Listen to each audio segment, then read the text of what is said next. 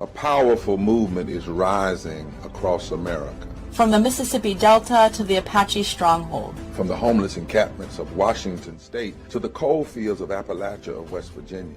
We are the 140 million poor and low-wealth people in this country, and we are building the Poor People's Campaign, a national call for moral revival.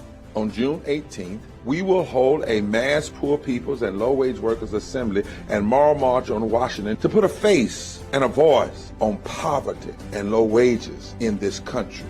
This is a watershed moment for justice and democracy in America. Because the question should have never been, how much will it cost to address poverty? The real question is, how much is it costing us not to? Join us in D.C. on June 18th. Visit poorpeoplescampaign.org.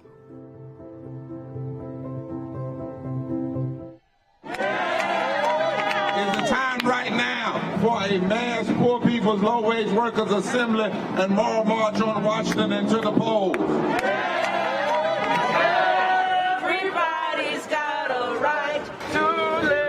We gather to call for a radical redistribution of political and economic power, a revolution of moral values, a third reconstruction, and to build power. Rise up! Join up! Come, stand right now! Now is the time for poor and low-income people to come forward with bold and visionary demands, to cry out, to sing out, to march on. You need to cease and desist immediately or you'll be arrested.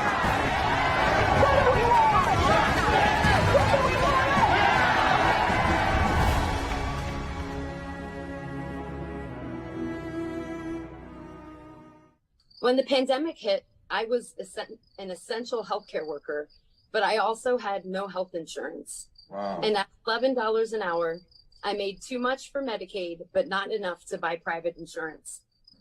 How do people expect workers to show up under these demoralizing conditions when we can't even get our own health care to take care of ourselves? Wow.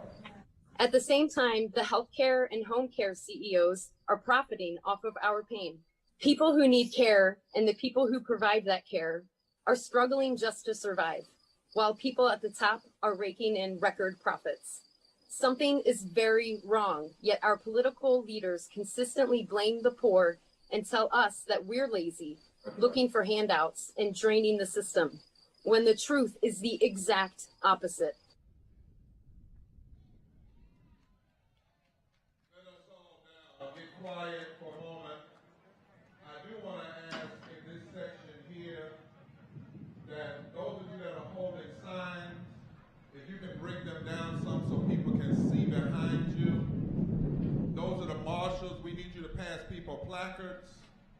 And we are together in our messaging, so we ask that you try to hold a sign that reflects this particular movement, because it's about all of us, not some of us.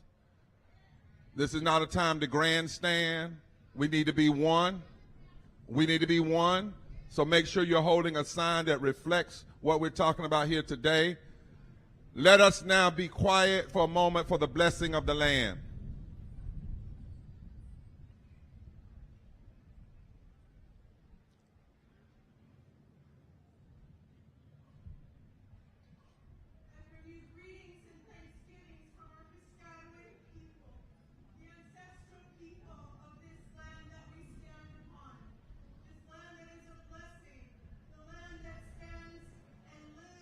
And flows beneath our feet. Feel that Mother Earth pushing you up, lifting you up as it has for our ancestors since time immemorial. My name is Gabrielle Tayak, and I am here to stand with you as our people have through the evils and onslaught of disease that came like a wave across the water and then almost wiped our people out, but we are still here. And we are all still here together. Through the wars that were unleashed, we know that our Mother Earth has suffered, but we are still here, and we are all still here together. Through the ecological destruction that we have all faced, that our people are still on the front lines protecting our waters, We know that we are still here, and we are all still here together. For all of our missing and murdered Indigenous women and relatives, for all of our people that have suffered, we know from this land, this water that flows, feel this air, feel this wind.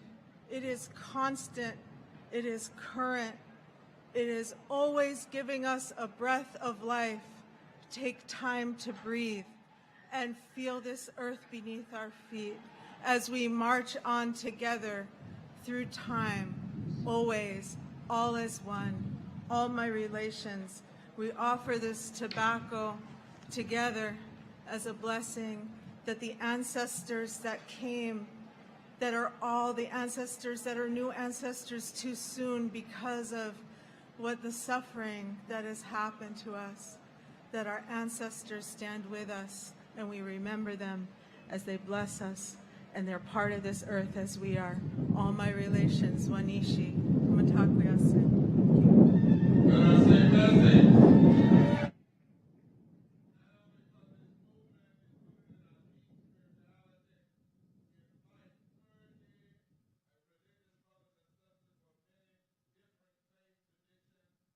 They would come on the stage now and stand together behind Reverend Jackson.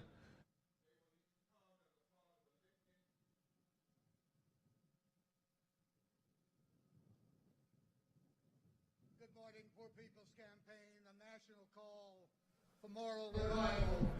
I'm now O'Neill Jackson, Executive Director of the Mass Poor People's Low-Wage Workers Assembly and Moral March on Washington and to the polls. We prepare now for a moral grounding as we receive the blessing of moral grounding from faith leaders across this land.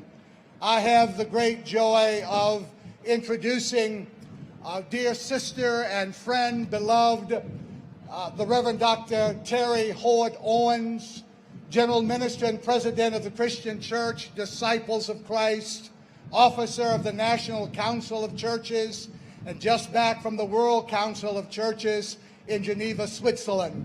She comes today to lead these faith leaders in this moral framing and grounding. Welcome, Reverend Owens.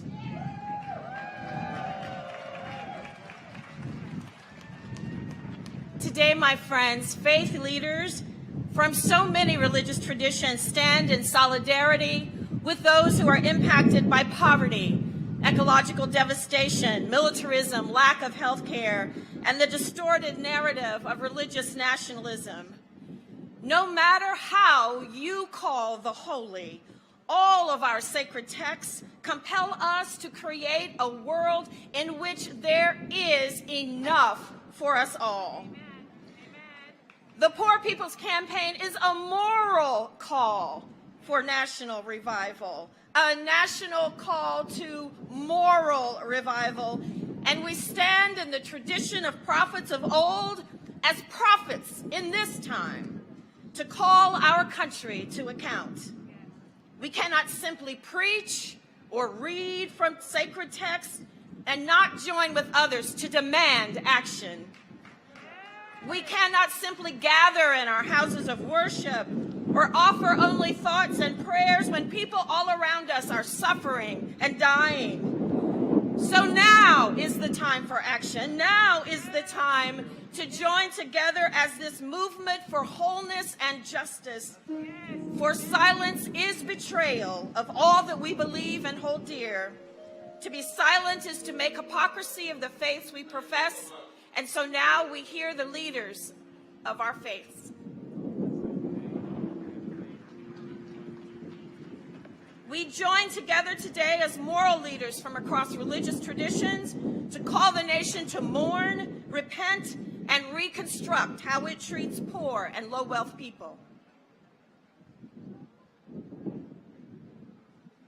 From across a nation with unprecedented wealth that continues to legislate evil and ignore the least of these.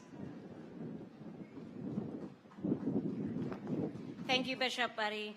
I'm Sheila Katz, CEO of National Council of Jewish Women. Shabbat Shalom. We gather on these streets in the spirit of the prophet Amos, who declared, hate evil and love good and establish justice in the public square. Good morning. I'm Sonsiris, Lorisha Sonsiris Efuntayo from Ileyemu in Brooklyn. Look at me, you might know it also as Santeria tradition, Afro-Cuban. And for today, I would like to share these words. We raise our voices with love and we raise it with lament. We raise it with praise and we raise it with protest. We raise it with truth-telling and we raise it with prophetic witness. Amen and Ashe.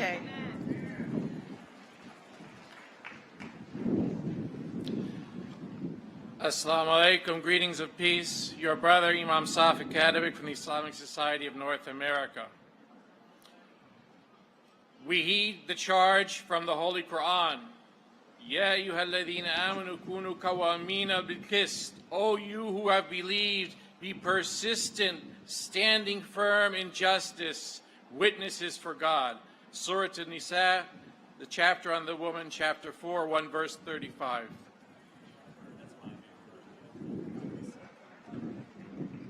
William H. Lamar IV of the African Methodist Episcopal tradition, pastor of the Metropolitan Church here in Washington, D.C. We embody the words of the prophet Isaiah. We learn to do right. We seek justice. We defend the oppressed. We take up the cause of the vulnerable, and we plead the case of the poor. Amen and Ashe. Namaskaram, my name is Nikhil. I'm here on behalf of Hindus for Human Rights and Sadhana Coalition of Progressive Hindus. We declare truth and love in the name of all that which is holy. God, Allah, Great Spirit, Brahma, and all those too sacred to voice. Good morning. I'm Dr. Charles Rhodes, the Fellowship of Affirming Ministries. Our sacred teachings insist everybody in and nobody out. And when we lift from the bottom, everybody rises. Amen. Amen. Amen. Amen. The Reverend Karen Brow, serving at Luther Place Church in Washington, D.C., and Evangelical Lutheran Church in America. God demands justice and fair dealing, reads the Holy Quran. Shane Claiborne from Red Letter Christians. Jesus says, if we don't care for the least of these, then we don't really love God, and we stand under God's judgment. Amen. Bernard Richardson, Howard University's Rankin Chapel. The prophet Micah reminds us, God has told you, O mortal, what is good. But what does the Lord require of you but to do justice, love kindness, and walk humbly with your God?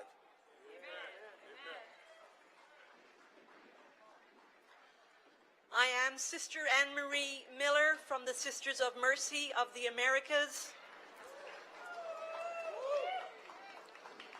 And in the Catholic social teaching, the holy words of Deuteronomy are clear.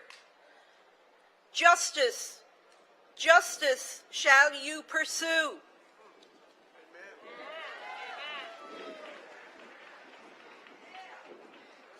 Reverend Jimmy Hawkins for the Presbyterian Church USA, the Advocacy Director for the Presbyterian Ministry of the United Nations and the Washington Office of Public Witness. As James' epistle reminds, the workers you have used and abused cry out against the unjust. Their cries have reached the ears of God.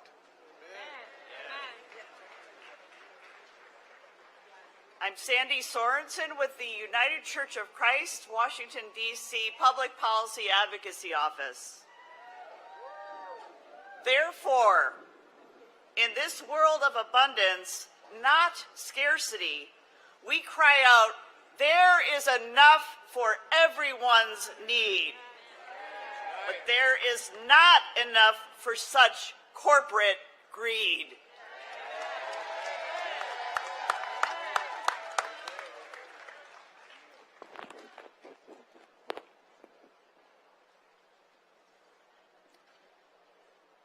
Namaste.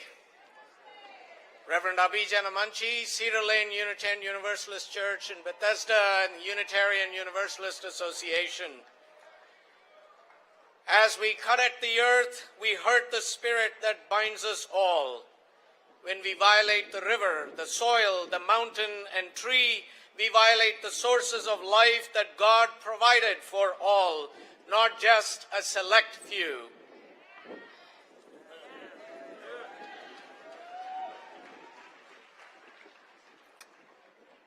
Joyce Ajluni from the American Friends Service Committee. We are the Quakers. We lament a nation addicted to a war economy. Too many in the nation's seats of power are guided by domination, violence, and division. And we yearn a nation and a world guided by love, by justice and unity.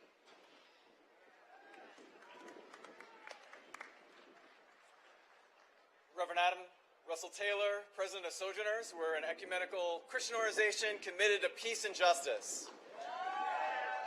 We join together in prayer for the entire world with our hearts and our feet. I'm Frederick Douglass Haynes III, Senior Pastor of Friendship West Baptist Church in Dallas, Texas, co-chair of the Samuel DeWitt Proctor Conference. In the face of systemic racism, we declare that silence is betrayal. In the face of poverty, we declare that silence is betrayal.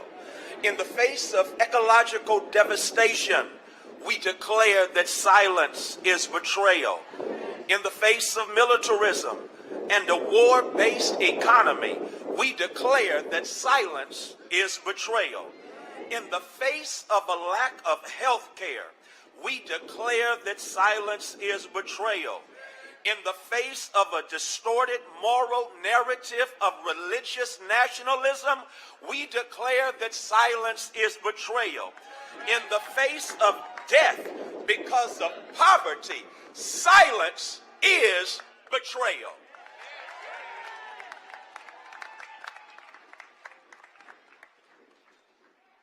Reverend Mabel Jonas, United Church of Christ, I bring greetings as the chaplain of Goucher College in Baltimore, Maryland. From the truth of our humanity and born from the lips of our many prophets, teachers, and sages, we solemnly commit to doing justice, to loving one another, and to striving until victory is ours. Reverend Dolimar Lebron Malavé, the United Methodist Church, representing the People's Church in East Harlem, New York, and Associate Director of IFCO Pastors for Peace. Today we pray for the elders that are still with us, for the children birthed in this movement now. We pray to the Holy One and to the ones of infinite name and reach. Shabbat Shalom. Shabbat Shalom. Shabbat Shalom. This is a beautiful day, Bishop Barber. You love it when I do the Hebrew. It's a day that God has given us because the God who is above is here with us on earth with the Poor People's Campaign, a national call for moral revival. We, all of us faith leaders, like the ones before us, are now the ones that we have been waiting for. We will raise our cry and we will call for change because nothing less would be a betrayal of our sacred commitment. Let us all say, Amen. Shabbat Shalom.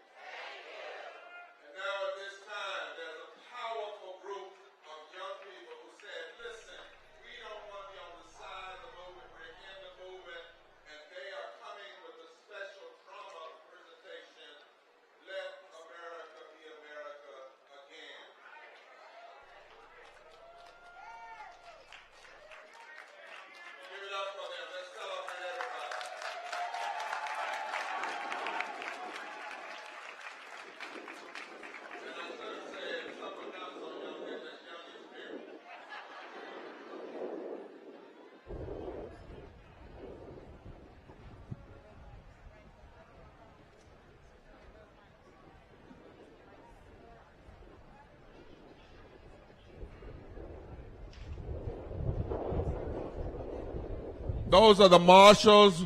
Would you make sure that the band in the back ceases to play so that it won't infect what's going on here? Those marshals in the back, tell them we have one band on stage. Amen. Let's go.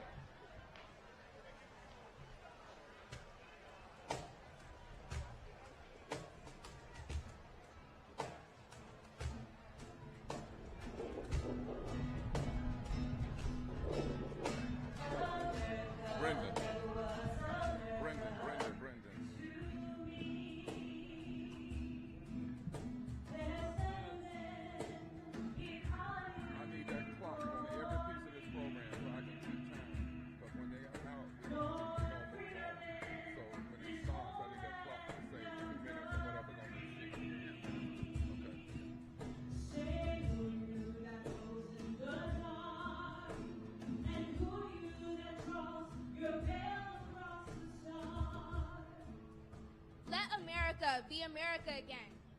Let it be the dream it used to be. Let it be the pioneer on the plane, seeking a home where we all are free. America never was America to me. I am the poor white, fooled and pushed apart. I am the young black man bearing slavery scars. I am the woman driven from the land. I am the people, humble, hungry, mean. I am the Negro servant to you all. The same old stupid plan of dog eat dog, of mighty crush the weak. Of owning everything for one's own greed, of profit, power, gain, of grab the land. I am the man who never got ahead.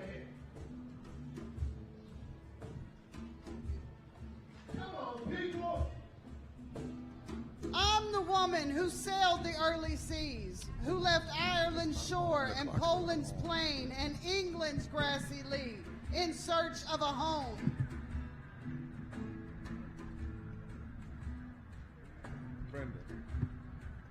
To build, torn from black Africa's strand, I came to build a homeland of the free. Who said free? Not me. Surely not me. Was the millions on relief today? The millions shot down? The millions that have nothing for our pay? For all the dreams we've dreamed and all the songs we've sung, all the hope we've held and all the flags we've hung. The millions who have nothing except the dream that's almost dead today. Oh, let America be America again. The land that never has been yet, yes, must be. The land where every woman and every man is free. The land that's mine, the poor man's, the Indian, the black, me. We are America. The collective sweat and blood, whose faith and pain, whose hands at the foundry, who plows the rain, we must bring back our mighty dream again. Thank you so much for the team. Let's give it up for them. Thank you so much. Thank you so much. Now we want to ask everybody that has a sign, if you would bring it down so people can see in front of you. We want to be one people. Get a placard. Lay the signs on the ground, please. All the way back. We want to see all the faces. They want to see all the faces. People can't.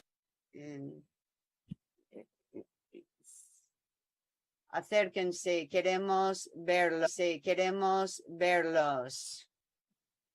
Si tienen carteles, déjenlos en el suelo. Por favor, bajen los carteles. Kansas, menos los carteles de los estados. Si tiene un cartel de un estado, lo puede levantar. Todos vamos a levantar los carteles cuando yo indique. Ahora, si tiene un cartel pequeño, por favor que lo levante para que todo el mundo lo pueda ver. Eso es lo que queremos que vea la gente. Pero hay carteles grandes detrás. ¿Me escuchan? Queremos que los carteles grandes que los bajen y por favor que agarren un cartel pequeño. Y este grupo musical tiene más de 50 personas pobres que están luchando, que están cantando. Y tenemos un coro sobre el movimiento encabezado por el doctor Bell, Freddie Green y los miembros del grupo musical. Un poco de ritmo, por favor.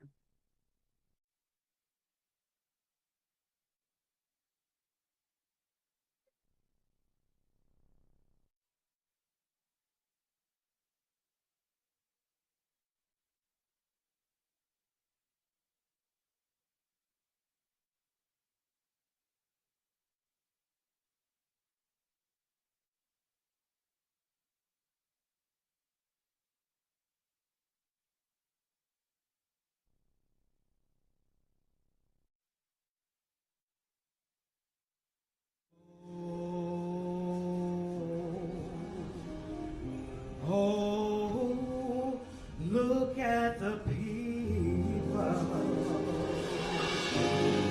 Oh, look at the people. Oh, look at the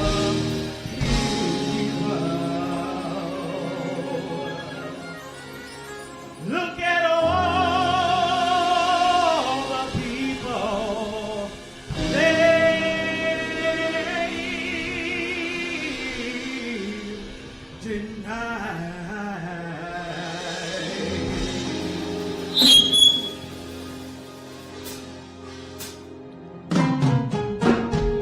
Oh, look at the people.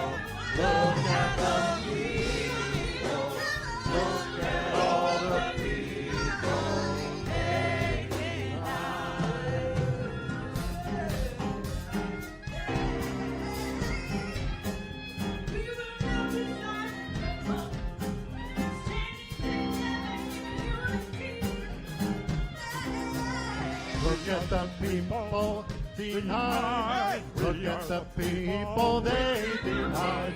Look at the people denied. Look at the people they denied.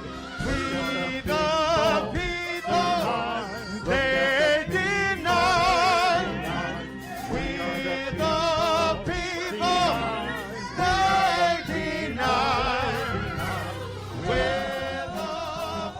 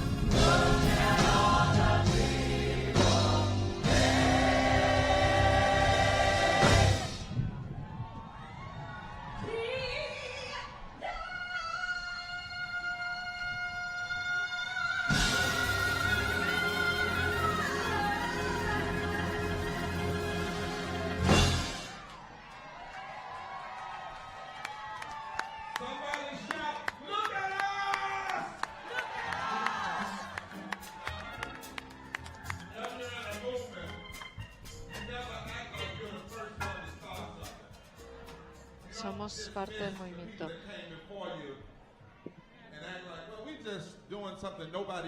Estamos haciendo algo que nadie hizo.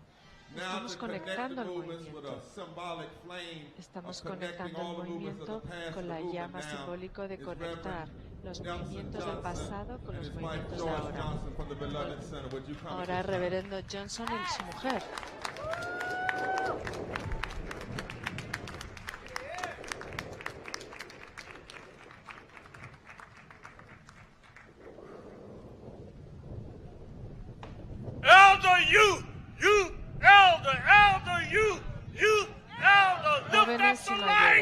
Jóvenes y mayores, miren a la luz, compartamos la luz. Soy el Reverendo Johnson. Tengo 79 años y todavía estoy trabajando. Somos personas mayores. Somos personas mayores del sur, del norte. Somos personas mayores de todo Estados Unidos. Traemos la tradición de la lucha.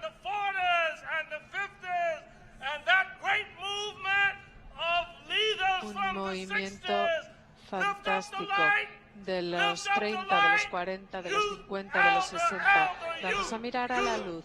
Jóvenes y mayores, jóvenes y mayores. Yo me llamo Abigail Mosley de Cleveland, Ohio, y estoy muy contenta de estar aquí con todos ustedes. Muy contenta. De Maine a Miami, desde el oeste, California, a Washington, D.C. Somos la generación X, Y, Z y mucho más allá. Nosotros nos apoyamos en el movimiento de liberación negro y también hemos creado el movimiento de que las vidas negras importan. Black Lives Matter. Yo tengo 75 años.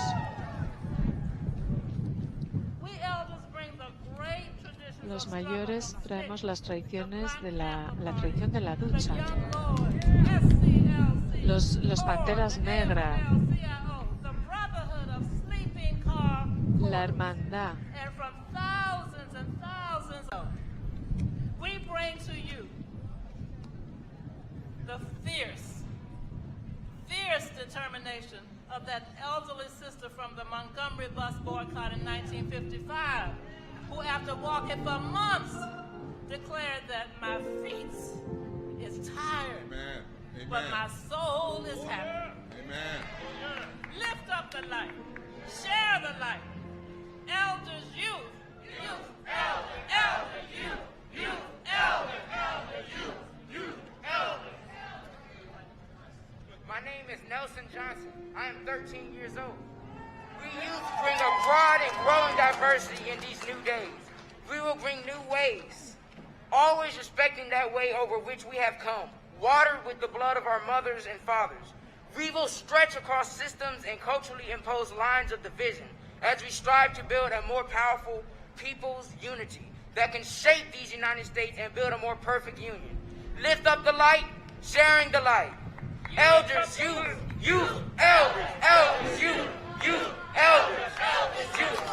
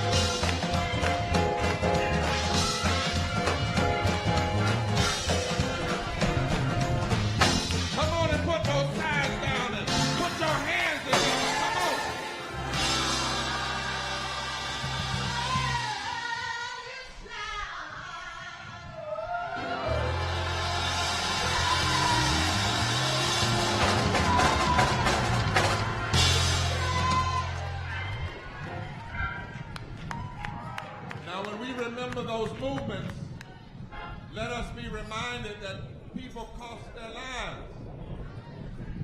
But it never stole our joy. We weren't always happy, but we always kept the joy. And so because many of you, even as you come here today to share your pain, and you've been through so much, we want to take a moment and I want to ask you, whatever you need to do in your own way to be thankful to God, thankful to the divine spirit of the universe. But in this moment, we want to take a moment to say, for every mountain, for every mountain, for every racism, for every hurt, for every injustice that God ever brought us through, we will always give God praise.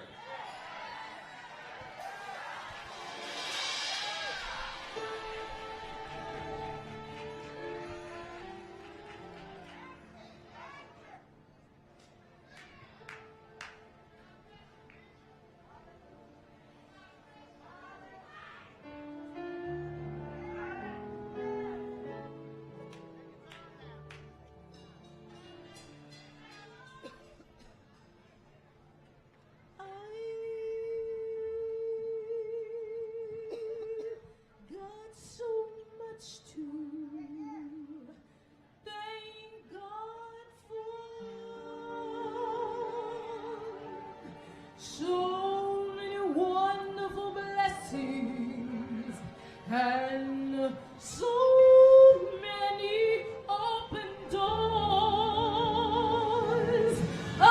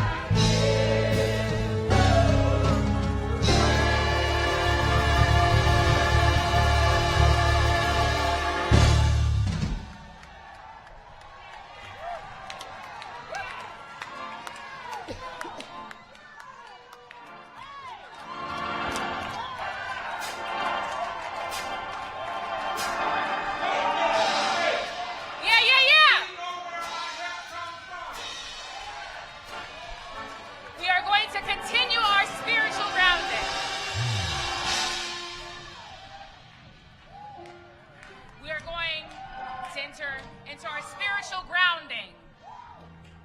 We welcome Dr. Winsler Nosey, former chairman of the San Carlos Apache Tribe and founder of the Apache Stronghold. Let me get it for 10 seconds. Just holler like you know you come through many mountains.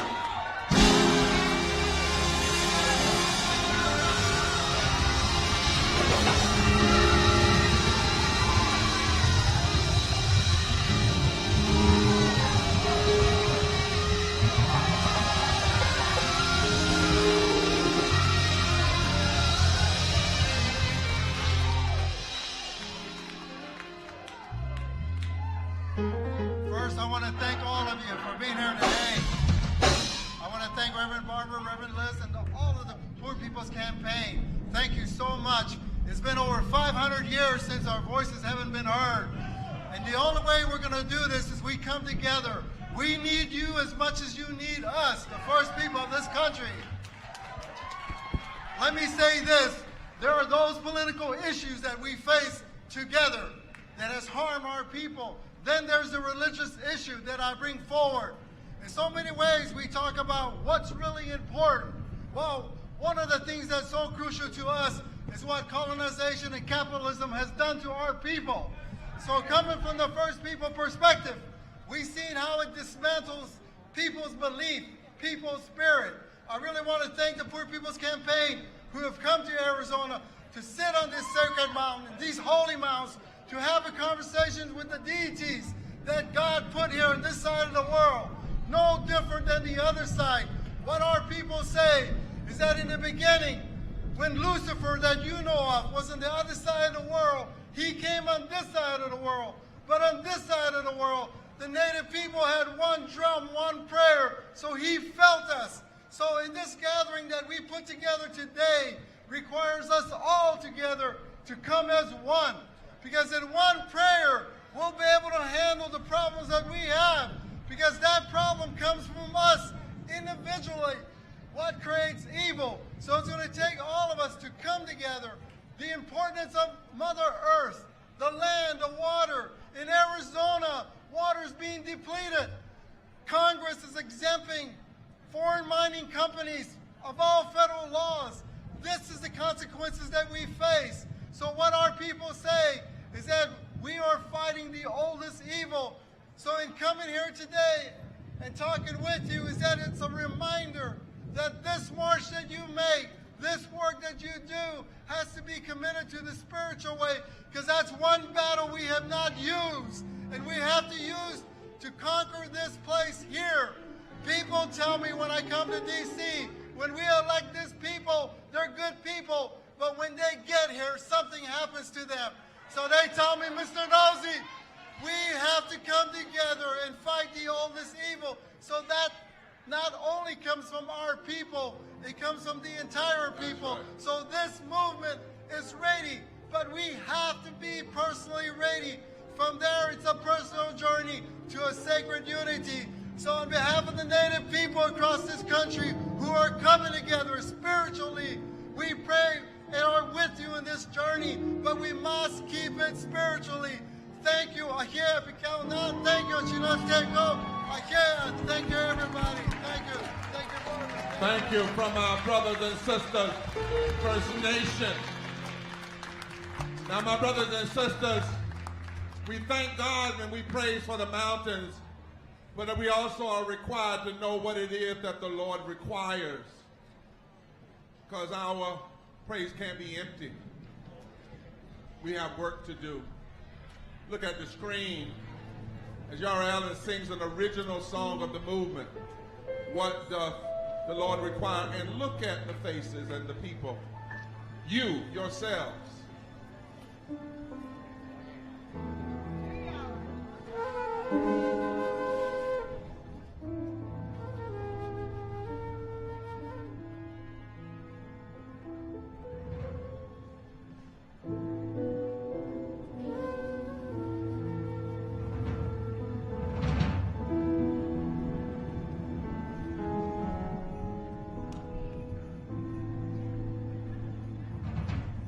What does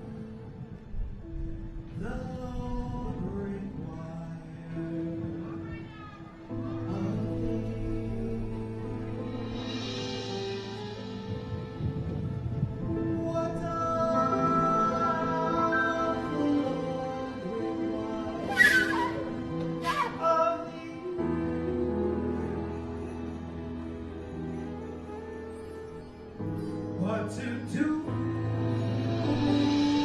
justly. Love, mercy, walk humbly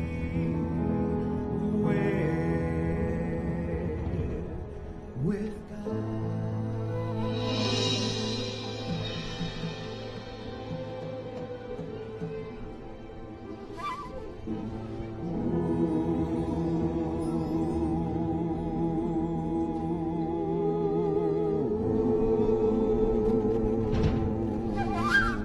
Woe, woe unto thee, who issue oppressive decrees.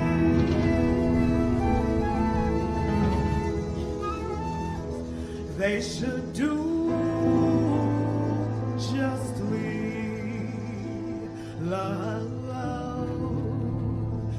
mercy, walk humbly with God.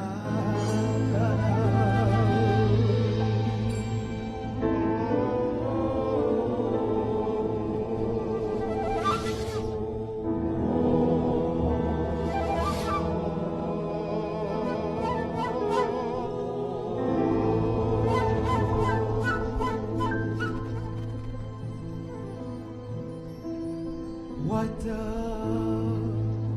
the Lord require of thee? What does the Lord require of thee?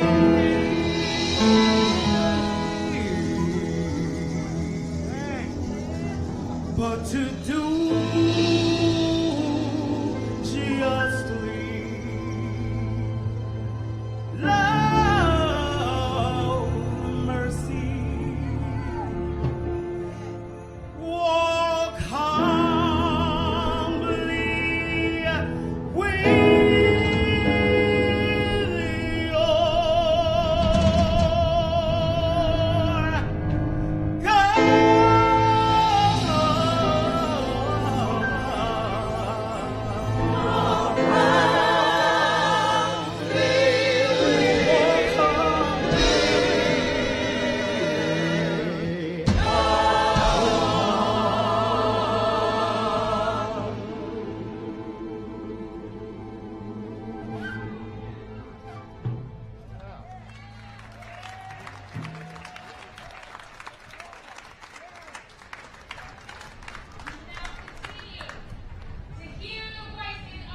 Movement, followed by Bishop Barber giving us our call to purpose.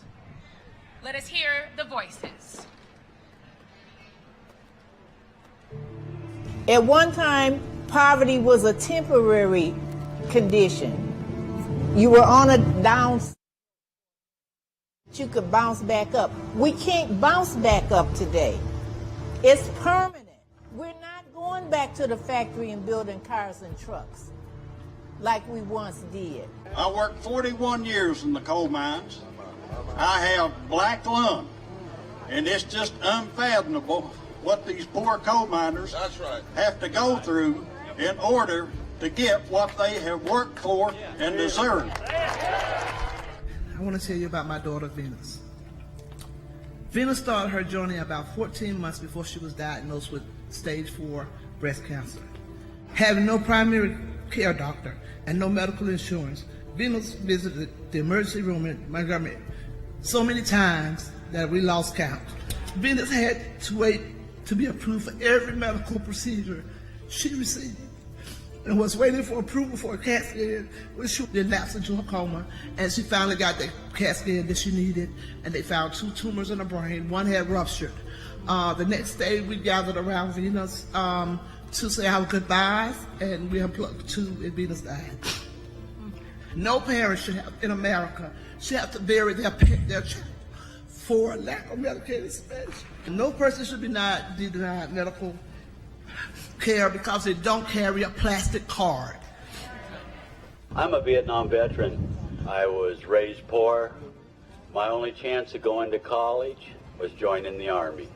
Now, I'm also a Kansas farmer's wife. Kansas farmers are committing suicide at a far greater rate than the national average. I'm the one of the many faces representing homelessness and poverty here in New York State. There are many others like me that sleeping in shelters every night, thousands like us that can't afford to find low-income housing. We live in one of the richest countries in the world, and yet people are homeless. People are not poor because they're lazy and they don't want to work. People are poor because our government is depriving us of living wages, health care, and public assistance. That ain't right. I'm 46 years old. I've lived in poverty here in West Virginia every day of my life. And I'm working. I am working poor with a bachelor's degree. I'm doing the best I can with what I have. Hi, my name is Pamela Rich. I'm from Lowndes County, Alabama. And I live in a mobile home with my 2 kids.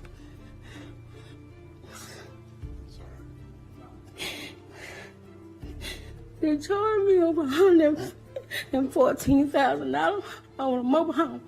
They're falling apart. And then all animals coming in my house. Possum. They're trapped by 4 possums in my house. Cats and stuff. And I got raw sewage. I don't have no money on power. And I have to travel back and forth to Birmingham to take my daughter with the CPAP machine. Don't have a car and don't have no way to take her. And then we have a high utility bill, and the trailer don't hold no air and stuff in it, so it just, the power bill, I couldn't buy my children stuff for what they need. We are demanding that we stop the war on our poor. Our brothers and sisters are sleeping on the streets. For a country this rich to have so many people poor, it's immoral and it's wrong. Our backs are against the wall and we got no choice but to push.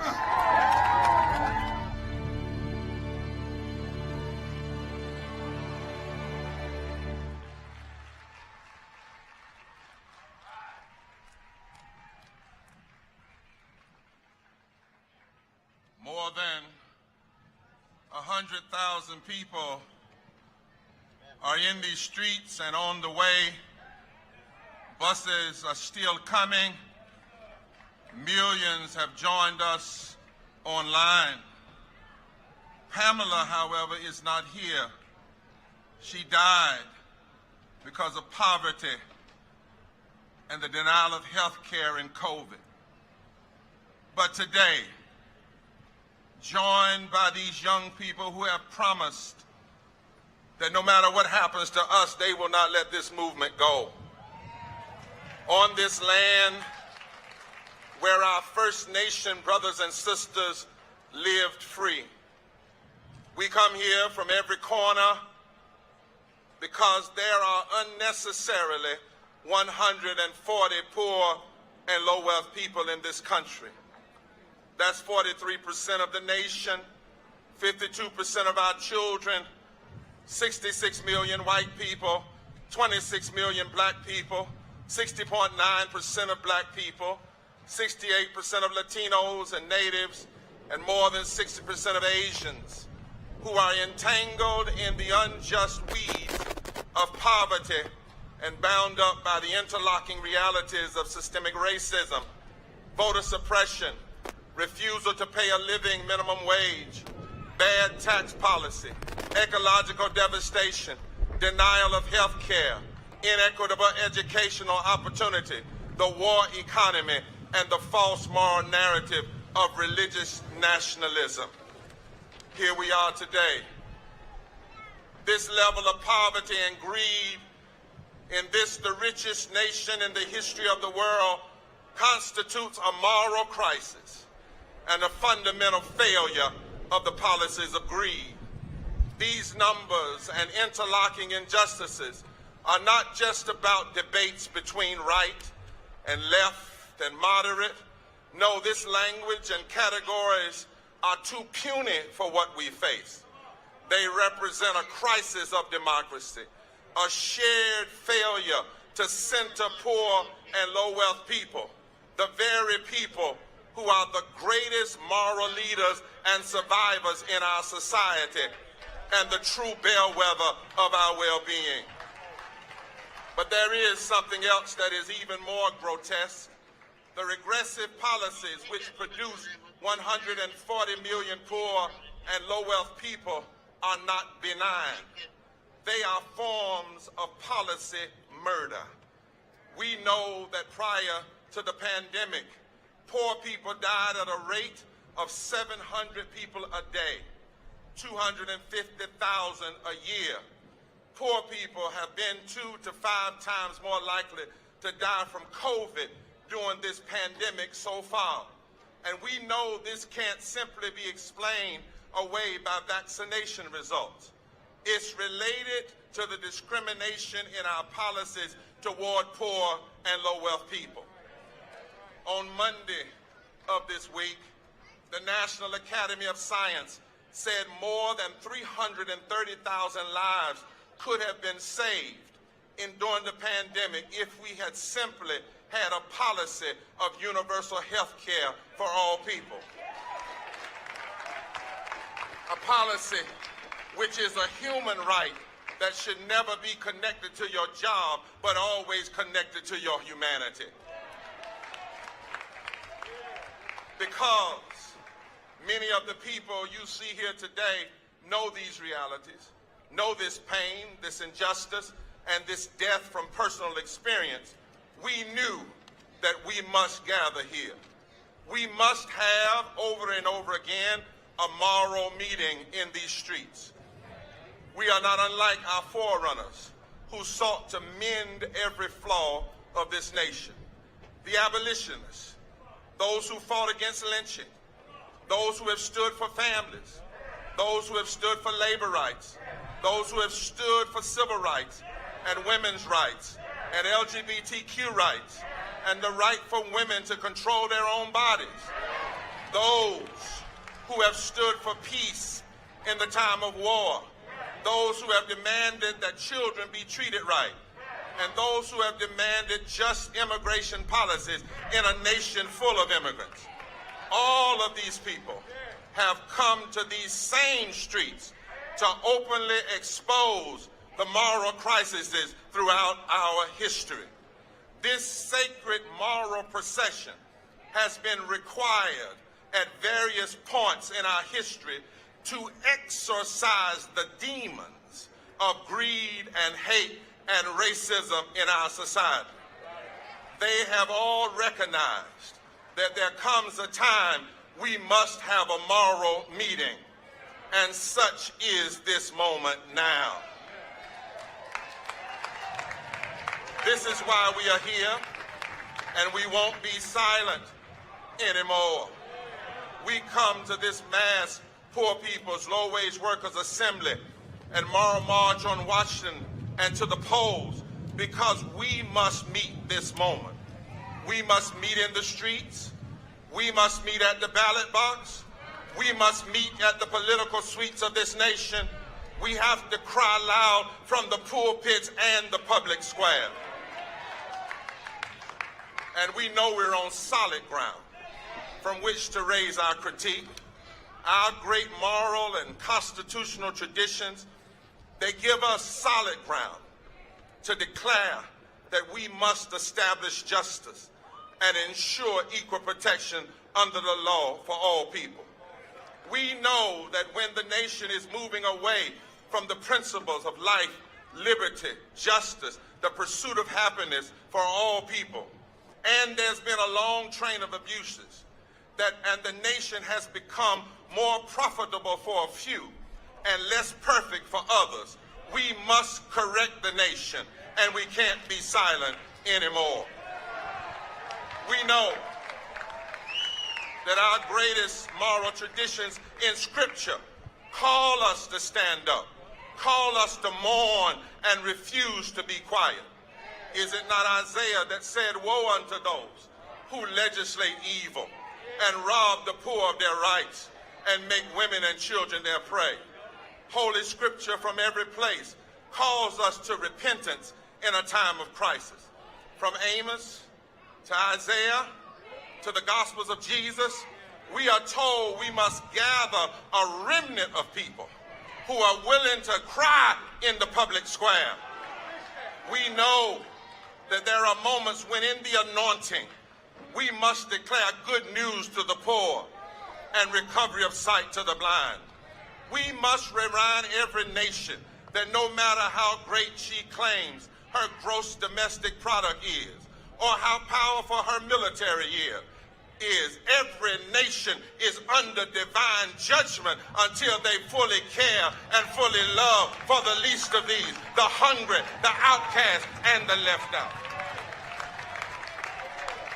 And we know that every religious tradition, from Judaism to Islam to Unitarianism, not only believe the divine moral of the universe exists, but moves us by the Spirit to bend the moral law with the weight of our nonviolent actions.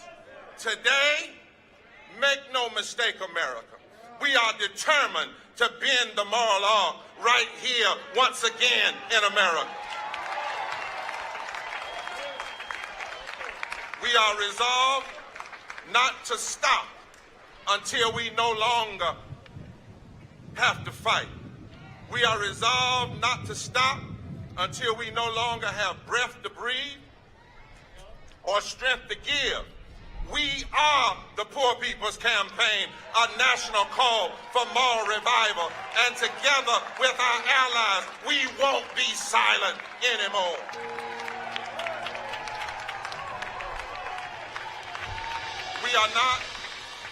We are not here to beg, but to demand.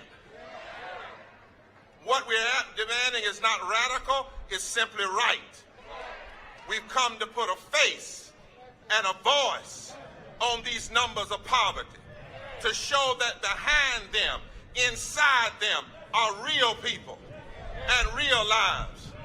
They are us, we are them, and we won't be silent anymore.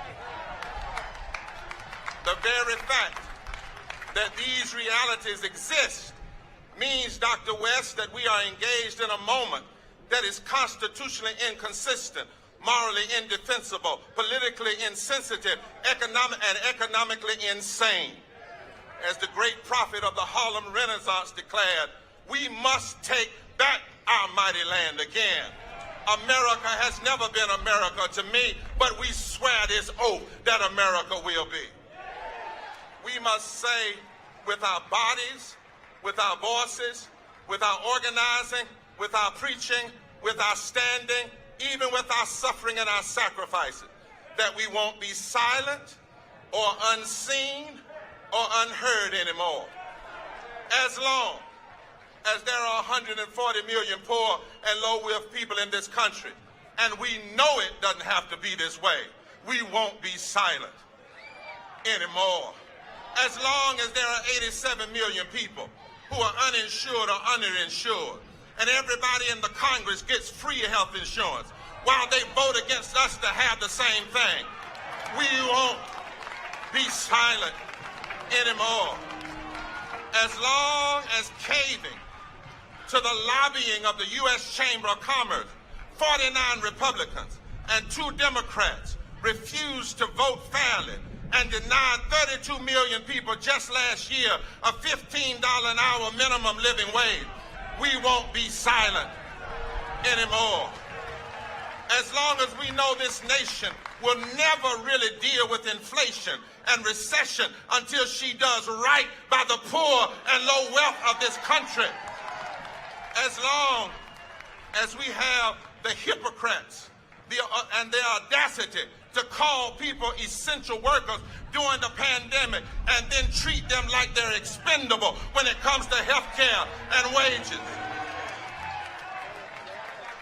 As long as 2 Democrats and 4 Republicans block child income tax credits, lift folk up for a few months out of poverty, and then drop them right back to hell in poverty, we won't be silent anymore. As long as people keep asking, how much will it cost? Rather than ask the real cost question, how much does it cost for things to stay like they are? As long as there are the lies of scarcity and the lies we don't know what to do, as long as we have the stealing of native lands and unjust immigration, as long as your health and your income can be determined by who you love, as long as people go to bed hungry, as long as millions of our neighbors are homeless or facing homelessness, as long as 4 million people can get up every morning and buy unleaded gas and can't buy unleaded water, as long as our military spends twice as much as Iran, Iraq, Russia, and North Korea combined, and we know that just 10% of that bloated military budget could provide health care and public education, we won't be silent anymore. As long as 55 million people are facing voter suppression, let us be clear, we are not simply here for a day. This assembly is to declare the full commitment of a fusion coalition. If you didn't know America, you better ask somebody. We are black, we are brown, we are native, we are Latino, we are Asian, we're young, we're old, we're gay, we're straight, we're trans, we're independent, we're from California to the Carolinas, from Massachusetts to Mississippi, from Georgia to the Great Lakes, from the Apache lands to Alabama to Appalachia, from Montana to Missouri, from Alaska to Arkansas, and we ain't going nowhere.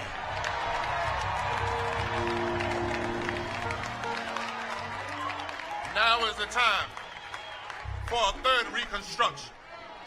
We are the rejected who've been rejected by the politics of trickle-down economics and rejected by neoliberalism.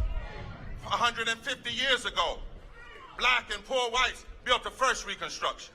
Over 50 years ago, black and white people and Latinos joined people of faith and followed the prophetic servant leader, Martin Luther King, and took on racism, poverty, and militarism, and a second Reconstruction. But now is our time for a third Reconstruction. We are not an insurrection, but we are a resurrection. And this is the day that the Lord hath made.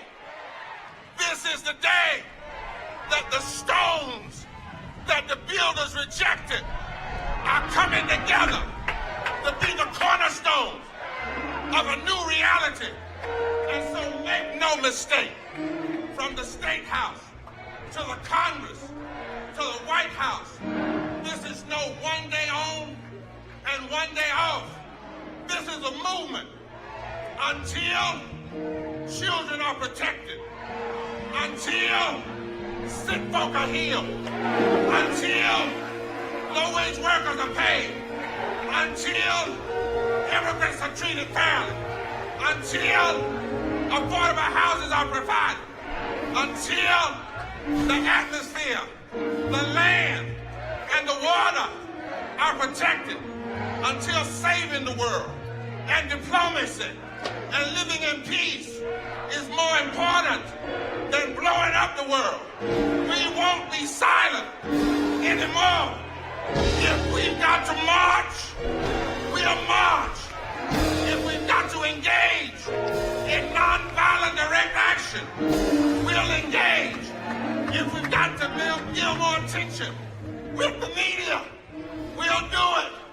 If we have to ask workers to make Election Day a labor strike day, as long as God is love, as long as politicians are hurting the people that God wants healed, we say to America, you have made a promise. One nation, under God, indivisible, with liberty and justice for all. What a day that will be. But until then, this promise is non-negotiable, and we won't be silent or unseen or unheard anymore.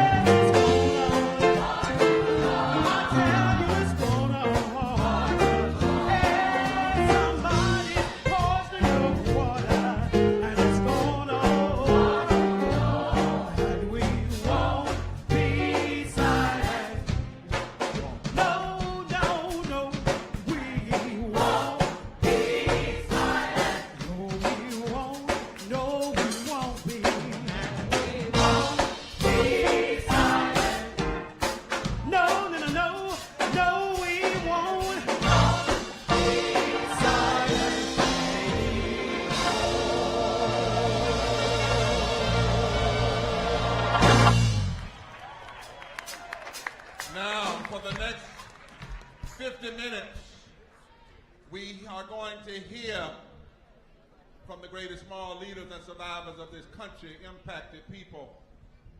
We have coming to the stage Mark Deming from Wisconsin. They're all coming together. Then Pam Garrison from West Virginia. And then Linda Burns from Alabama.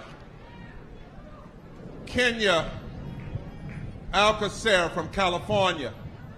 And to respond to tell America why she must listen to these people is none other than our national co-chair, the mighty Reverend Dr. Liz Theo Harris. Would you all come?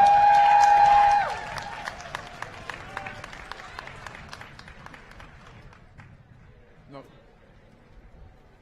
As we stand together, if you will notice at this podium, nobody ever stands by themselves. Forward together. Forward together. Do way to Bajou and do way Magna Duke. Not away Benezi and Dijnakas, the main no dem. Honor Schnabe, Omenomene, Klenape, Delaware, Mohikanak, French, English, and now. Neopit in Donjaba. Mark Denning, Wisconsin. Three Fires, Medewan Lodge. Our way is the way of the heart. Tomorrow is Father's Day. And to all the fathers that have lost their children, I grieve with you. We have lost all three of our children to suicide and pain and killing drugs.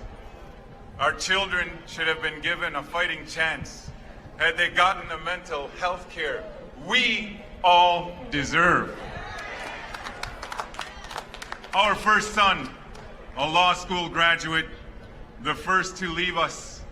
It was only 33 days later, his sister, a junior at UW-Madison, Wisconsin, completed her suicide. When she went for help,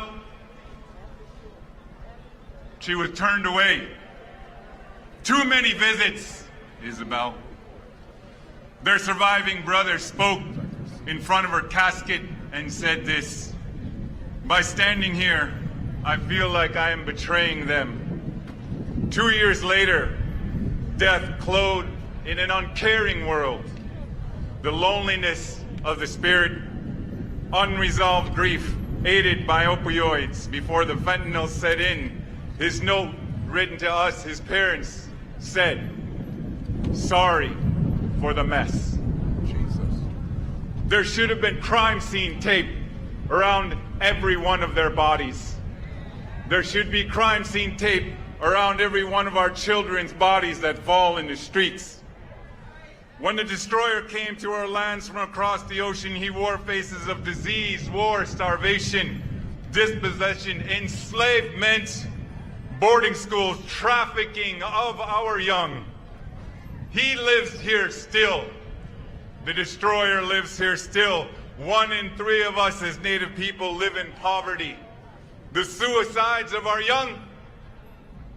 Since 1999, suicide is up 71% for our men, 139% for our women. I am enraged by the injustice of a healthcare system that does not care. That's right, that's right. For our children. That's right. To remember them is to love them. That's right. Happy Father's Day. Forward together. Not one step back. Forward together. Not one step back. Wow. Yes, sir, my brother. Love you, Mark.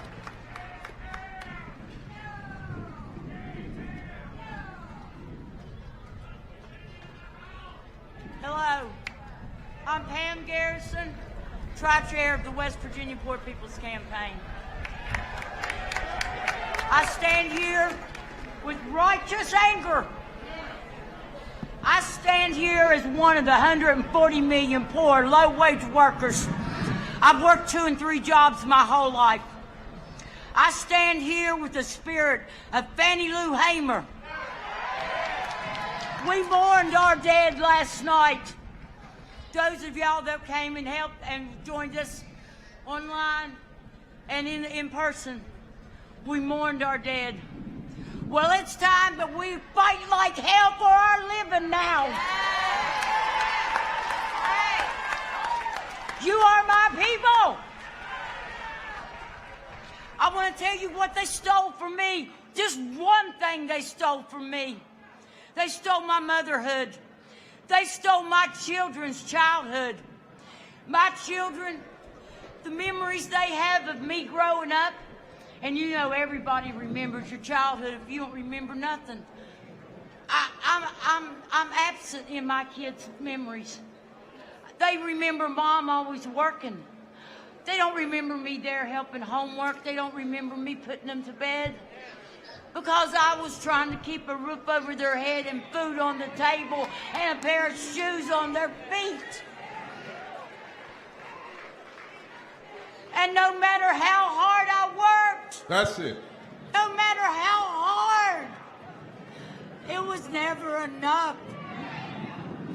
And now I have to live, my daughters are grown, with me absent in their minds.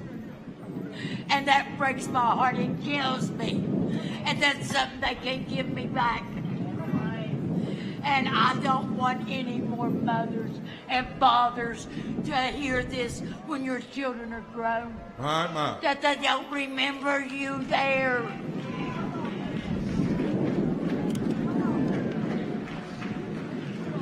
I gotta tell you, this is a declaration. This ain't the ending. This is the beginning. That's right. And I got news for them. If you're standing in our way, you better pack your bags.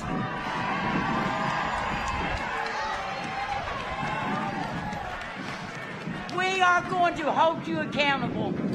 We are told in our Constitution that is our job, to hold them accountable.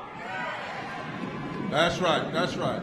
When they take and steal your baby's milk, won't even pass enough money to bring your baby some milk, remember them. Don't forget. Don't forget. Don't forget. And you help me work for these elections, and we're going to put people in there that don't represent us. Yes. Give it up for Pam Morrison. We won't be silent anymore. That's it.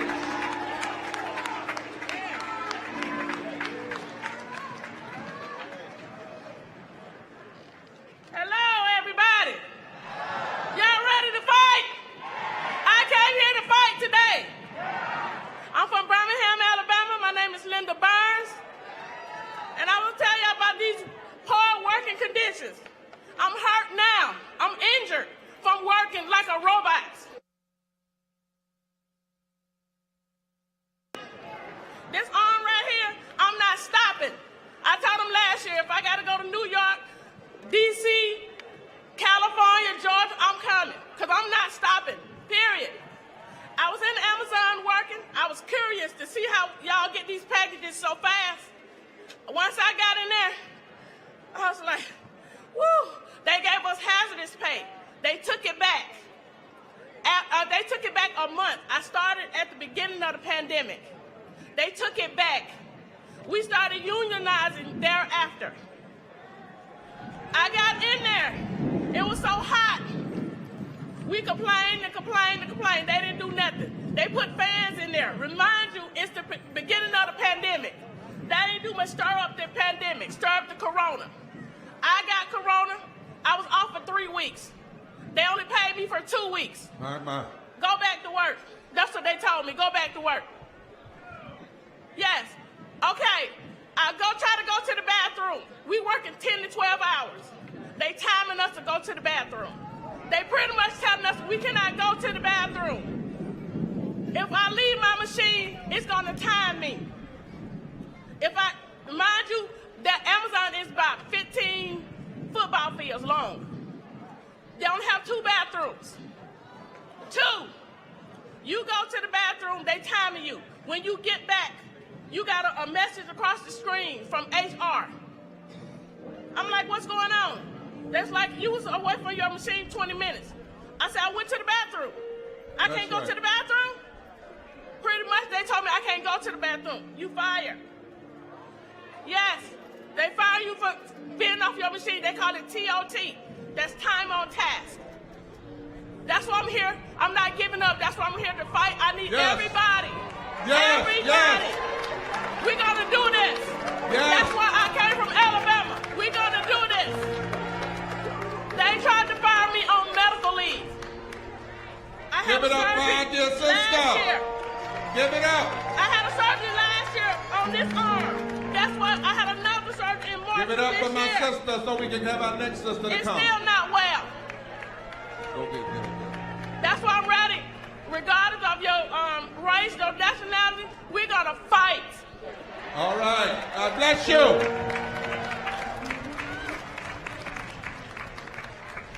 together.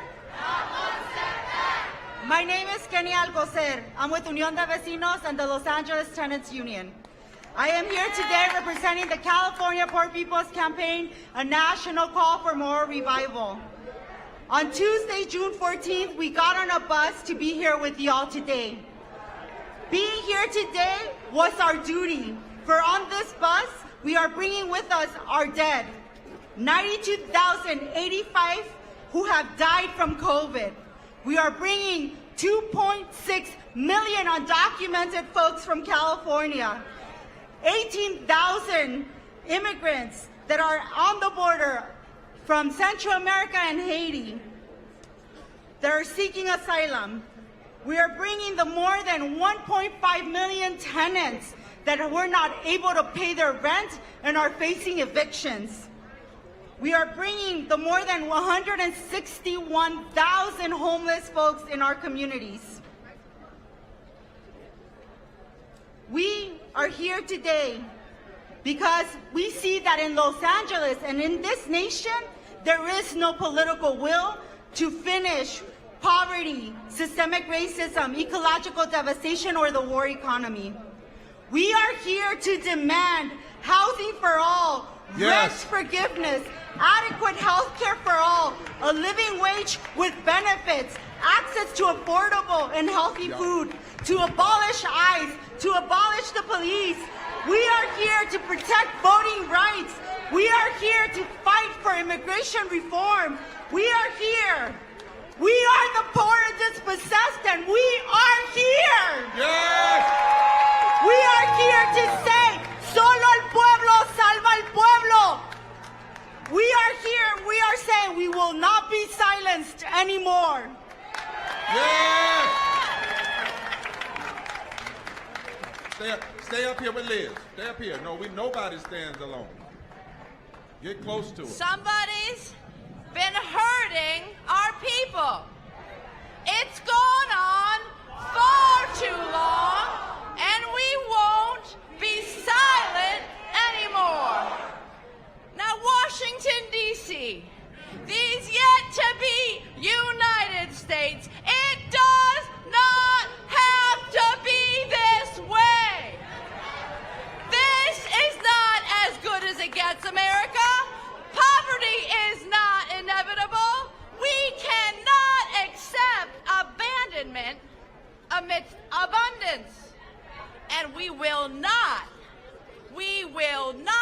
go back to normal or business as usual, because normal is the stories we just heard. Normal is 140 million poor and low income. Normal is 700 people dying every day from poverty. Instead, our call, our response is fight poverty, not the poor. That's right. Fight poverty, not the poor. Fight poverty, not the poor. Our charge is to take away our poverty, not our children. Take away our poverty, not our children. We must proclaim everybody's got a right to live. Everybody's got a right to live. Everybody in, nobody out. Everybody in, nobody out. And we must show this nation that when we lift from the bottom, everybody rises. Because that is who we are. We're the Poor People's Campaign, a national call for moral revival, a moral fusion movement of the poor and activists and all who will not stand for death, denial of health care, suppression of our votes, and everything of injustice that we're experiencing.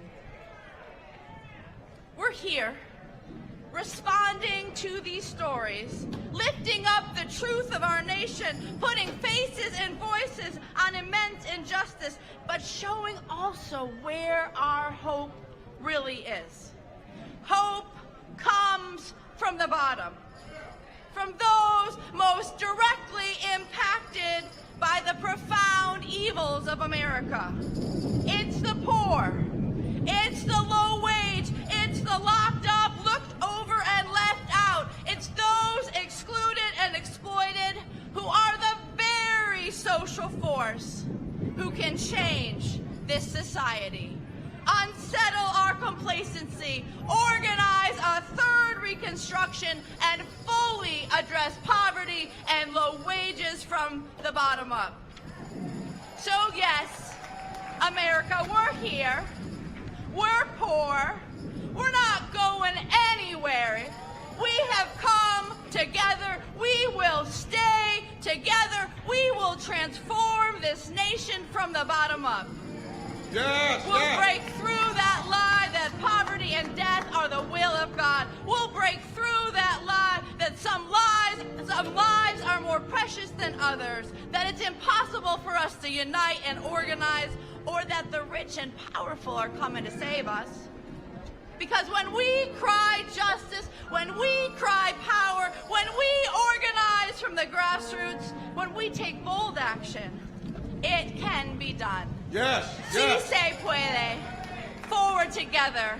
Not one step back. Forward together. Not one step back. Forward together. Not one step back. Give it up. Coming to the stage now. From Washington, David Lee. From Massachusetts, Minister Savina Mark. From Georgia, Jamila Hill. And responding to these stories, none other than the Reverend Dr. Bernice King at this time. Would you all invite them all as they come?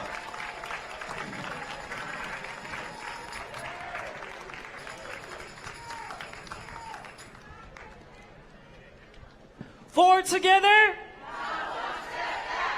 My name is David Lee. I am a Korean American immigrant, and I've been a substitute teacher for 8 years, and I'm currently a graduate student at Seattle University. Growing up, hearing the words alien, illegal, or go back to where you came from made me feel unwelcome in the United States. My parents, with English being their second language, also faced many discriminations in the United States. After 20 long years, my parents finally became a naturalized U.S. citizen. But even with their citizenship, my parents continue to struggle today. My father is 64 years old and is a sign builder with a meniscus tear on his knees. But because of our poor healthcare system, he has not been able to get his knees properly treated. My mother is 57 years old and works as a caregiver to assist with the bills. But because of my parents' financial debt, I do not know when they will be able to retire. Also, with the recent rise in Asian hate crimes, I have realized that regardless of my parents' immigration status, they are not safe in the United States. In response, I have heard our government advocate for the AAPI community. As a Korean American immigrant, I want to say to our leaders in government, true advocacy for the AAPI community begins by not only addressing the hate crimes, but by providing mental health resources and universal health care for poor and working class people. Student loan forgiveness for students like me who would like to pursue their dreams without being in debt. Finally, as a teacher, I want a better future and planet for our children by addressing gun violence and working together to solving our climate crisis. We are the Poor People's Campaign. We won't be silent anymore. We won't be silent anymore.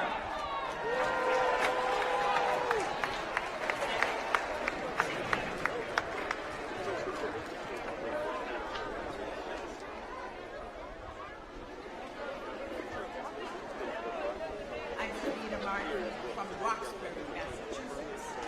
Poverty-related issue led me to this fight. It's a shame that in this nation I experienced social domestic violence of poverty. I served in the military. I had to fight years for my military benefits. In Massachusetts, we have over 85,000 veterans that have incomes below $35,000. This is the war on the poor. Domestic tranquility is not being secured. I felt cheated, thinking how this country would rather appropriate funds for national defense, having the power to declare war instead of providing funds to lift the load of systemic poverty. And this is wrong. A visible expression of homelessness or poverty is homelessness. That's not promoting the general welfare. It's promoting poverty. While the rich have a winter mansion and a summer home, I have no home. This is social violence in every form. No house, no health, and no hope equals death in the streets. The rich continue to exploit the poor. Unfair housing policies lock us out of affordable apartments. Rents are high and wages are too low. Teach him. We need to cancel the rents. This is why we are fighting. We may be homeless, but we are not helpless. This is why I am in this movement, the Poor People's Campaign. We are the hope of tomorrow. I am one of the 140 million. While vacant high-rise buildings sit empty, stomachs are empty. Where is the security and blessings of liberty, I ask? How can we go to church on Sunday and walk over a homeless person on Monday? No!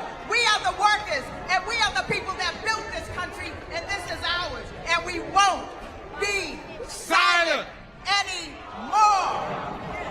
Thank you, Sabina.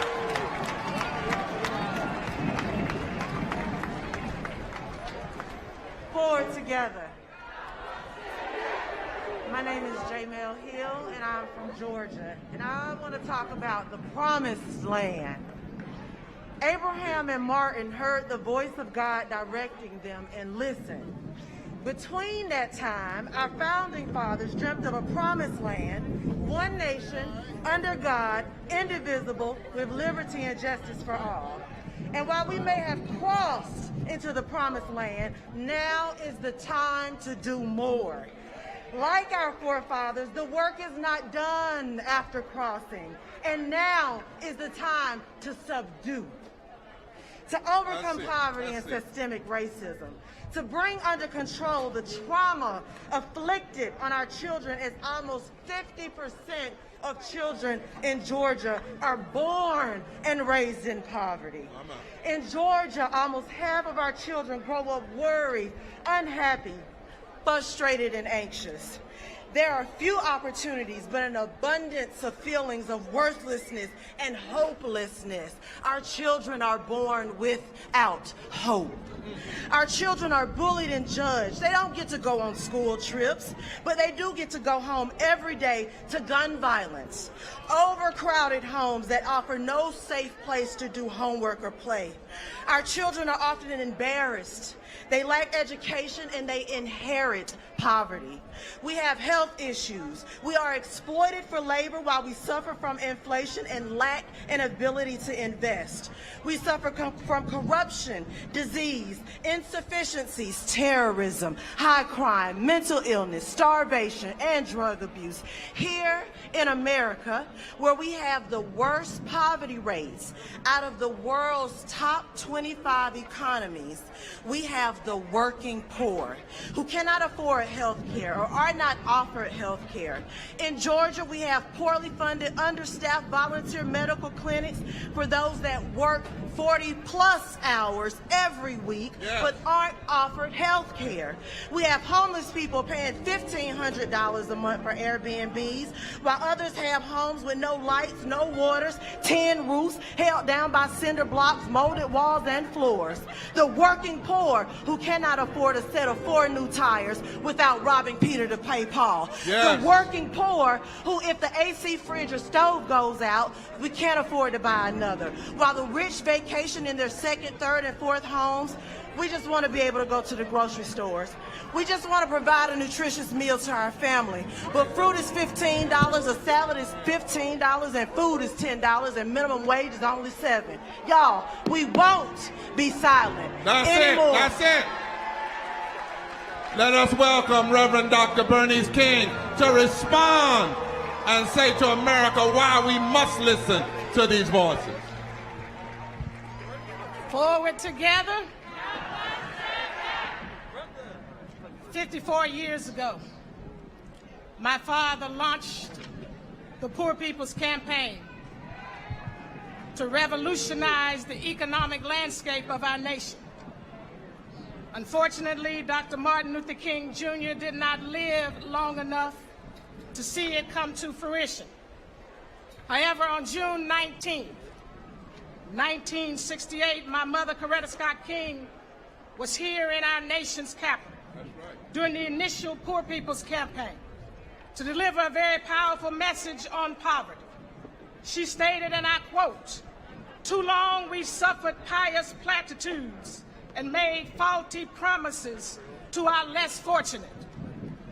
She made the appeal that poverty is not only a long-standing evil of this nation, but an actual act of violence against the dignity, livelihood, and humanity of its citizens. 54 years later, poverty still has a grip on the soul of our nation. So today, as a bearer of my parents' legacy, and as the CEO of the King Center, I join in solidarity with the chorus of voices that say we won't be silent anymore. Thank you, Reverend Barbara, and thank you, Reverend Theo Harris, for helping to keep this part of my father and mother's legacy alive.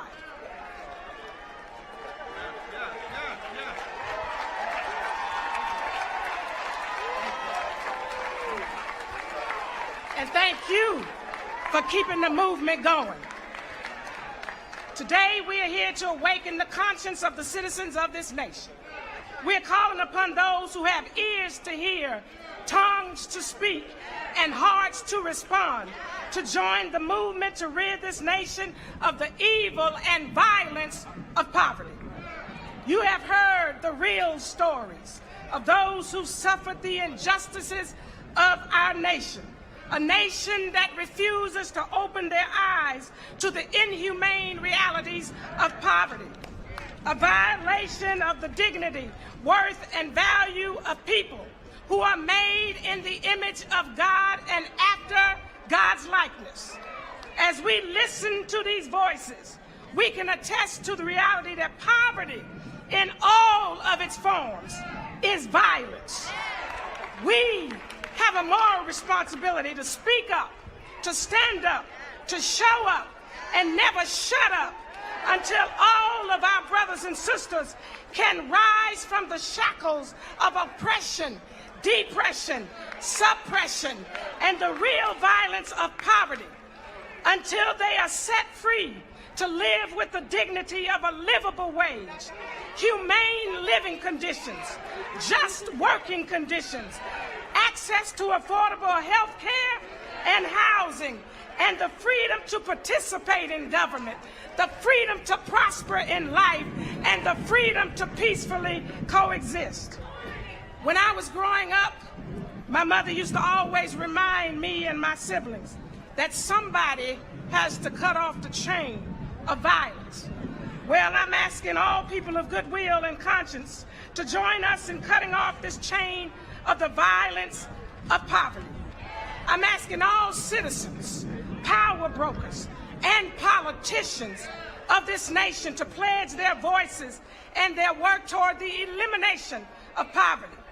For those who would argue that there is a deficit of human resources, my response is absolutely not.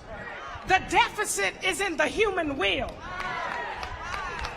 54 years ago, when my father launched the Poor People's Campaign, he called for a revolution of values and a radical redistribution of wealth.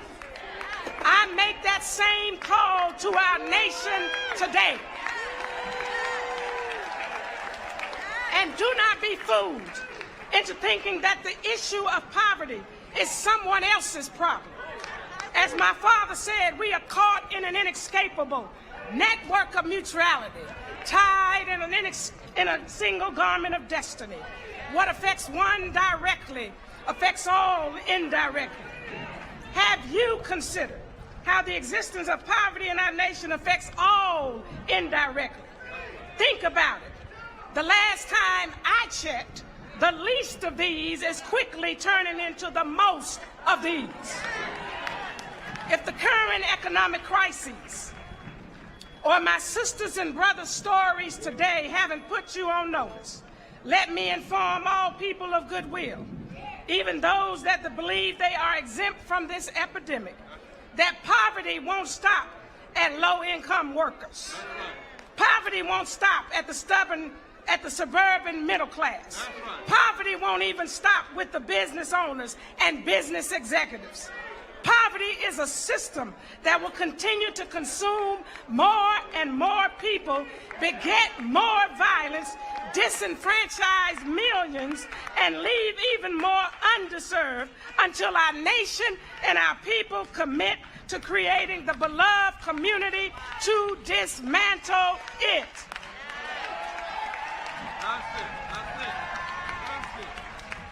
And it's going to take all of us to do our part to make this happen. We must work from several different angles. While there are those in our society who are turning a blind eye and a deaf ear to the ever-increasing rent for poor and low-wage workers, stay tuned, because I'm working on a pathway to transition them from being renters to becoming homeowners without the requirement of a credit score. As I stand here today, hearing this pain and suffering that my brothers and sisters who are in the grip of economic injustices and inequities are enduring, the evidence is very clear that this nation is guilty of violence, of theft, of oppression, of exploitation, of abuse, of extreme neglect, and the absolute abandonment of the poor, and should be indicted on the misappropriation of resources and the complete misalignment of values, which, if corrected through nonviolent direct action, could lead to the total, direct, and immediate abolition of poverty. Too many systems, practices, and politics have sought to silence these voices that we are hearing today and these stories that are being shared. But we refuse to allow silence to reign supreme, because I hear a cry coming up from the backside of this nation, from the depths of poverty where life ain't been no crystal stair. I hear a cry from the mothers and children that have been left by the wayside. I hear a cry from the cultures that have been suppressed by the hands of poverty. I hear a cry from the hungry, the tired, and the forgotten. I hear a fiery cry coming up from the 140 million Americans that won't be quenched by the lukewarm words of apathetic politicians, systemic racism, or the presence of war. A cry that won't be quenched by corporate greed or excessive materialism, but will require a great reckoning and realignment of our morals as a nation. Until we get there, though, we won't be silent anymore. So I encourage you to keep sharing your stories. My brothers and sisters, keep standing up and keep speaking out.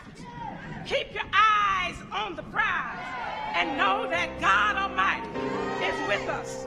God's word reminds us that the darkest hour is always before the dawn. So don't you stop now. Don't you get weary in well-doing. Walk together, children. Don't you get weary. Keep working together, children. Don't you get weary. Keep struggling and holding on together, children. Don't you get weary. Keep mobilizing and organizing and strategizing, Reverend Barbara and Reverend Theo and all the people, and don't get weary. For us, if you you got to, fight if you got to, but get over it together, children. And don't get weary. But don't forget to pray together, children, because you might just get weary. But one day, if we continue to walk together, children, we will be able to eliminate poverty, and a new day will dawn. But until then, we won't remain silent anymore.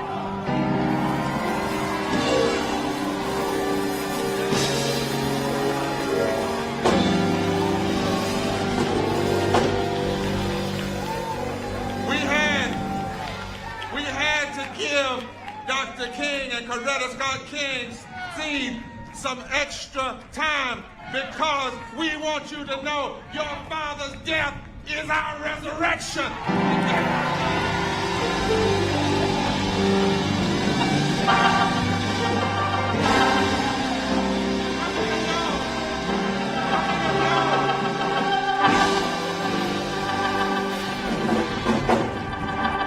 You can stand a little longer and hear the rest of these 30 states.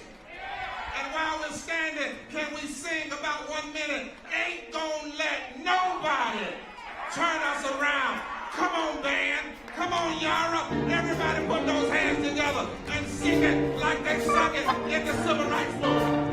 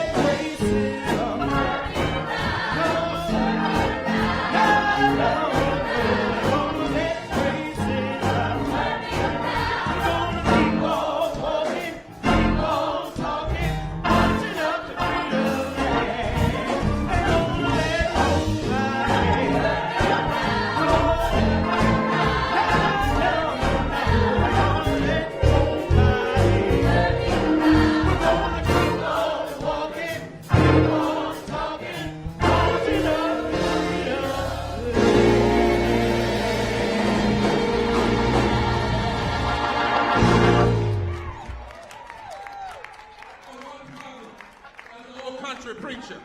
I need y'all to take 30 seconds, put the signs down, the placards down, put your hands together, and let's shake the foundation and sing it. Ain't gonna let no Congress turn us around. Ain't gonna let no senator turn us around. Can we say it to the top of our voices? Come on, everybody.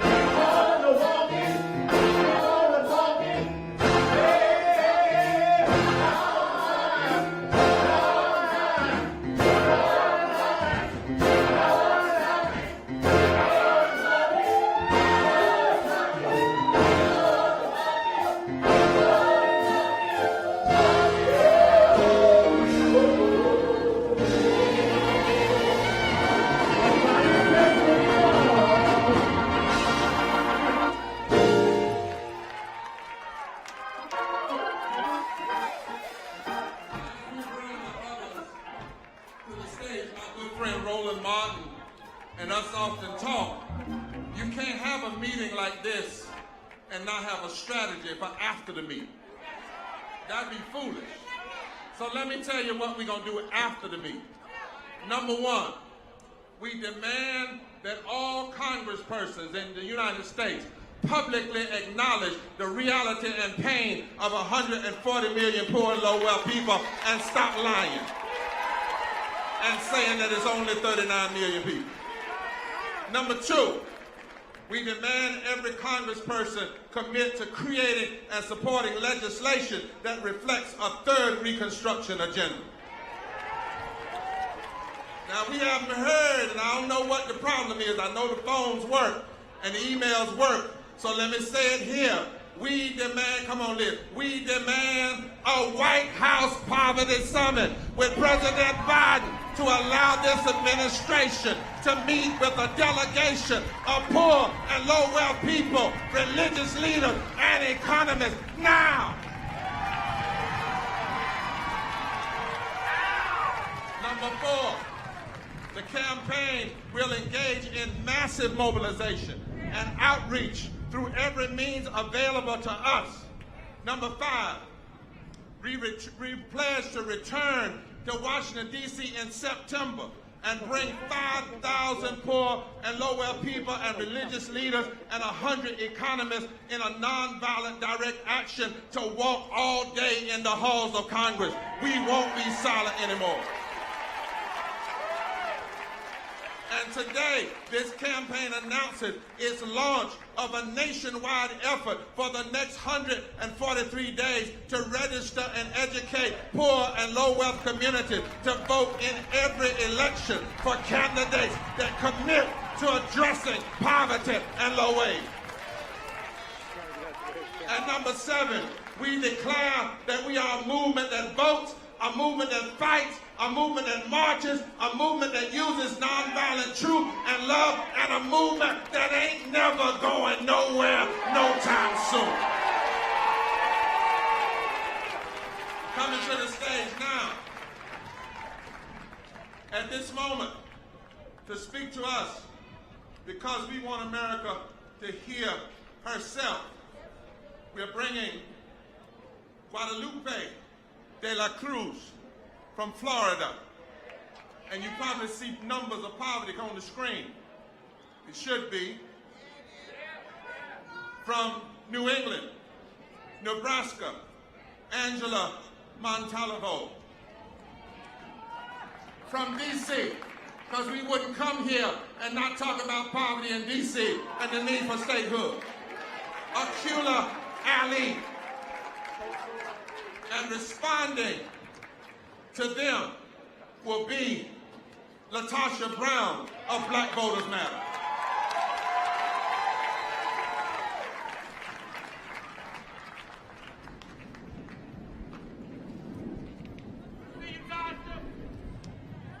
Florida, where you at? Hola, mi gente! My name is Guadalupe de la Cruz from Homestead, Florida. There is a phrase that I grew up with all of my life. Hay que trabajar porque nacimos pobres. That means you gotta work because we were born poor. I'm a daughter of immigrants who were farm workers for many, many years. My family often lived paycheck to paycheck. They worked under some of the harshest conditions in South Florida, exploited and abused. Today, I find myself in some of those same positions as my parents. I'm a single mother and can't afford an emergency. And we have been living in a state of emergency for years. There is no way that I will ever be able to give my daughter an opportunity to thrive if I stop working. I am forced to choose between spending time with my daughter and finding a second job to make it happen this month. Fear and embarrassment have kept me from telling my story of struggle. Times when my lights were cut off, not sure if I was gonna make the next car note, or even if I was gonna make rent. I'm here to say enough is enough. We should not be cornered and forced to choose one necessity over another. Florida families should not be under attack. We cannot afford to have people working in unlivable wages. We cannot afford to have no health care. We cannot afford to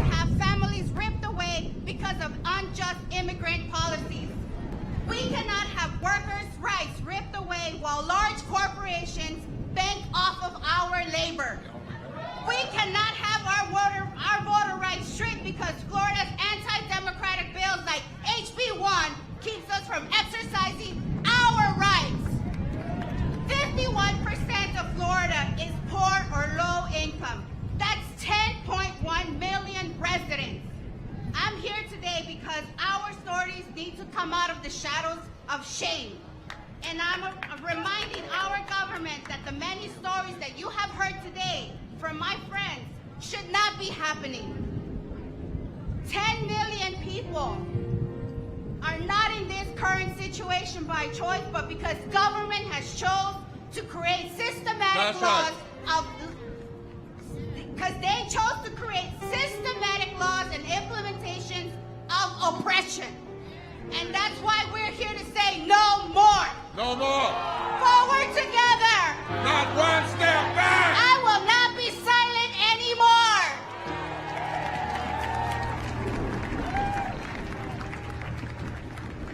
My name is Angela Montalvo. I'm one of the tri-chairs of the Nebraska Poor People's Campaign.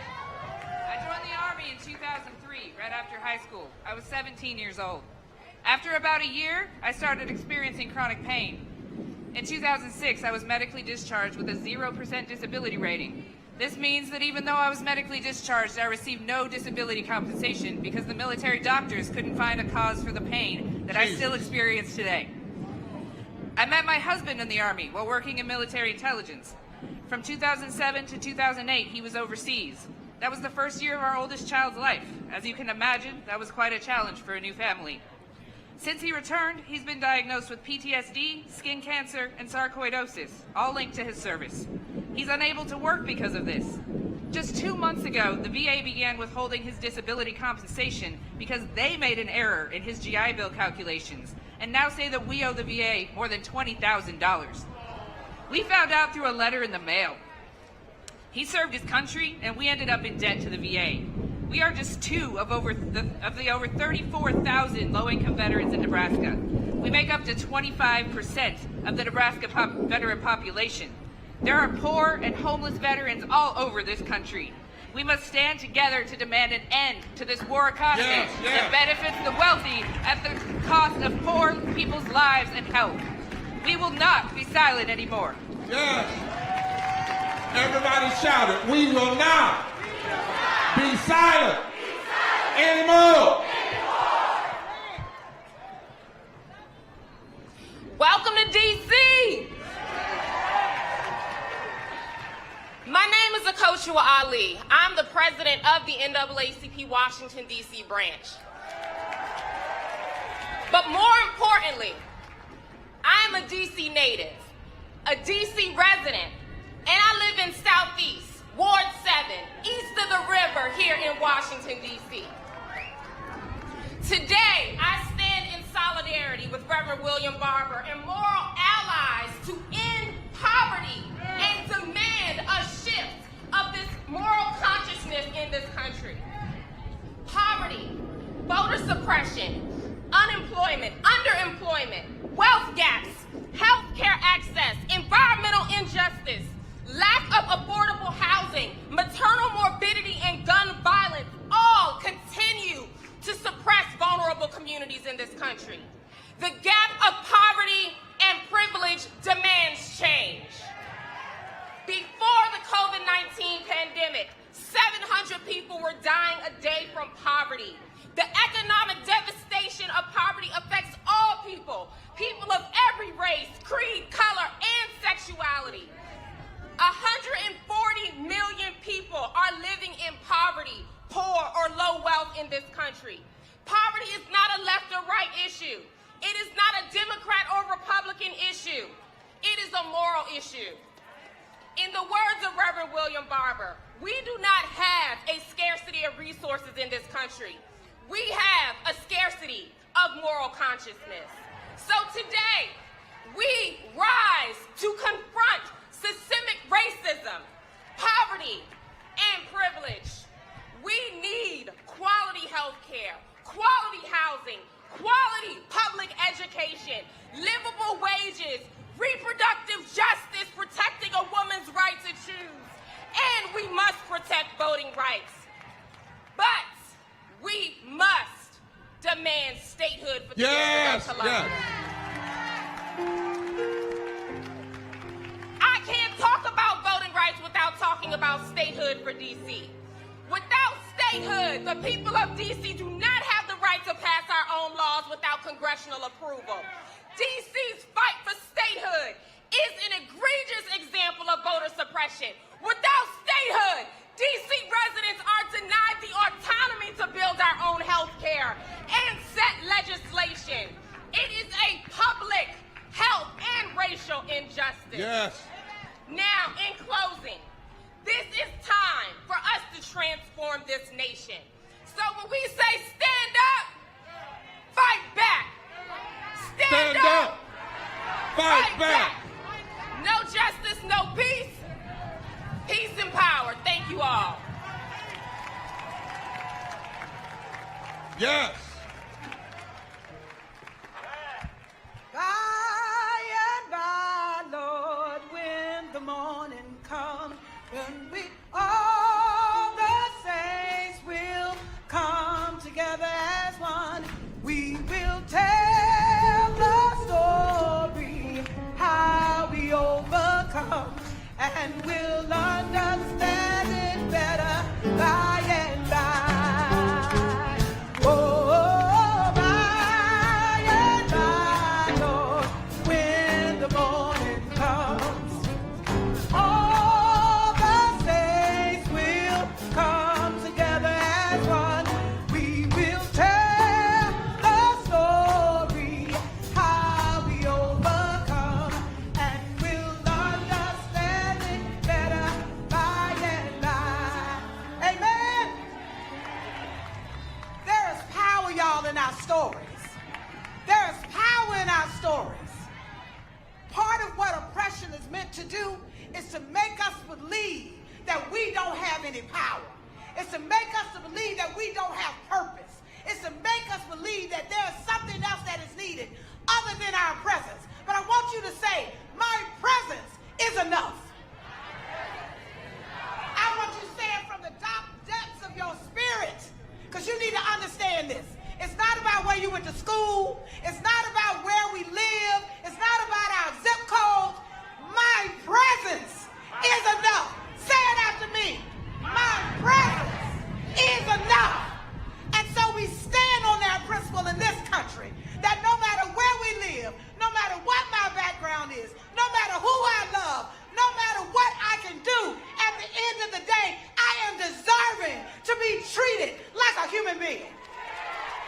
I am deserving of housing. I am deserving of a job that I can take care of myself and my family. I am deserving of health care. I am deserving to be loved and respected and valued. And we got to believe that, brothers and sisters.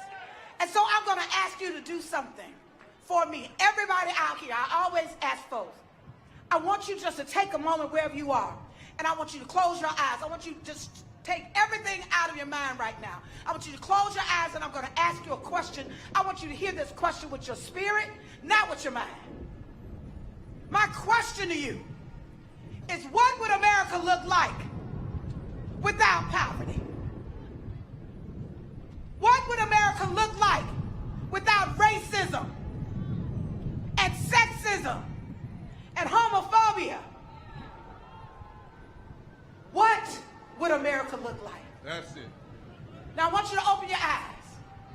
I don't know if you were able to see anything, but that is the America that we desire and that we deserve and that we're going to stand for and that we're going to fight for and stand in this space with you. And so in that, as I get ready to end, even in this weekend, as we're coming here in Juneteenth, like this is the Juneteenth celebration will be on tomorrow, where there were enslaved Africans that came to this nation, like in our bodies were sold, our bodies, all of our labor. It has been in that same spirit that this country has exploited the bodies and the work and the wealth and the wisdom of all of us. But no more. No more. Because God said that the last shall be first and the first shall be last. Brothers and sisters, it is time for us to take our rightful place. Because I heard somebody say, oh, freedom, oh, freedom, oh, freedom over me. And before I'll be a slave, I'll be buried in my grave and go home to my Lord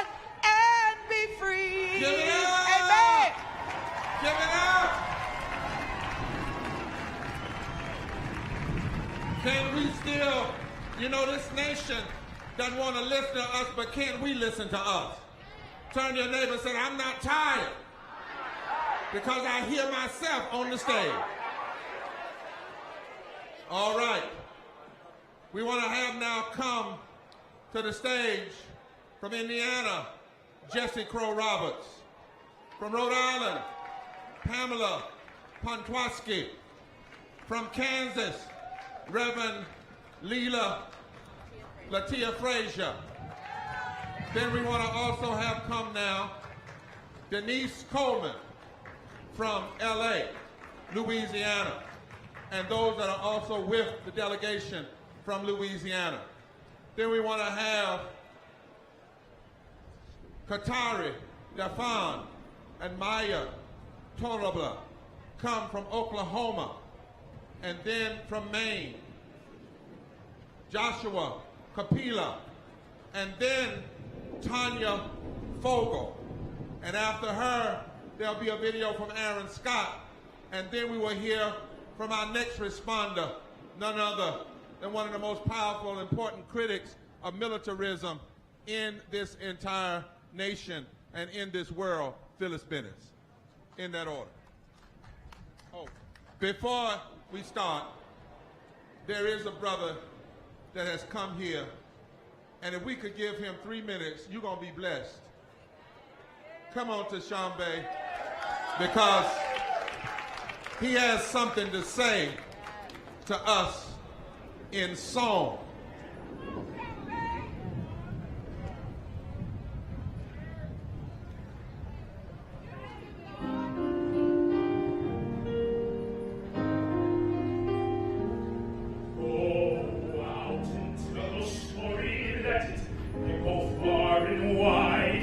Make them hear you.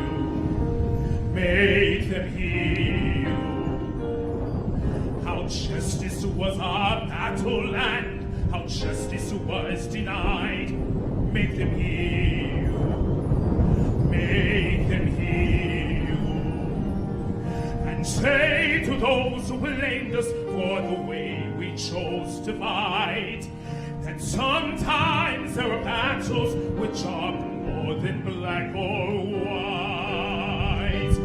And I could not put down my sword when justice was my right. Make them hear you. Make them hear you. Go out and tell your story to your daughters and your sons. Make them hear you. Make them hear you. And tell them in our struggle we were not the only ones. Make them hear you. Make them hear you. Your sword can be a sermon or the power of the pen. Teach every child to raise his voice, and then, my brothers, then will justice be demanded by 10 million righteous men. Make them hear you. When they hear you,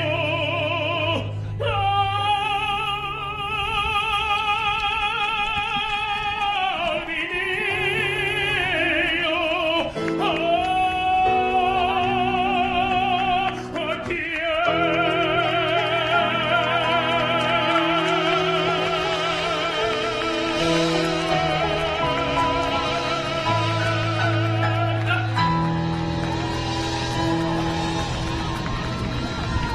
Somebody shout, make them. Don't ask them. Make them hear you. Hi, my name is Crow and I'm an alcoholic.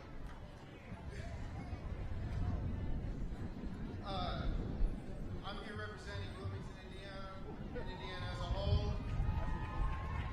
By way of Memphis, Tennessee. And as I stand here before you all today, I come here as I was born. I was poor, I grew up poor, and even today, in the eyes of our government, I am poor. The only difference now from when I was growing up is now that I have kids to look after. How many parents are in the crowd today? God bless y'all. I have 2 daughters. One is 3, the other one due in August. I'm building a family. It's supposed to be the American dream, right? That's right. But as most Americans know, you got to be asleep to believe it. Because as most Americans know, it's expensive to raise youngins, man. Have y'all seen the price of diapers lately? And for those of us who have problems feeding our kids, what do? We sign up for WIC, right? So tell me why the fine folks at the WIC offices have decided to take baby formula off their coverage list. They are taking food out of our children's mouths, and they expect us to be silent. We ain't gonna be silent ever again. Yeah. Our government finds it necessary to ban abortion, to say that they are saving our children, but more children die as a result of poverty in this country. Tell the truth, Jesse. They are taking food from our children's mouths, and they say that they will take our children from us if we are not able to feed our kids. So they make it harder for us to feed our kids, and that ain't right.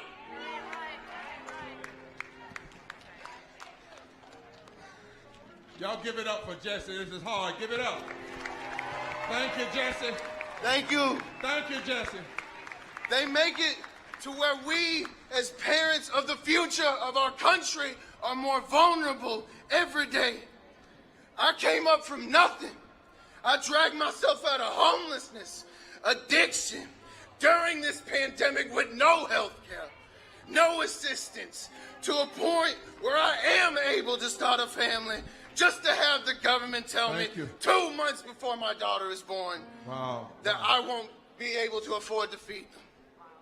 And Jesse, you know what? I'm from Indiana too, born there in 1963. So homeboy, let's say it together. We won't stay silent anymore. Thank you, brother. Thank you so much, brother.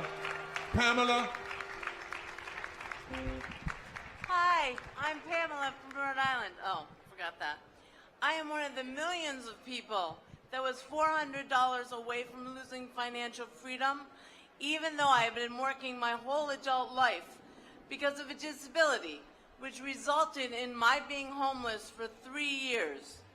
We have no safety net for those of us who need one. And in a country as rich as ours, that is morally reprehensible. I want you to know what we don't have if you become disabled. We don't have a safety net, the one that I was naively sure we had. When you become disabled and unable to work, we don't have a safety net that helps you pay for your rent as you recuperate. And if you are not independently wealthy, not just have a good savings account, because that can be depleted by disability and medical needs, but independently wealthy, there is a good chance you can become homeless. And when you become homeless, because you're disabled and you're supposed to be recuperating and cannot work, there is no safety net that will find you a safe place to recuperate. The systems that we have in place suggest that you go to a homeless shelter. I represent those of us that have worked most of our lives, but because of the systemic policies that cause people to fall into poverty and then keep people in poverty, have become homeless. We have millions of people that are homeless in this country, and that is morally reprehensible for the richest country in the world. Yes. This is why I'm here, and we won't be silent anymore. Thank you. Everybody that can, give a mighty shout. They tell us we're over 100,000 people coming and still coming, and we're trending all over the world on Twitter. We won't be silent. Hi, I'm Latia from Kansas. I'm here today because existing in this country, in my body, is hazardous to my physical and mental health. It shouldn't and doesn't have to be this way. As a person who was born with and lives with a disability, I have been denied access to health care because of my pre-existing condition. I have been uninsured and now I'm underinsured in a state that refuses to expand Medicaid and has made my disabled body a political issue. Kansas doesn't care about my rising medical debt. As a black person in this country, I'm anxious about going to the grocery store with the rise of targeted mass shootings against black bodies. In my state, we have some of the loosest gun laws. There has been aggressive gerrymandering in an effort to make the black vote impotent. I can't help but conclude that America wants to silence my black disabled voice by any means necessary. I am among the 540,000 women in my state who are poor and low wealth. Kansas cares more about legislating away a woman's autonomy over her own body than it does about preserving benefits that will enable access to food and housing. Wow. This is legislating death. That's right. To be a black woman in my state and in this country is a death sentence. I'm angry that this country's policies have caused me at times to be disgusted with my body and hate myself. My disability, racial, and gender identity is not the problem. This country's lethal policies are. Enough is enough, and we won't be silent anymore.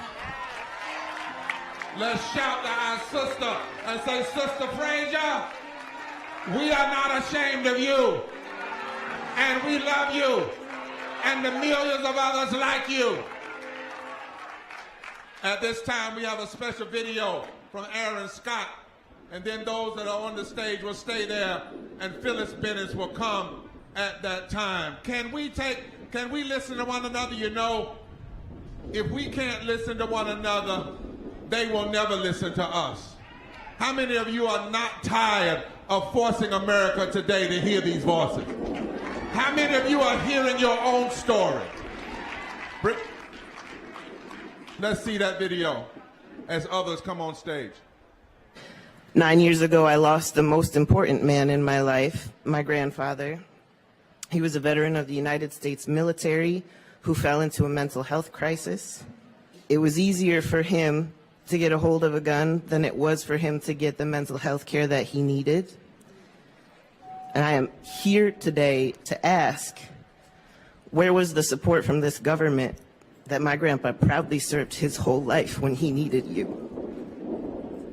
And I'm asking you to honor the memory of my grandparents, Leland and Ivy Scott, to honor poor and abandoned young people all over this country by making it possible for everyone in this country to get the health care we need, including mental health care. A lot of our people die young. Overdoses, being homeless in the winter, police brutality, suicide, all of which ties back to poverty and to lack of access to health care. I do the work that I do because I don't want people left on their own to battle with this system the way my family was. Yes. Now, at this time coming, just before Phyllis, excuse me, Denise Coleman from I keep saying LA, from Louisiana, but there are some others that are standing with her. Would you all come to the podium now, and they'll introduce themselves. They live in a place called Cancer Alley. What? Cancer Alley. And they are they are refusing to quit fighting for lives. Then after, Katira Daffin and Maya Torlaba, and then Joshua Kupalaya, is that right? Kapala, and then the mighty Tanya Fogel from Kentucky. Greetings, I'm Denise Coleman, a native from New Orleans, Louisiana. I am here. I have survived, I am alive, and today I thrive. Why? because I was sentenced to a concurrent double life sentence. I served 38 years under the old law. That meant that I should have been out after serving the 30 years. And they kept me for another 8 years. Why? Because they lost my file. How many more incarcerated are serving needless time because their files are lost? We are forgotten people. We are poor people. And we are suffering. While I was in prison, my mother died. My husband died. My daughter died. Had the prison system let me out when my time was up under the old law, under old policies and rules, I would have been there. I would have been there to see my daughter, my mother, that's right, my husband. They would not let me see her. She passed, and I could not see her when she died. Why? Because I was poor and wrongly kept in prison for an extra 8 years. I am a mother, and I was devastated. I am here to tell you, incarcerated lives matter too. On top of that, I received a letter from Washington, D.C.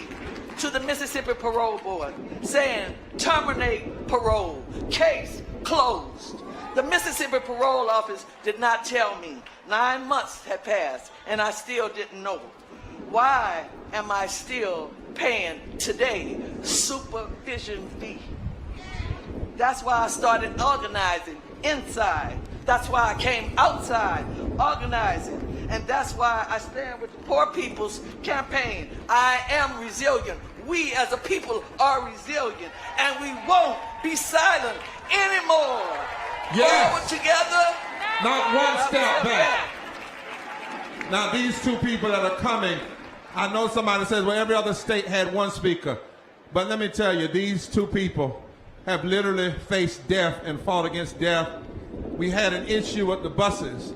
Would you all be kind enough to let each of them have a minute to tell why this campaign will not abandon the people in Cancer Alley? And we say that anybody that doesn't go to Cancer Alley doesn't deserve to sit at 1600 Pennsylvania Avenue. Good afternoon.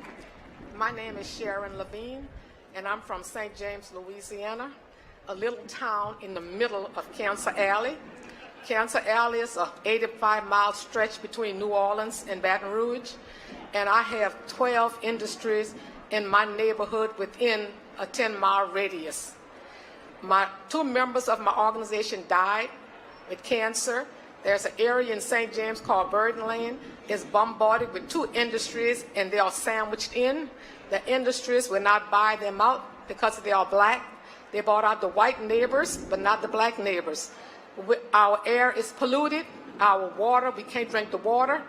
And people have cancer, other illnesses, and we are dying.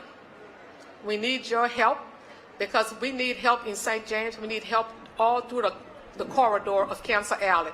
Our politicians vote for industry to come in. They sacrifice our lives to make a profit. So we will not be silent anymore. Thank you. Hi, I'm so proud to be here. I'm from the adjoining parish in what's called Cancer Alley. Cancer Alley, worse than that, in their quest, I think, to commit genocide against the poor black people of that 80-mile strip, we have been deemed a sacrificial zone. I want to say that in front of the world. I had to bring that to the attention of the people. Not only have they dubbed us Cancer Alley, they have actually officially said that we are a dispensable people. They came into our community in St. John and put this horrible chemical plant. The DuPont Corporation, along with the Japanese people, Denka, 1,500 feet away from an all-black elementary school. That ain't right. And they have, since our fight against them started in 2016, we've just been informed that they have actually increased. DuPont Dinker has the audacity, my God, the temerity. They are such cruel, awful people in seeking corporate profit that they have increased the poisons on that school of 400 to 500 black children as of today. And my brother, we are not going to leave that alone. And we will not turn around in our fight. And yes! we will not be silent. And we thank you and Reverend Barber and his organization. Thank you very much. From Oklahoma.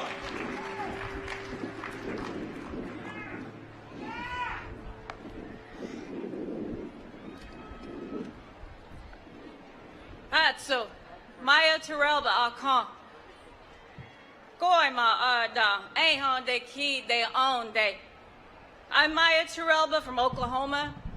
I'm Kiowa, Wichita, and Comanche. I'm a survivor of the inadequate healthcare system. My sister, let me do something. I want to ask us, I hear a lot of talking. And we complain about they don't listen to us. If they show the cameras and we're not listening to us, they're going to say, they don't even listen to themselves. So tell the folk around you, we need to be able to take 3 hours and hear one another and let the world hear. If you're having any other conversation while these people are talking, then you're doing the same thing that the power structure does. Let's bring it down, y'all. Touch your neighbor and say, bring it down. Let's have attention for at least 3 hours. Can't we do that together? My dear sister. Thank you. I'm a survivor of the inadequate healthcare system and failed social services in this country. I'm a survivor of physical and sexual violence. Social services in Oklahoma had multiple chances to intervene when my mother abused me and my siblings, but they did nothing. Later, my sister was killed running away from an attacker.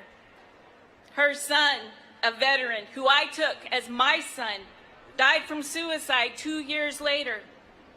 When we begged for help during their mental health crises, policies in Indian healthcare and veteran healthcare systems prevented them from receiving immediate care. Some of my family members made it out, but not all. And my children are survivors by just being alive. Wow. It's not enough to be resilient and survive. It's our human right to grow and thrive. Give it up. That's right. This is my daughter. Thank you. Hotso. I'm Kateri Daffron from Oklahoma. I've experienced and lived in an impoverished community all my life. I grew up in Anadarko, Oklahoma, where there are jobs that lack the guarantee of living wages. This caused my family to experience food insecurity, job instability, and poverty. In one of the most successful countries in the world, we are barely getting by. Although I moved away, I am still in poverty. I can't leave poverty. I am 17, a child, yet the country has already failed me. This is wrong. Wrong. I, a child, shouldn't have to worry about whether my family is going to be able to pay the rent this month. I shouldn't have to worry about whether the SNAP benefits will be enough to feed me and my family. I am not old enough to vote, but I am one of the many teenagers experiencing this injustice. I shouldn't be the one to have to carry this burden. How do you expect me to contribute to your American dream when I don't even know if I'll have a home next week? I don't want handouts, and I want a fair and equal shot, and until then, we won't be silenced anymore. That's right. That's right, we won't be. Thank you, my young sister. Can y'all stretch your placards and signs to the heavens and say, we don't mind the wind, but could you hold back the rain? It never rains on a moral movement. And if it does rain, it's a sign of blessing. That's what they say in Africa. Joshua. My name is Josh Coppola from Bangor, Maine. How do I know who I am? I'm 36 and I'm still trying to answer that question. Too often, it's been finding what in me is unacceptable. I've been trying to discern this amidst violence. At times, I'd venture out of the closet, but others' hostility and disgust drove me back in. Hidden away, I pondered, who is safe? How will I be safe? Will I be able to walk the streets comfortable in my own skin? Why is my love or my gender expression so dangerous? Is being myself worth it? That shame brought me to the edge of suicide many times. That fear meant I moved halfway across the country as a young adult, seeking safety, seeking acceptance. The first time I dated a man, I carried a knife with me because a lifetime of transphobic and homophobic slurs were seared into my mind.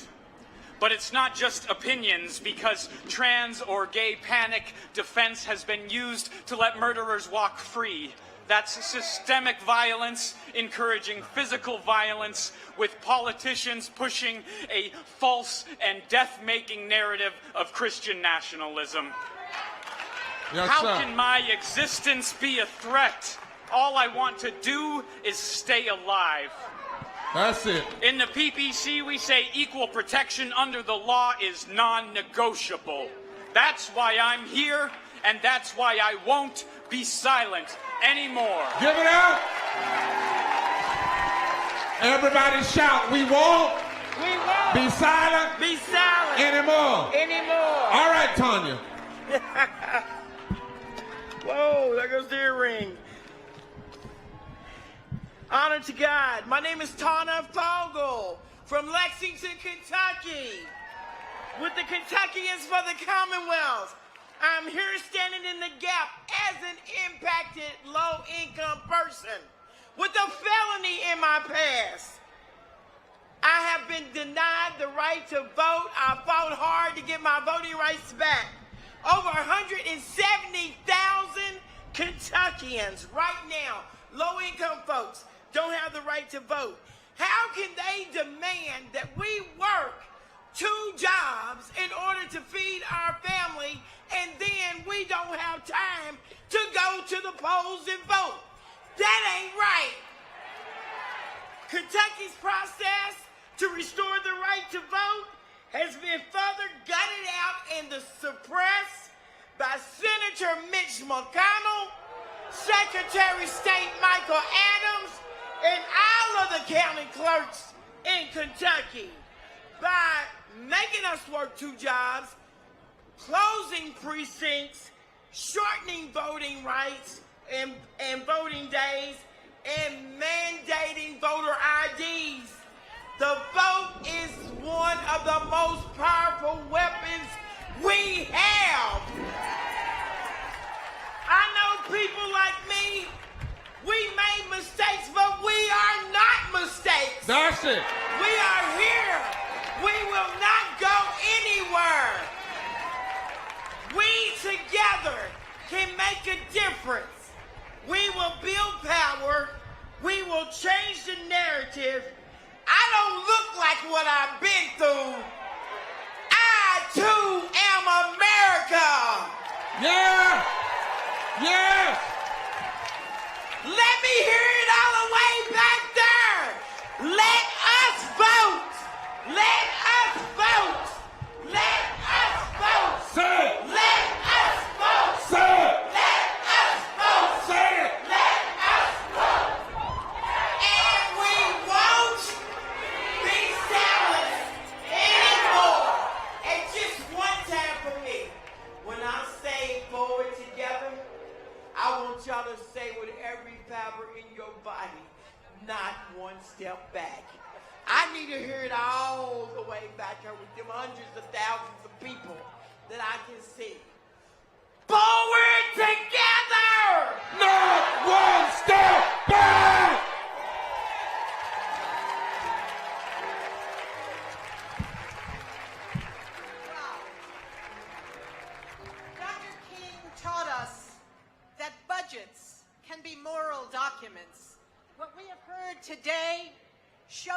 that U.S. policies towards the poor, budgets are also immoral.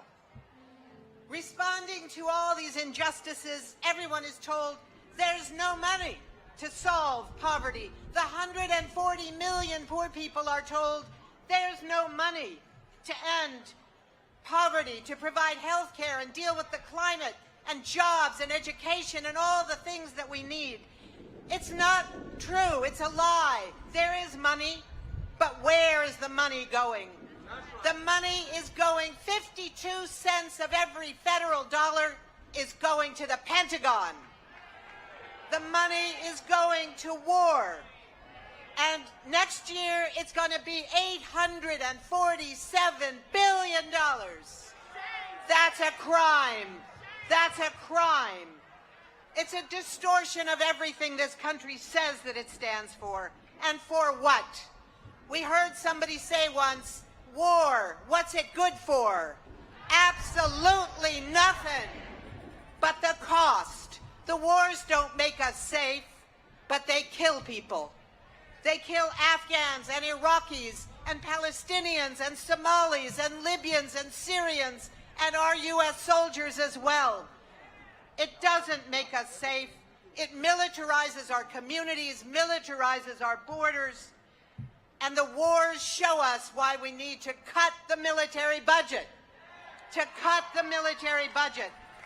If there were no war in Afghanistan, we would have no leftover weapons that were in the streets of Ferguson when Mike Brown was shot down by police. If there was no war in Iraq, there would be millions of civilian Iraqis still alive. And if neither of those wars happened, we would have $6 trillion to take care of the poor in this country and around the world. We need to cut the military budget, fund people and the planet, not the Pentagon. Fund people. Say it. Fund people. And the planet. Not the Pentagon. Give it up for these sisters and brothers. And in this movement, we write our own song. So we got one for you right now. No war.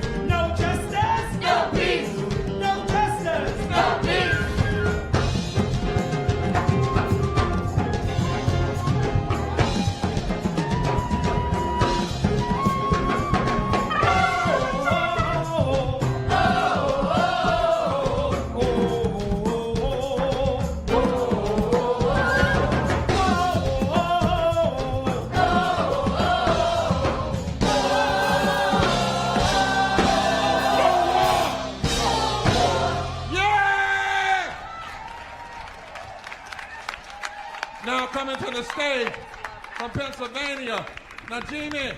Yes, Nijmi! Nijmi. Coming from Texas, Jack Golub. From Tennessee, Justice Pearson. From Ohio. Rukia Abdul Mukalim. From Maryland. Reverend Gloria Jones Swieringa. From North Carolina. Oscar Pineda. And from New York. Reverend Wes McNeil. And after them, the senior ethicist and moral professor of our time, Cornel West, to respond.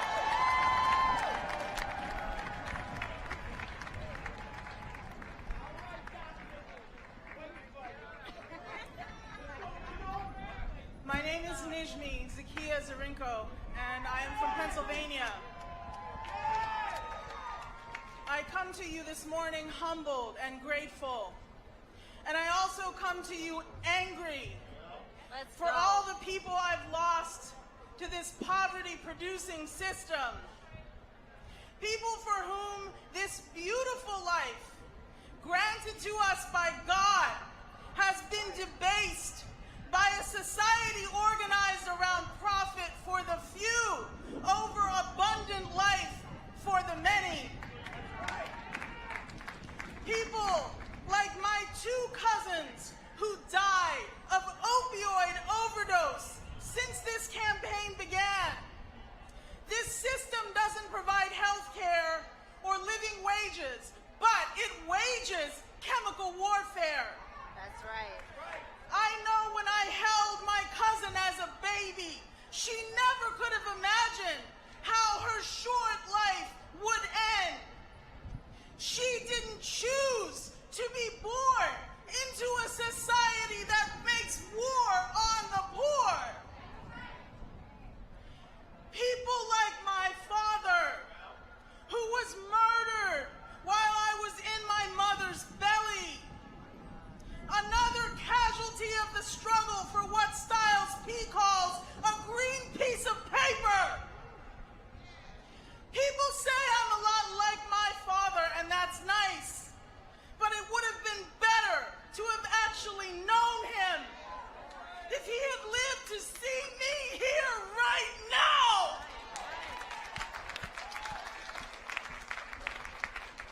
People like my uncle who helped raise me. He died of cancer at the age of 46.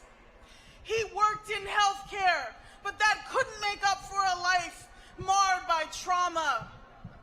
I grew up watching this man with the purest heart struggle to believe that he was good or that his life mattered. But he was, and it did. I know I'm not the only one who's lost people to this system. That's right. And I know it's not enough to be angry, but it's a start. Let's join together to ignite a spark that cannot be extinguished, to kill the system before it kills us. Yes! That's why I'm here, and we won't be silent anymore.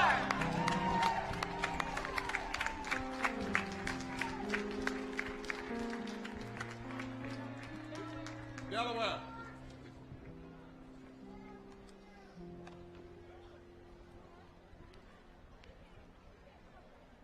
How y'all doing?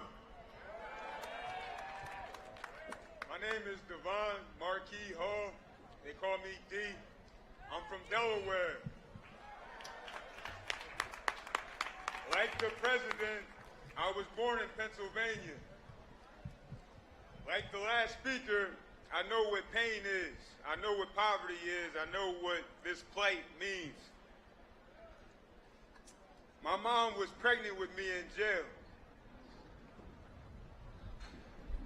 I was down here at the urging of Farrakhan in D.C. back when we were here protesting justice or else, 10-10-15. 7 bloody years ago. Since then, there have been 5,000 fatal shootings by police law. There have been 1,053 people shot and killed by police just this past year. A family who I protested for just received close to $1 million in a settlement in Delaware, where I'm from. Not from the FOP, not from police pensions. It wasn't a federal crime. These are the problems that must be addressed. Yes, sir. The same cop who shot him was serving after he killed a man my age in a wheelchair. He already had committed murder. Yes, sir. Give it up for my brother. But Delaware, one more thing. All right. Delaware has a Democratic governor, a Democratic Senate, a Democratic House, but we're actively working against poor and working class people by killing cannabis legislation, housing rights bills, environmental justice bills, and police reform. We need to elect better Democrats because the ones who have been representing U.S. people don't represent poor people. Thank you, my brother. God bless you. Thank you, Brother Hall. Jack Golub, and then Justin Pierce. Thank you, brother from Delaware. Thank you. Bring that mic up some for him so he can speak tall.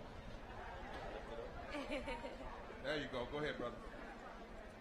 I'm Jack Golub, a teacher in Texas. This is a story about our students. Raise your hand if you think our students are heroes for bravely going to school each day. All right, I see a lot of hands. Our students are brave. They are brave because some of them can't be their true selves in school. They get bullied. They don't get the support they need.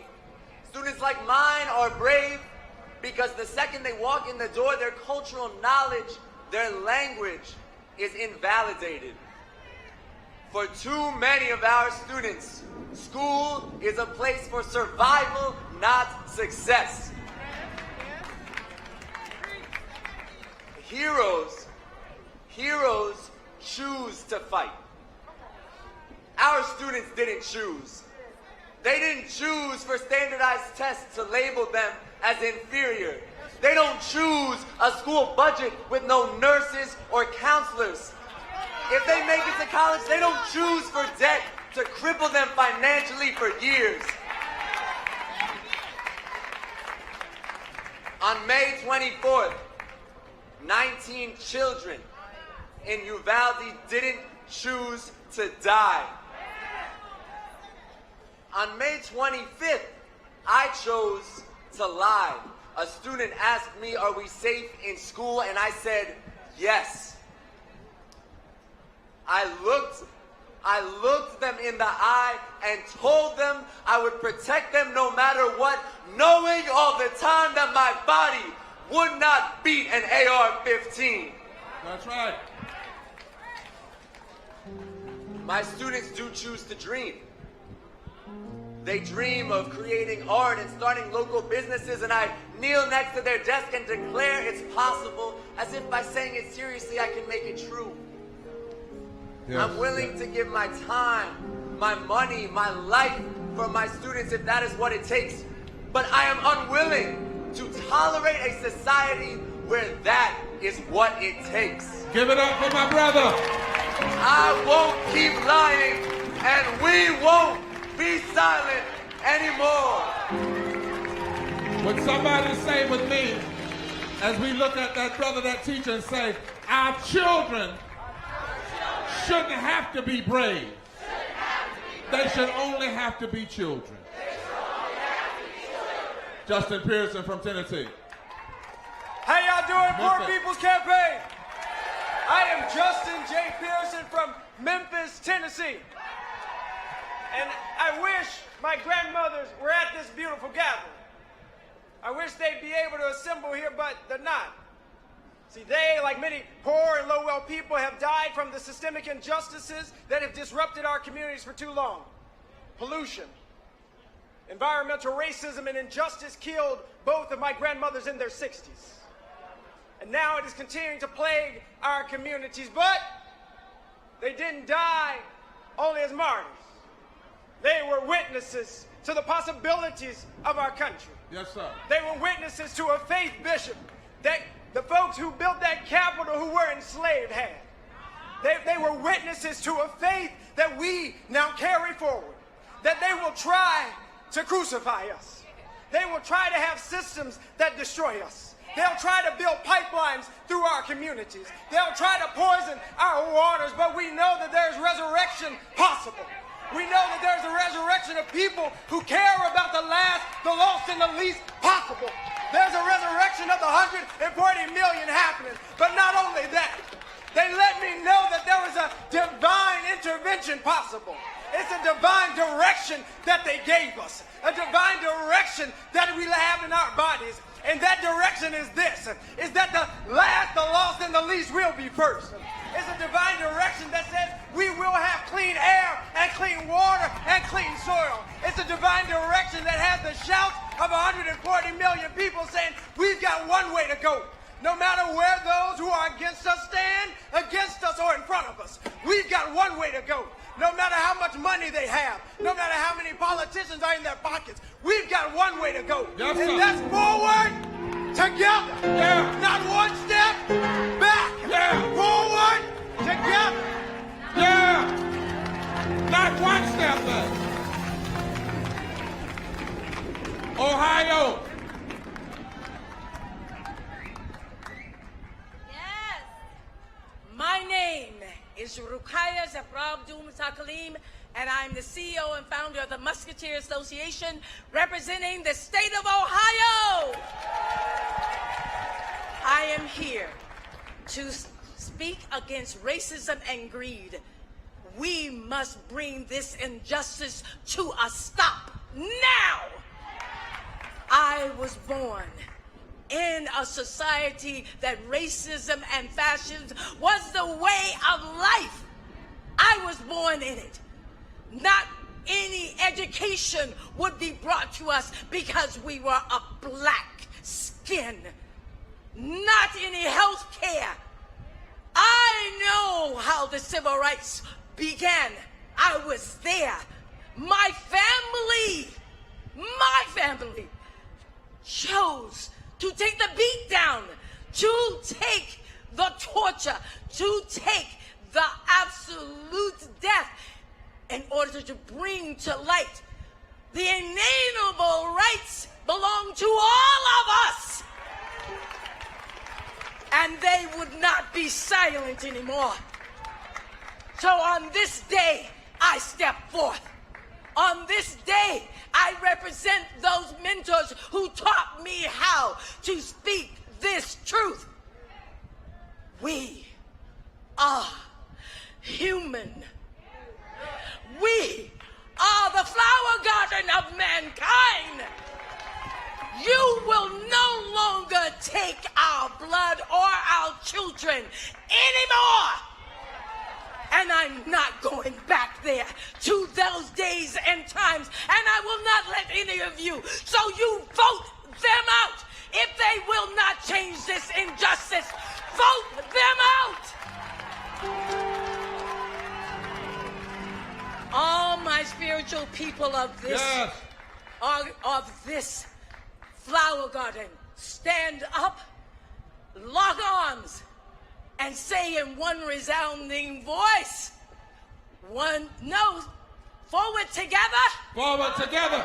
Not one step back. Not one step back. And that is why I am here, for you to speak that truth and walk that walk. Thank you.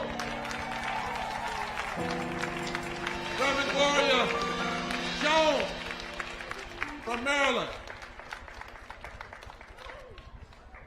Give it up for our dear sister. We welcome everybody. Praise God, everyone, and thank you for being here. And thank the Poor People's Campaign for allowing me to participate. My name is Pastor Gloria Jones Swearinga. I am a pulpit associate at my home church, which is Greater Abyssinia, 88 Lyons Avenue, Newark, New Jersey, where the amazing Dr. Alan Potts is senior pastor. I'm here in behalf of persons with disabilities because I just learned the other day that the Americans with Disabilities Act, the ADA, our passport to full inclusion is still an unfunded mandate. That law was legislated into being in July of 1990. And I don't mean to be rude. I don't mean to be disrespectful. I got some friends on Capitol Hill. But both sides deserve a seat, a front row seat in the Hall of Shame for that level of neglect. Every year they celebrate Disability Day. But I never heard of celebrating nothing. I know what it's like to be made deliberately homeless. That's right. And no disability ADA response in Prince George County. I know what it's like to be deliberately separated from a child, deliberately and illegally. This is illegal stuff, y'all, because there was no ADA response. But I also know a God who is able to do exceedingly abundantly above and beyond anything that we can ask or think. And I know this is not the time to give up. It's the time to step up. Give it up, my It is time to speak up. Give it up. It's a time Give to it up. push forward. To press forward, not one step back, until the stupidity and deceitful distraction of celebrating nothing becomes full implementation of the Americans with Disabilities Act. It is time to press forward, not taking one step back. Give it up for mama. Give it up. Until implementation results in full inclusion, and we as persons with disabilities finally take our place on level ground in the society that we help build. God bless you. God bless you. And God bless America. Thank you. And Nicola, I don't need no help. Being around this movement will make you fight. Now, I need everybody to listen up. We decided in this movement we were sick of something. And that was every time we go to a meeting and our Latino brothers or our African brothers and sisters speak, why do they always have to speak in English? Why can't we listen to them in their own tongue? No, why can't they just come here, be themselves, and then we go back and look at it online and see the interpretation? Why can't we trust a little possible Pentecostalism? We already got the wind. I heard a little thunder. We might as well have some tongues. And maybe if you listen close enough, because the real gift of Pentecost was not the tongues, it was the hearing. And if you listen close enough, you might hear a little humanity. You might hear a little love. You might hear a little justice. So, Oscar, I want you to come and not be interpreted. I want you in your own language to speak your heart. We'll hear the interpretation in the power of your voice and the strength of your body. Hola, mi gente. ¿Cómo están? Mi nombre es Oscar Pineda. All right, Mike Man. Now, let me have to come back there and start working on that now. Pay too much for these mics. Come on here. Hola, mi gente, ¿cómo están? Mi nombre es Oscar Pineda, soy originario de El Salvador y vivo en Carolina del Norte. Me identifico como gay, latino e inmigrante indocumentado.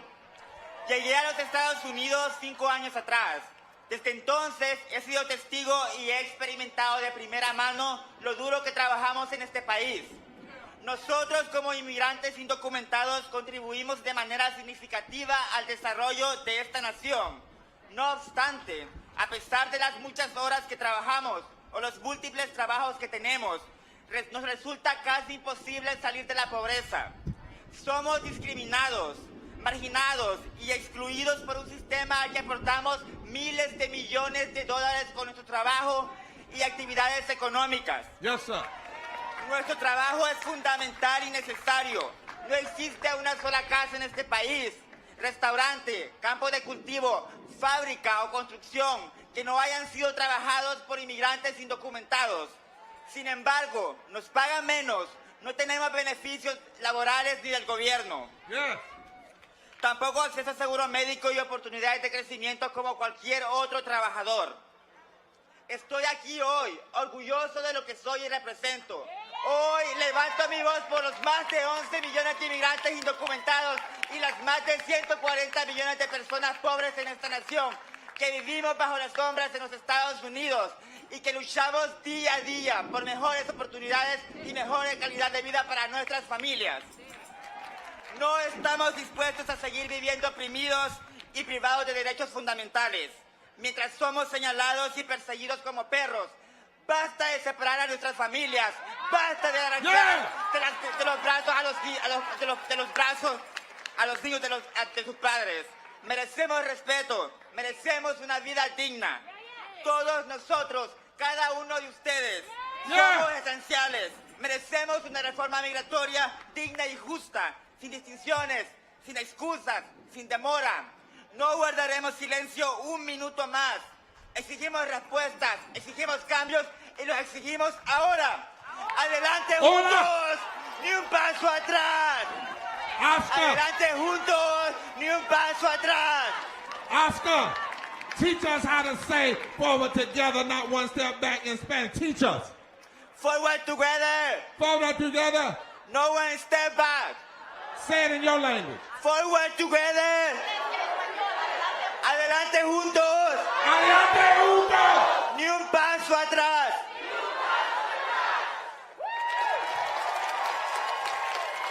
And look what happened when we lifted our hands to the heavens. When we allowed tongues in the room, the clouds moved and the sun came out. It's Pentecost round here. A moral Pentecost right now.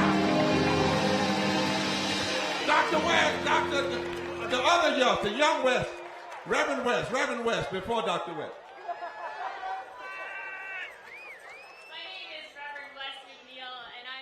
From the New York Poor People's Campaign and the Labor Religion Coalition. I come from a quote-unquote blue state, a state where currently Democrats control all the branches of our government. And in this time when Roe v. Wade is under threat and anti-LGBT legislation is spreading, there's a lot of talk of my state being a kind of haven. But let's be very clear. Policy violence perpetrated at the federal and state level is devastating the people of New York, too. 58% of our children are poor and low income. That's 2.4 million kids in the state that is home to Wall Street. As a queer and trans person, my community is disproportionately poor and low income.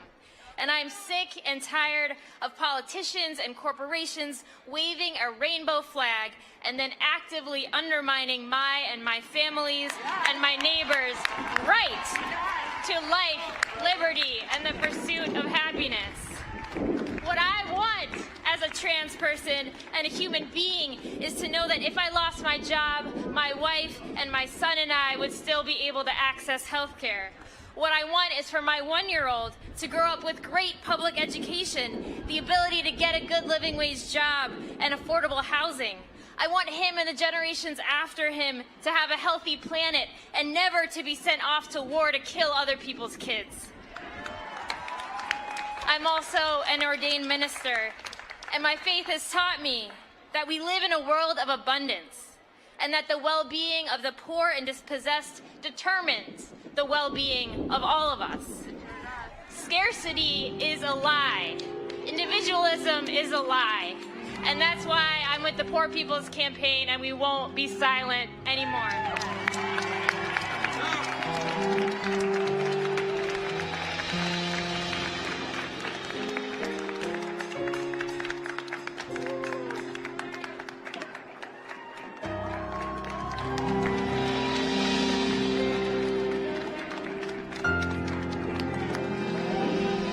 Let the word go forth here and now that the Poor People Campaign is on the move. No matter what color, no matter what gender, no matter what sexual orientation, no matter what religious identity, we decide to love. And when you love folk, you hate the fact that they're treated unjustly.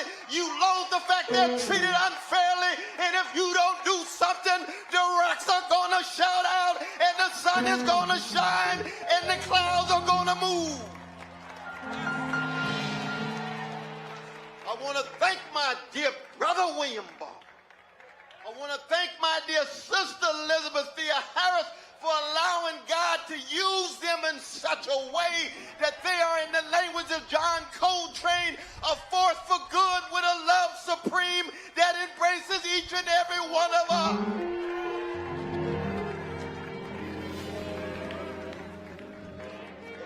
And when you hear these voices, and I come from a people, a great people, a black people, who in the face of 400 years of chronic hatred keep dishing out love warriors every generation. So that the spirit of Frederick Douglass and the spirit of Sojourner Truth and the spirit of Fannie Lou Hamer and the spirit of Malcolm X and the spirit of Marcus Garvey say, these black folk gonna love themselves, and if we have the spiritual maturity, it's going to spill over from the chocolate part of town to the vanilla part of town. Oh, yes. It's going to spill over our precious indigenous brothers and sisters whose land was stolen as a precondition of the democracy. It's going to spill over to Spanish speaking. It's going to spill over to Asian. It's going to embrace everybody. But let us be very clear that this Poor People's Campaign is rooted in the legacy of Martin Luther King Jr. and Fannie Lou Hamer and James Lawson and Diane Nash in the 1960s, where we tried to break the back of a barbaric Jim Crow and Jane Crow and American apartheid, with the lynching on the one hand and the discrimination and degradation on the other. And what that means, that we say to America, not just to Congress, we say to the White House, we say to the Pentagon, we say to the neo-fascists in the Republican Party, we say to the milquetoast neoliberals in the Democratic Party, that we got a standard bigger than your politics. Somewhere I read, God is not mocked. You're going to reap what you sow. Malcolm X reminded us, chickens will come home to roost. And so when you hear the magnificent voices of such dignity in all parts of the country, and we are international, we in solidarity with oppressed people in Africa, in Asia, in the Middle East, in Latin America. How come? Well, I'll tell you why I am, because I'm a product of Shiloh Baptist Church. Just like my brother's a product of the black church. I was told in Vacation Bible School that if the kingdom of God is within you, then everywhere you go, you ought to leave a little heaven behind. And when you leave some heaven behind in a hellish world of organized greed and institutionalized hatred and routinized fear and overwhelming hypocrisy, you're going to have to be in the world but not of it. And so what we constitute is precisely that attempt to be in this empire, but not of it. We have moral and spiritual greatness that behooves us. That's why we're here. And let us never forget the rich humanity of the voices that we heard. That would straighten our backs up. And Brother Martin used to say, anytime everyday people in the language of Sly Stone, anytime ordinary people in the language of James Cleveland straighten their backs up, you're going somewhere, because folk can't ride your back unless it's bent. Let us forever move forward together and never ever, not one, not two, no step back. Thank you for both of the work that they have done. Let us work together, struggle together, go down together. And in the language of Duke Ellington, go down swinging, because it don't mean a thing if it ain't got that love swing in it.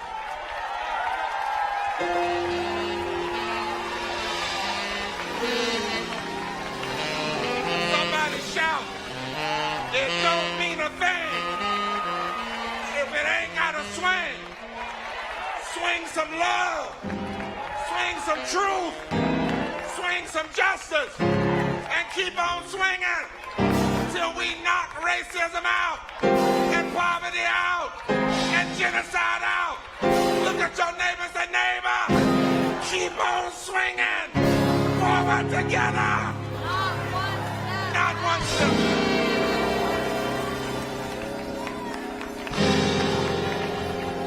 We've got one more set of states, and then two more sets of speakers. But go to the video. You all know Erica Alexander, who was the great producer of Good Trouble, who used to be on Living Single, but is an activist par none, a voice that will not ever be quiet or stop speaking. She's a queen among us, and she sent a word. She had to go back to LA, but she wanted to send a word, and she said, you know, Reverend Barber, this is what we have not done. We've not put the stories.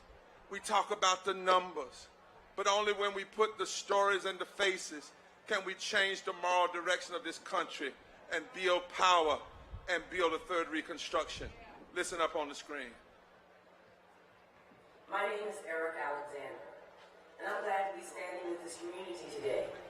I agree America must hear and respond to these voices and cries of people, not in some distant future, but now. We all act together on this urgent mission to create a better tomorrow today. But we must first see ourselves as the participants and the recipients of the greater good and moral transformation that must take place in order for us to succeed. As Reverend Barber, my mentor and teacher, says, this is the third Reconstruction. It's here. So you have to ask yourself, are you an architect of this Reconstruction? Will you be willing to do the work to build a stronger foundation and core to America? A shift is taking place, and proof of its existence resides within the presumed social contract that exists between a community, a nation, and the world. Sometimes we see and hear all these words and actions, and it can seem like played out rhetoric. Am I my brother's keeper? It takes a village. Treat your neighbor as yourself. But listen again, those are breadcrumbs that keep us focused to the path of healing, justice, service, and love. I'm proud to be a part of the Poor People's Campaign and a supporter for greater social and financial justice. Thank you all for your story, your voice, and your extraordinary experience. Thank you for educating us on how to be human, together. Onward. Thank you. And you should know she has promised to help raise up as many documentarians as we can find to tell our stories and put our stories before the American people and use those stories to build this massive movement that will never stand down. Coming to the stage from Minnesota, Vivian Henry. From New Jersey, Nathan Fishman. From Montana, I believe, Beth Burke. From Mississippi, Emily Johnson. From Michigan, Bishop Bernadette. And then we have a family here from Buffalo, family member.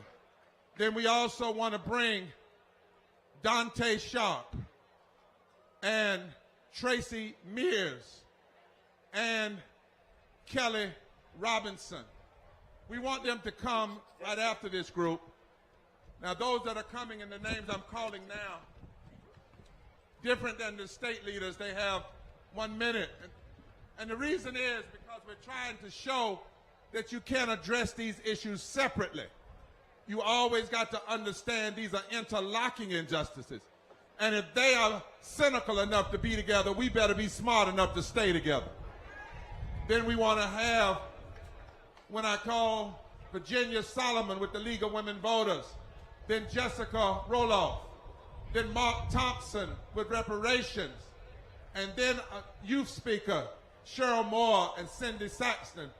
And then we have a police officer who needs to talk about health and COVID and what happens even to those that really actually serve our communities. The Reverend Della Owens at that time. So if you would honor these folk now, we are still trending. Millions of people are watching this, and their consciousness is being transformed because we are putting before them the voices they never seen. And how many of you are hearing your own story? We won't be silent anymore, my dear sister. My name is Vivian Henry. I'm from Minnesota. I'm one of the 1.8 million people in the state forced to live in poverty. I'm pissed as hell because I shouldn't have to be here today because poverty is a policy choice in the richest nation in the world. I battle 4 mental health challenges that have been extremely debilitating in most of my adult life. For the past 7 years, I've had to battle many times for Social Security disability. I survive on just $585 a month from state general assistance and food stamps. If I didn't live in public housing, I would be homeless. General assistance wasn't raised during COVID and hasn't increased with inflation. Recently, I started donating plasma because I don't have enough money to meet my basic needs. This is immoral to be forced to live this way. The state of Minnesota has declared me disabled 3 times, but that doesn't automatically approve me for Social Security disability. This is asinine. How can I be declared disabled by the state only to have the federal government deny me benefits? I had breast cancer scare in 2018, and now I need a 3D mammogram and breast MRI each year for the rest of my life. But I fear losing my Medicaid due to the lack of consciousness of many politicians who could care less about whether I live or die. I'm here to say that if Congress can repeatedly afford to give corporate welfare to the rich, then Congress can afford universal health care for all, so that people don't go bankrupt or are forced to use a GoFundMe to cover medical expenses. Scarcity is a massive lie. This is why we're here. We won't be silent anymore. Thank you. Give it up. Give it up.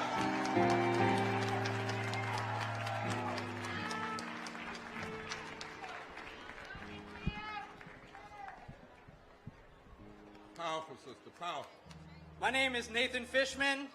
I'm from stolen Lenape land, New Jersey. I feel a crushing and devastating sense of shame when I say out loud that I'm poor.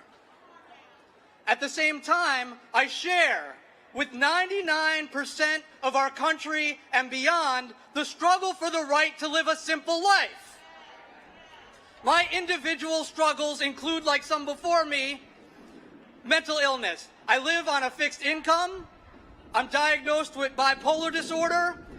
And I have lived for 9.5 years in crowded and inhumane residential mental health programs. People in my life and in my community are consumed by pressures from overwhelming debts and risks of debt, and thinking they have to compromise their values to maintain their job security or their social statuses. Personally meaningful to me is the fight of New Jersey mental health workers to unionize. And in turn, to provide more humane care and advocacy. The people of New Jersey are in winning bottom-up community-building battles. We've won legislation that bans our facilities from holding immigrant detainees, and legislation that makes it harder for fossil fuel plants to be built in our environmental justice communities. Now we fight for the Values Act, which will further protect immigrant rights, And we march Thursday, June 23rd in Trenton at 10:30 a.m. to get our state off of fossil fuels. It is a myth that there's a scarcity of resources preventing all people from living a simple and safe life, with jobs with justice, with clean air and climate justice, with peace and solidarity. We're all busting that myth, and we won't what? Be silent anymore. Give it up, my brother. Thank you, thank you. Hello, I'm Beth Burke from Butte, Montana. Talk to us, Beth. A copper mining town in the Rocky Mountains. I grew up in a very large family of 13 children, and we lived paycheck to paycheck. There were strikes every 3 years, some stretching many months without income. We didn't always have food nor clothes for school and the brutally cold Montana winters. When I was home with my family, I felt safe and secure, but at school or church, it was obvious we were different.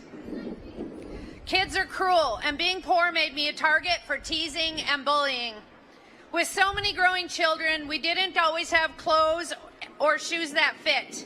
One day, I came home to find a big box of clothes on the porch, left by one of my mom's well-meaning friends. My sweet mother could not understand why my sisters and I did not want to wear the cast-offs and hand-me-downs from the very girls in school who taunted and tormented us for being poor.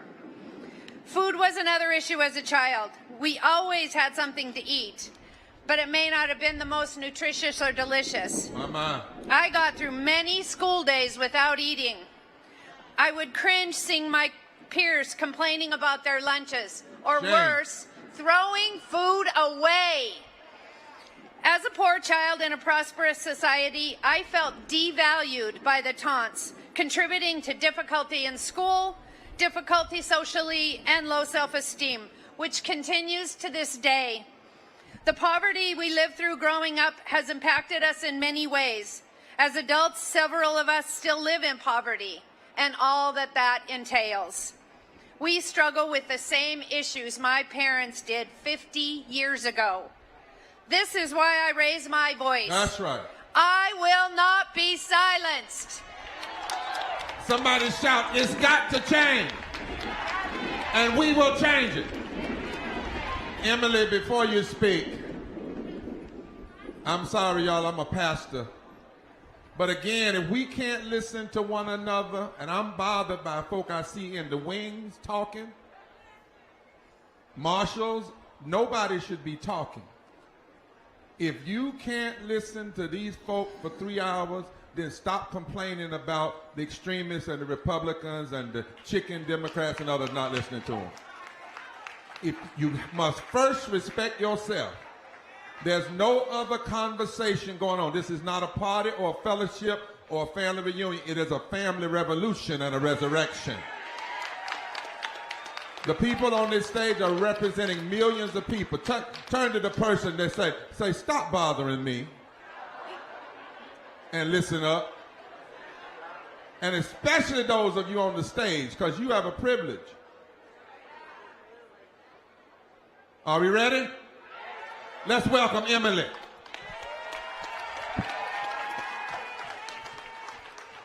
My name is Emily Johnson with the Mississippi Poor People's Campaign.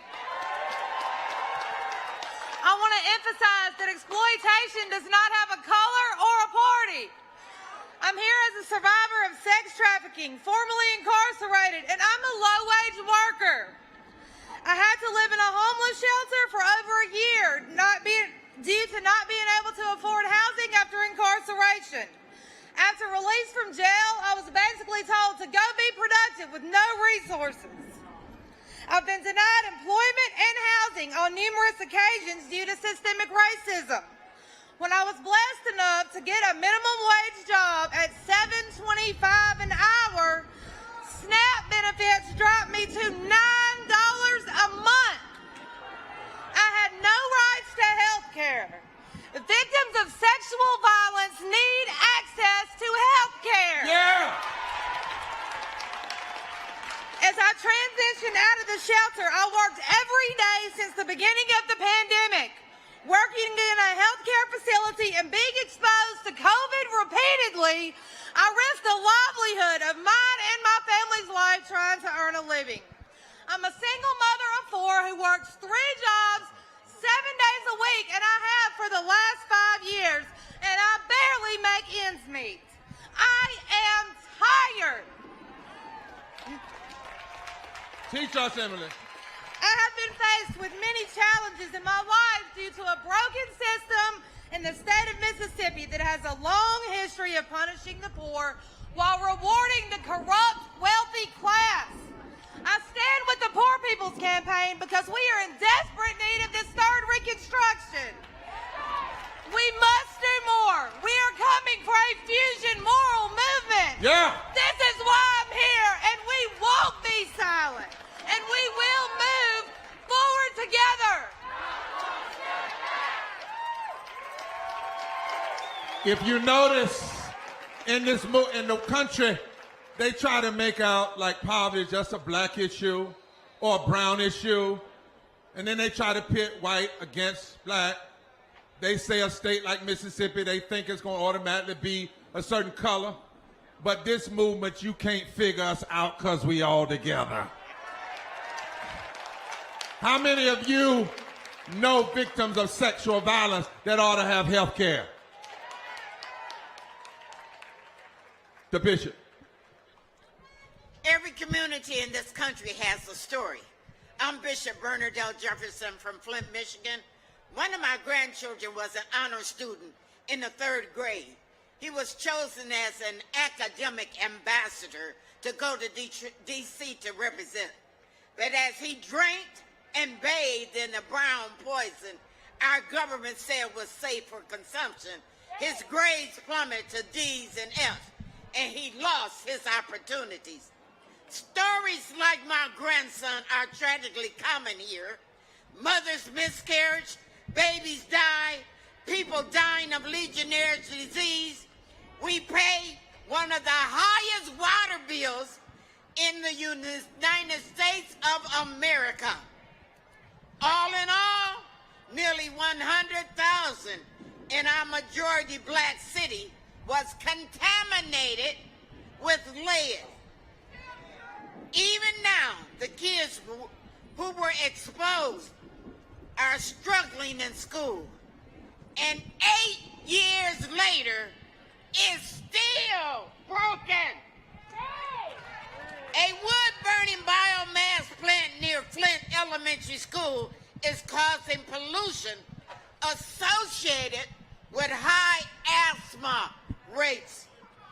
And as Ajax asphalt plant is currently under construction near a low majority black neighborhood right across the street from the housing project where one of my grandchildren live.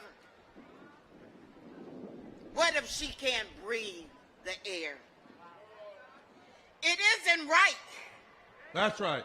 That we should have to fight so hard. That's right. Simply for our children to have safe water and clean air. That's right. But we will. Clean air to breathe. But all over this country, we're fighting just the same. And you can't stop now. I will not stop. That's right. I will not take back. I'm here with you. That's right. And I won't be silent anymore. That's right. Do you notice how we all are standing together? How the states are all mixed up? This is what moral fusion politics looks like. And this is what can transform the power base in this country. While you all are standing here, Al Gore no longer a president or vice president or politician, but fighting to make us understand the connection between ecological devastation and voting rights and poverty. He couldn't be here in person. He wanted to, but he sent a message to say that climate reality and all of the climate groups in this country are uniting together so that we can fight racism, poverty, ecological devastation, denial of health care, and the war economy as one people. Listen to the screen. Thank you, Reverend Barber, my dear friend, for your outstanding and inspiring leadership and for inviting me to speak today. It is a privilege and an incredible honor to join with all of you in this righteous cause. I want to express my deep gratitude to all of those who have shared their words with us here today. The people who are hurt first and worst by pollution and by the increasing climate-related extreme weather events have a distinct moral authority to speak to the urgency of the crisis we face. In the truths they share, we hear and understand that the issues of systemic racism, wealth inequality, environmental degradation, the scourge of bigotry and of violence, and the devastating impacts of the climate crisis do not merely intersect at a singular point. They are layers of injustice that build upon one another, brick by brick, to form a wall that separates the voices of the poor and of Black, brown, and indigenous communities from the platforms of policymaking.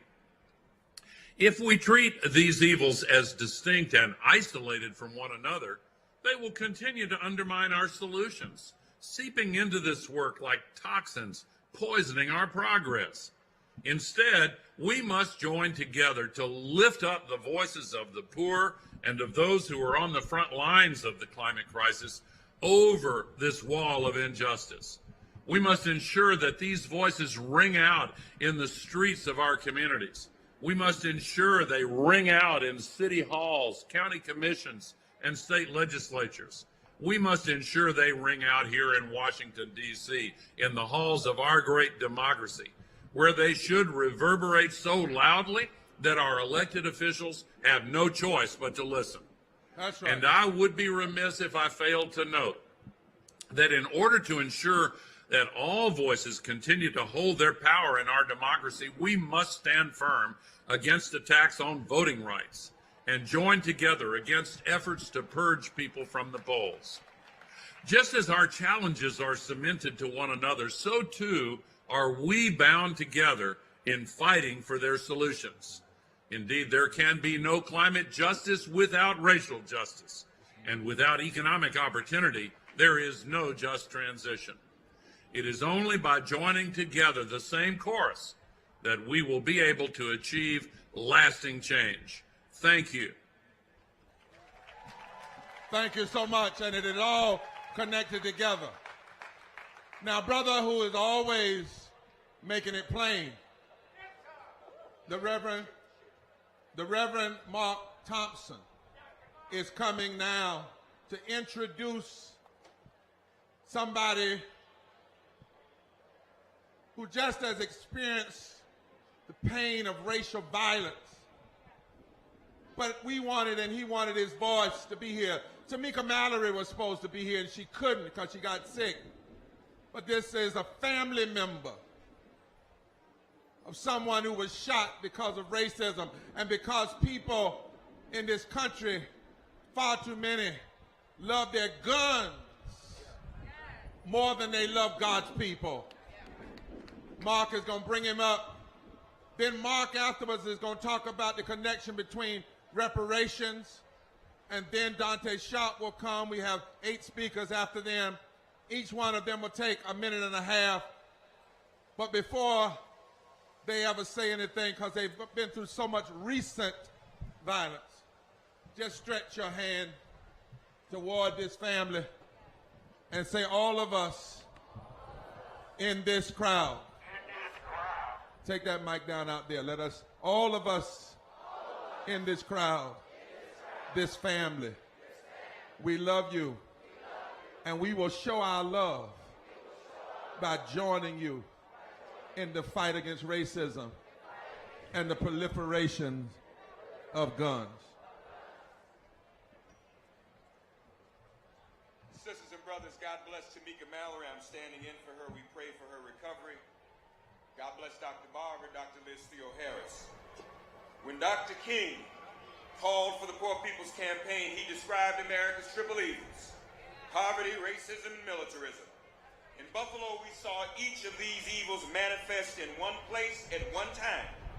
Evil number one, poverty, was manifest in Buffalo and at the Tops grocery store inhabits a food deserts, the only place where people can buy groceries. Evil number two, racism, was manifest in Buffalo and that the shooter was a disciple of the white supremacist great replacement theory.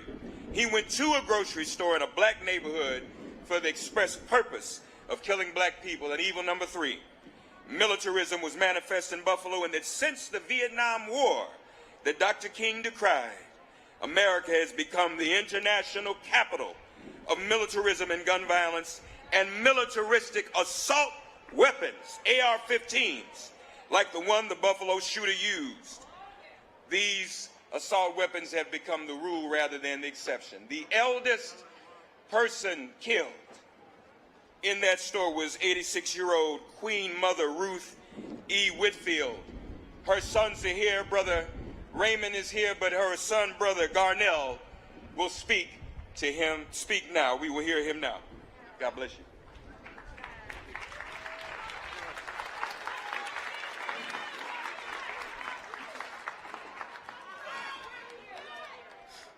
Good afternoon, family. As he said, my name is Garnell Whitfield. I'm here with my brother Raymond to lend our voice to the fight against poverty, social injustice, and racism in America. We're from Buffalo, New York, where a little over a month ago, our 86-year-old mother, Mrs. Ruth Whitfield, who was just leaving the nursing home caring for her soulmate of 68 years, our father, stopped to pick up a few groceries on the way home and was shot down like an animal, along with 9 other pillars of our community, murdered by an 18-year-old who believed in the lies of white supremacy and race replacement. Now, we know for a fact that it was him that pulled the trigger, but we also know that corrupt systems and evil people in high places loaded the gun and his empty head. We want to thank Reverend Barber for his leadership in this fight for social justice and the uplifting of the more than 140 million Americans that are living in poverty today, and for his visionary approach of inclusiveness as a strategy to deal with these issues. You see, poverty and the lack of resources and opportunity in Buffalo is what led this murderer to our community in the first place. That's right. In his 180-page manifesto, he talked about how because there was only one supermarket in our community, and because of that, he knew it would always be well populated with blacks who had no other options to buy fresh fruit, vegetables, and other healthy foods, that he would have this opportunity there. The very fact that our community is a food desert lends itself to being a target. So the racism and bigotry that is systemic in our society helped to create and sustain the poverty which made our mother and community a target. And we're here today to say enough is enough. Enough is enough, brother. Enough is enough. We waited too long for their better angels to treat us as human beings, deserving of equal access and opportunity in health care, education, employment, and the rest of the so-called American dream, which, for us poor people, is an American nightmare. As a Christian, we were raised as Christians by our parents. I'm reminded of the Beatitudes, which are part of Jesus' Sermon on the Mount. Blessed are the poor in spirit, those that mourn, the meek, those who hunger and thirst after righteousness, those who are merciful, those who are pure in heart, those who are peacemakers, persecuted, falsely accused, and insulted for his name's sake, for they shall be rewarded. But what I'm taking from this is this.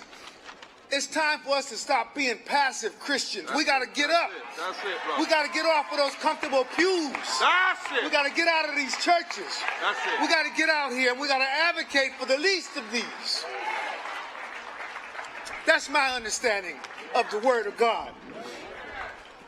Prayer is not a noun. It's a verb.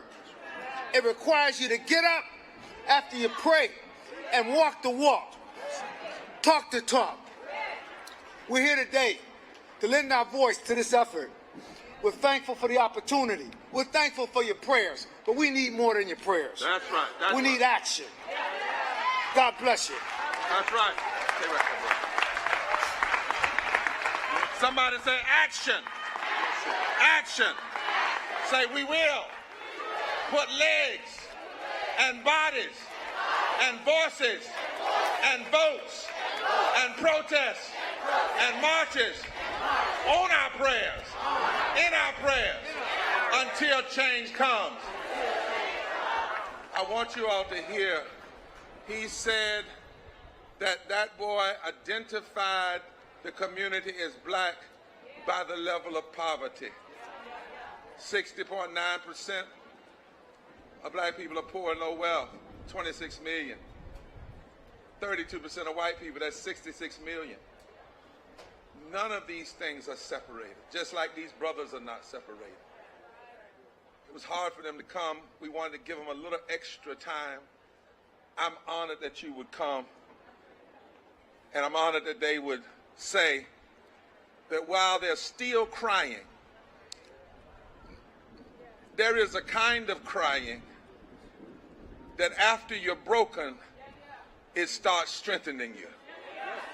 That's what the scripture means when it says, blessed are they that mourn.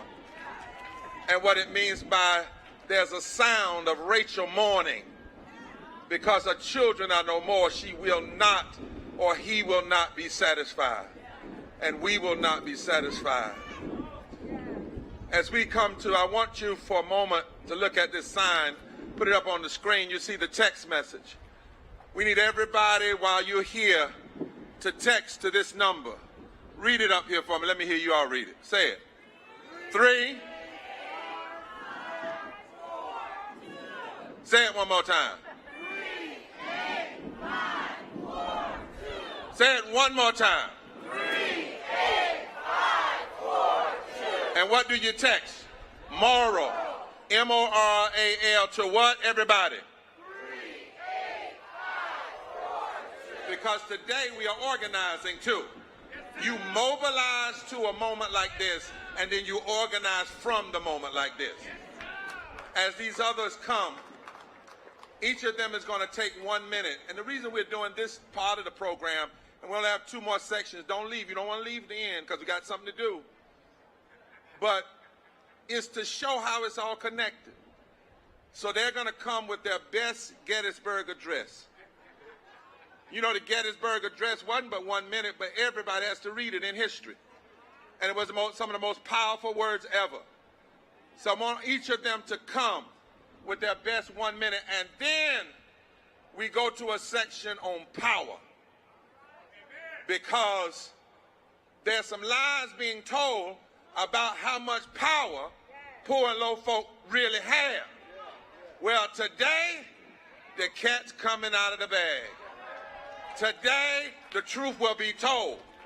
And you will leave here knowing that we have more power than it has been told.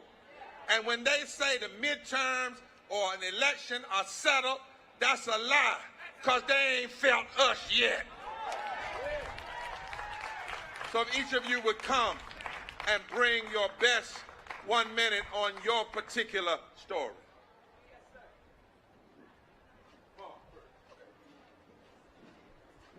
Bishop Barber has asked me to talk about the legislation H.R. 40 reparations, which is a bill in Congress, amen.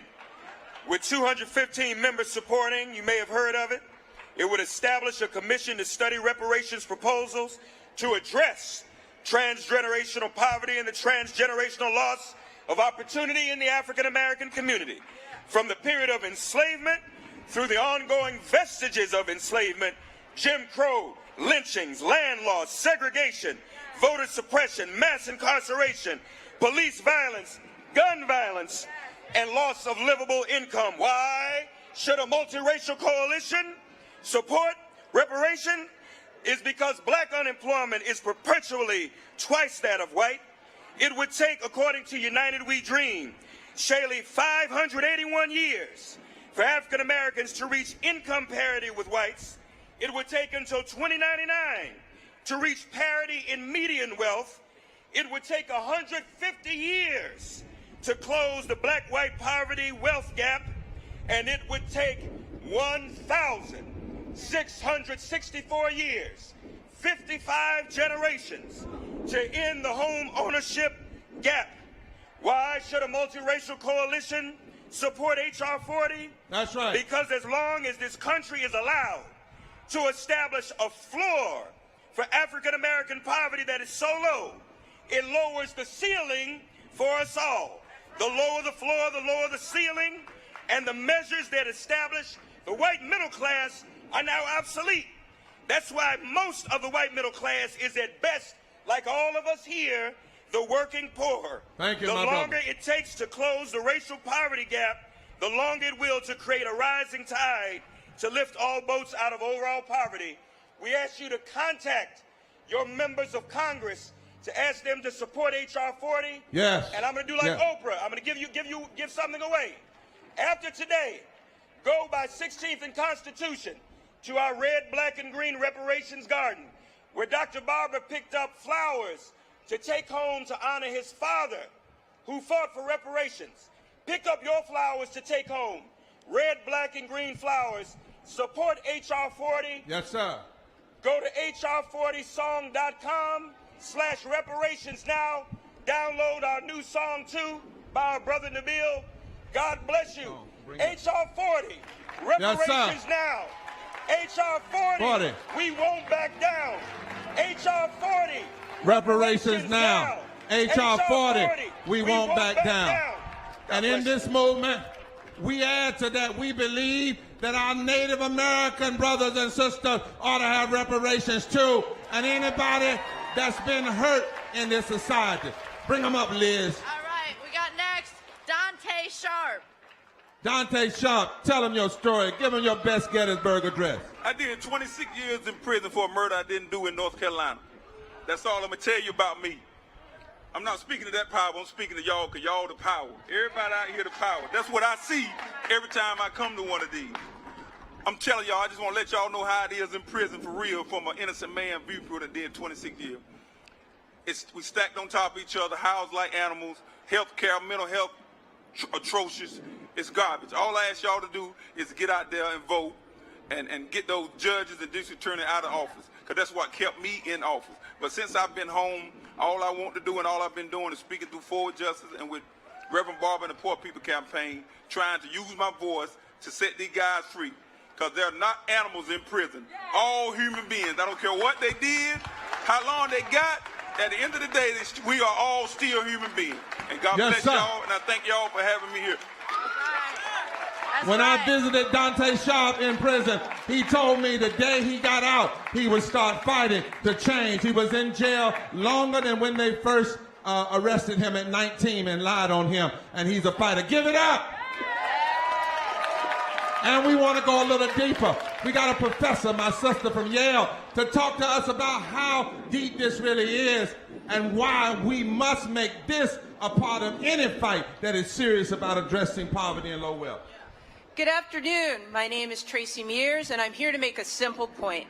Mass incarceration creates and deepens poverty and dampens our power to make policies to ensure that everyone has a right to live.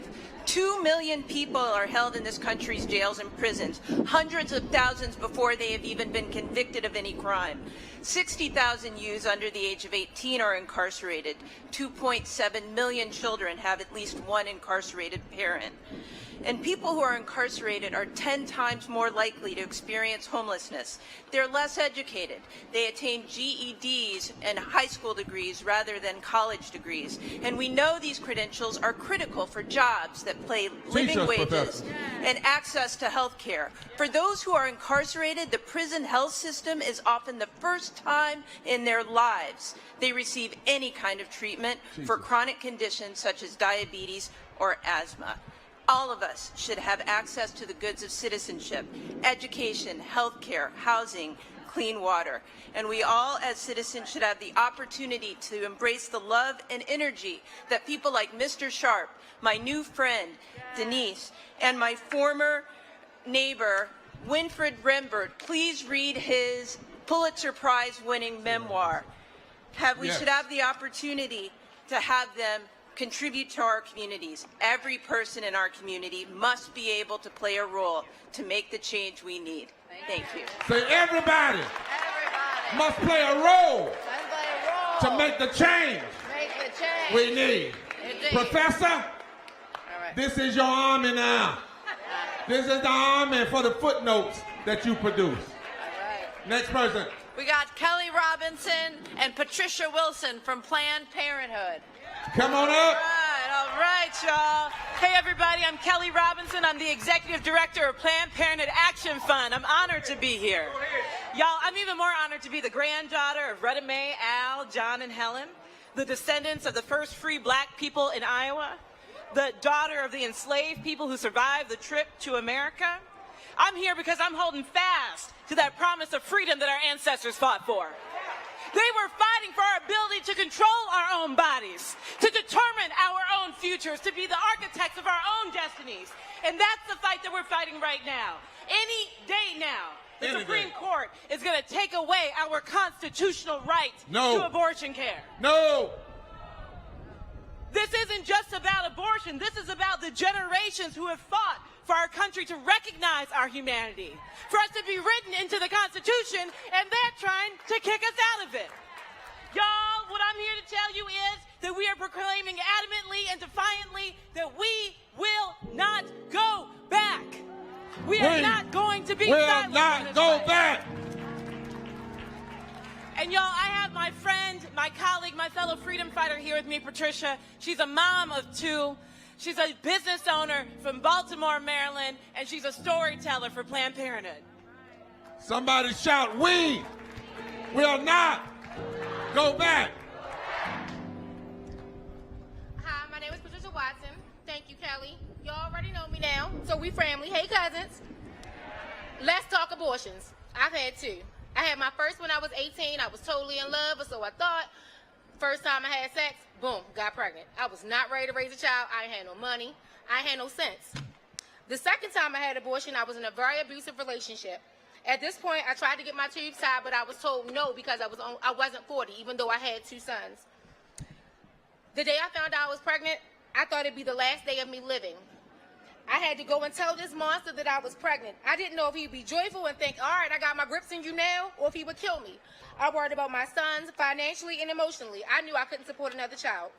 Social services is hard to navigate. It's hard to get food stamps, hard to keep them, hard to get Section 8, hard to keep it, hard to get health insurance, and extremely hard to keep it. Gas is like $100 million a gallon. People forget all of that. They forget about after birth the cause. Abortion is just a thing people do, but it's not a dirty thing, but at times it's necessary.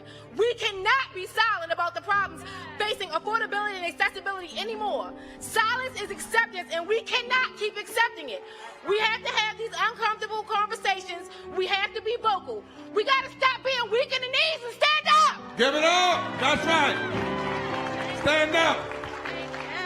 Look at your neighbor and say, neighbor, it's wrong to give a rapist more control over a woman's body than that woman.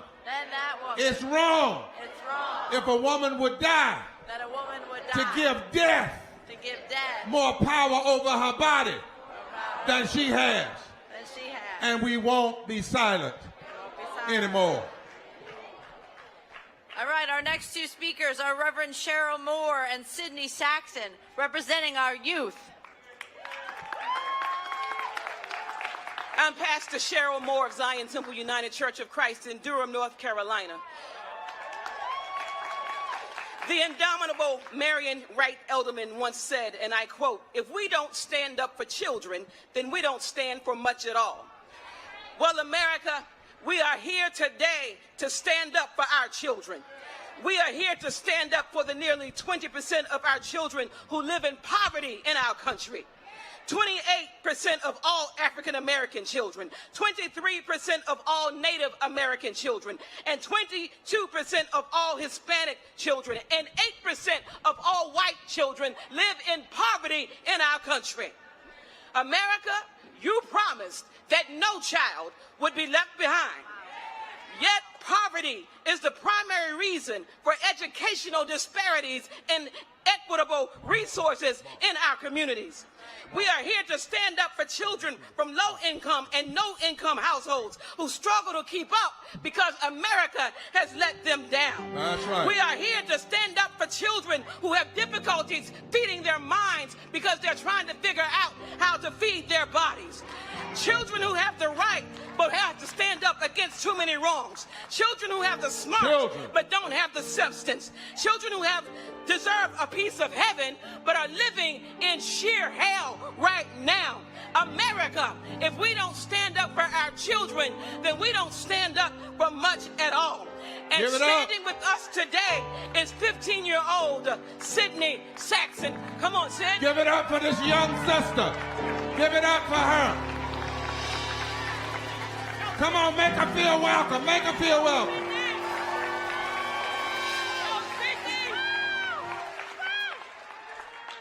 In his I Have a Dream speech, Dr. King said, instead of honoring this sacred obligation, America has given the Negro people a bad check, a check which has come back marked insufficient funds.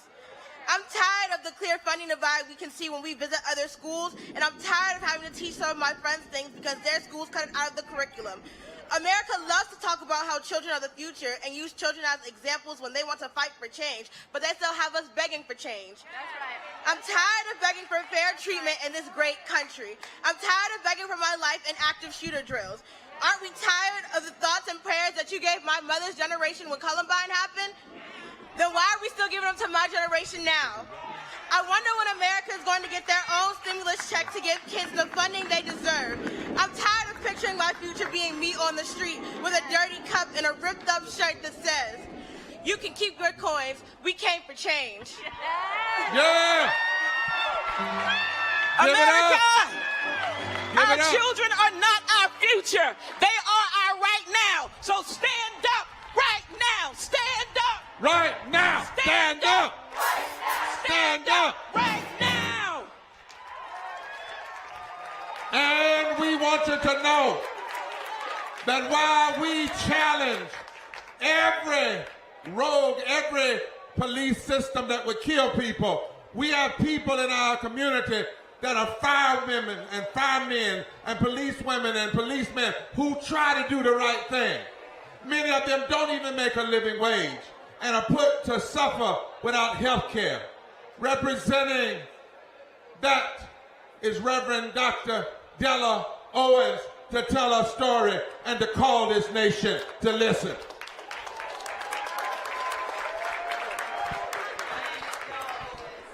Firsthand, the intersections between health care and poverty, growing up seeing my mother making decisions whether or not to pay bills or pay for medication that my father needed. And having worked as a city employee with the North Carolina, you're not considered vested until after working 5 years with the agency. And as serving as a police officer, after 2 years, I was diagnosed with systemic lupus, which makes it difficult to continue your medical insurance without paying a very high cost because of premiums. Because of my illness, I was transferred to a civilian position, losing my police commission, which meant that I could not receive full benefits when I retired from the department. I was denied disability, which can force some people to live from check to check. This should never be a threat or a worry to anyone. And as police and as first responders are protecting our citizens, we must demand that our government protect all citizens by providing universal health care for the 87 million people who are living underinsured or without health care. And that is why I am here today, standing with the Poor People's Campaign, a national call for more revival, and I will not be silent anymore. Yeah! Won't be silent. League of Women Voters, my dear sister, Lord have mercy. We're going to have all the women and all the brothers working together fighting for change. Welcome, Virginia Solomon. Welcome the sister with us. And I didn't realize that one of the great civil rights leaders of our time and lawyers, Al McShirley, is standing on the stage.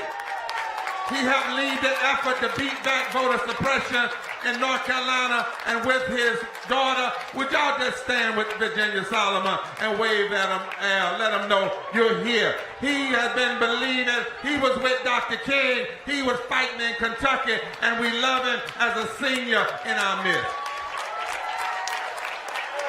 I love Bishop Barber, let me tell you. But today, this is a power revolution. Say it with me, this is a power revolution rooted in love.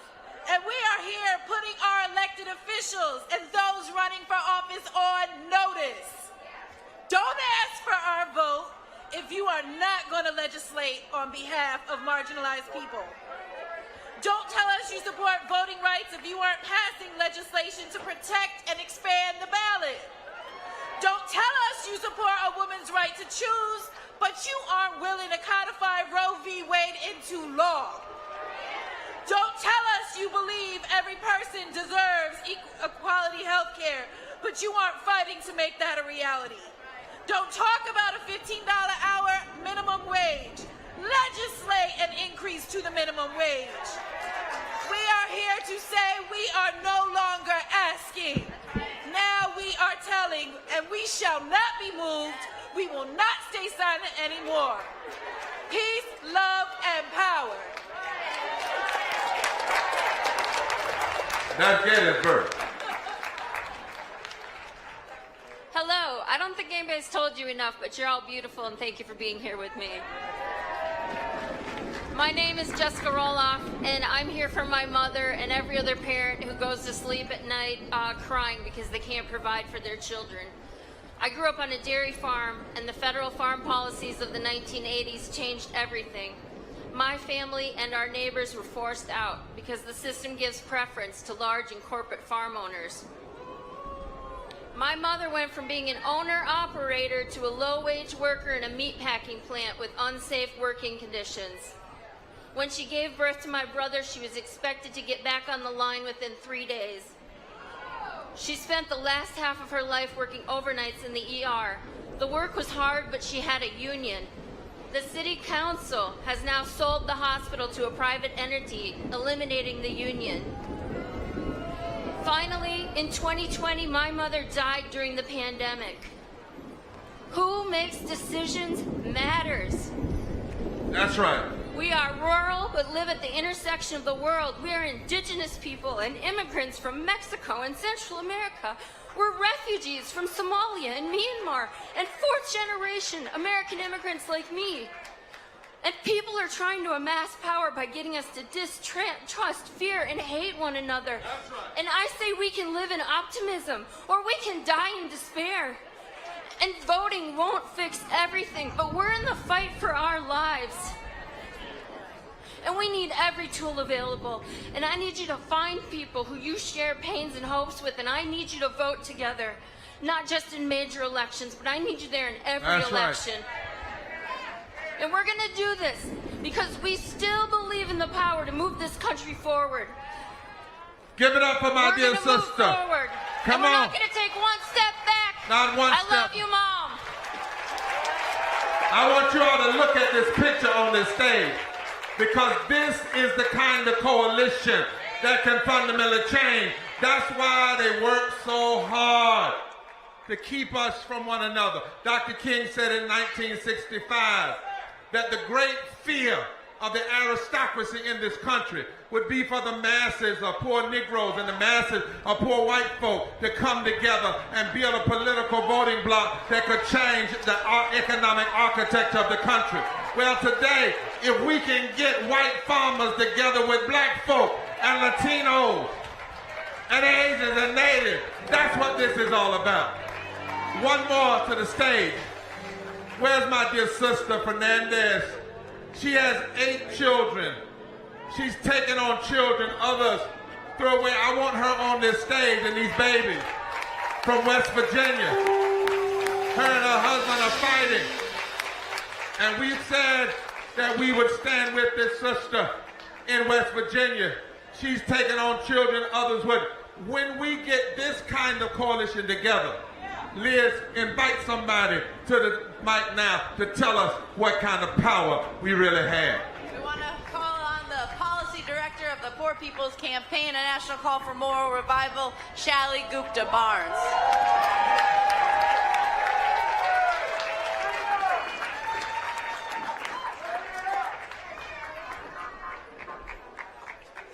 These testimonies we've been hearing all morning, they are more than just stories.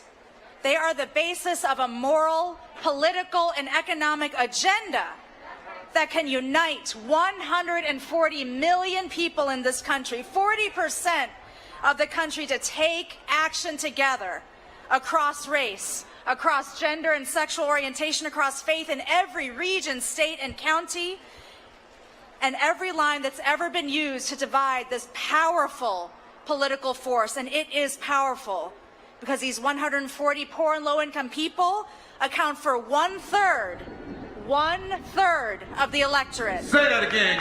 One-third. 1 out of every 3 voters in this country has a stake in an agenda that centers poor and low-income people. We call this a third Reconstruction agenda. And if 1/3 of the electorate was organized around it, we could change everything, our maps, our priorities, and we could revive the heart and soul of this democracy. So it is up to us. It is up to this campaign and anyone who is suffering from injustice and knows that this does not have to be, who knows that we are all deserving of the best and most of this country, no matter what we look like, where we live, who we love, what language we speak. It is up to us to organize and mobilize this new and unsettling force of poor and low-income people and poor and low-income voters to the polls. That's right. For those of you who may not know this campaign yet, you will, because we will be in the streets, at the legislature, in the courts, and at the ballot box. This is our promise. We won't be silent anymore, That's and our right. deadline is victory. Our deadline is victory. Shally, before you leave, is it also not true that in battleground states, poor and low-wealth people represent 45% of the electorate? It is. Is it not true that in 15 states, if poor and low-wealth people would just vote between 1 and 25% higher than they did in 2020, they could determine every election from the State House to the Congress to the White House? They can? And they will. How many of you will join us after this to organize and knock on doors and demand that people hear our agenda? Touch your neighbor, say, neighbor, don't sit on the power that we have. Now say it loud, the stones that the builders have rejected now have the power to be the chief cornerstone in building a third Reconstruction. And this is the day that the Lord has made.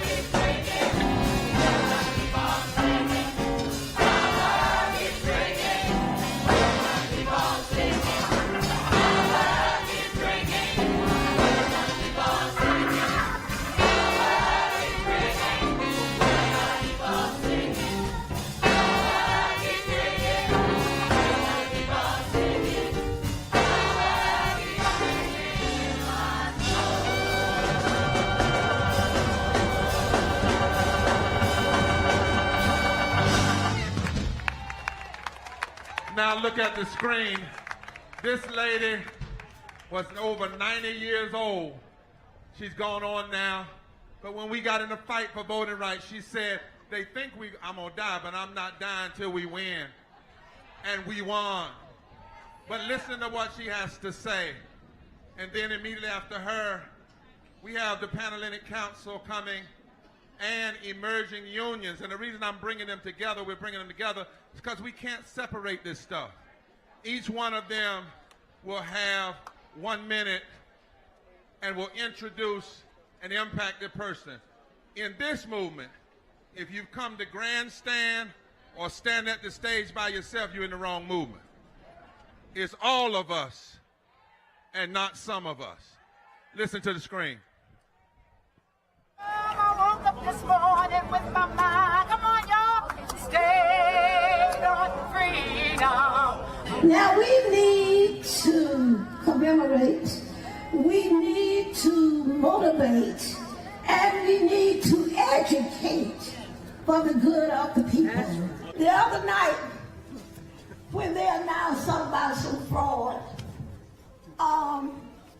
I said, why they keep lying? Because, and I want to tell you what I got up there in the hot seat for time after time, is that they were doing that to set us back. That's right. And we should get interested.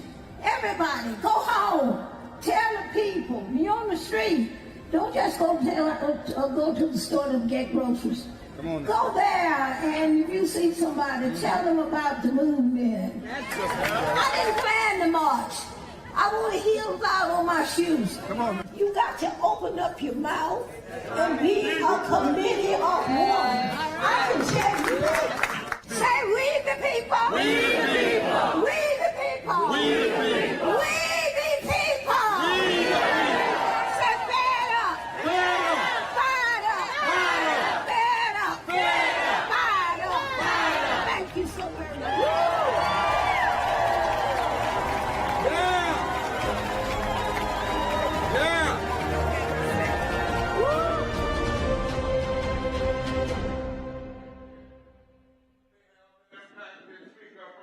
Of the Fratters and Soras, they are coming together with emerging union fights at Dollar General, at Maximus. Give them to me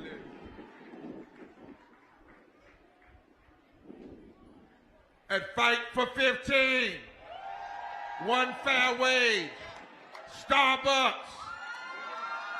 Do you know that people who serve us in restaurants today only make $2.13 an hour before tips, and many of them could not even qualify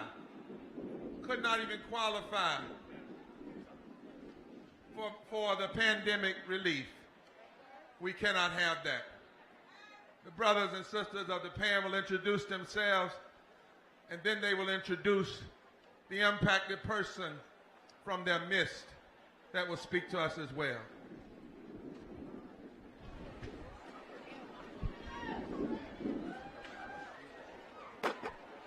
Good afternoon.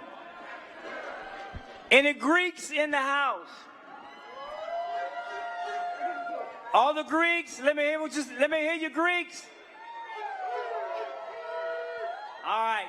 My name is Spencer Bruce. I'm the Executive Director for the National Panhellenic Council. My job merely is to introduce some of these fabulous people that are on the stage behind me.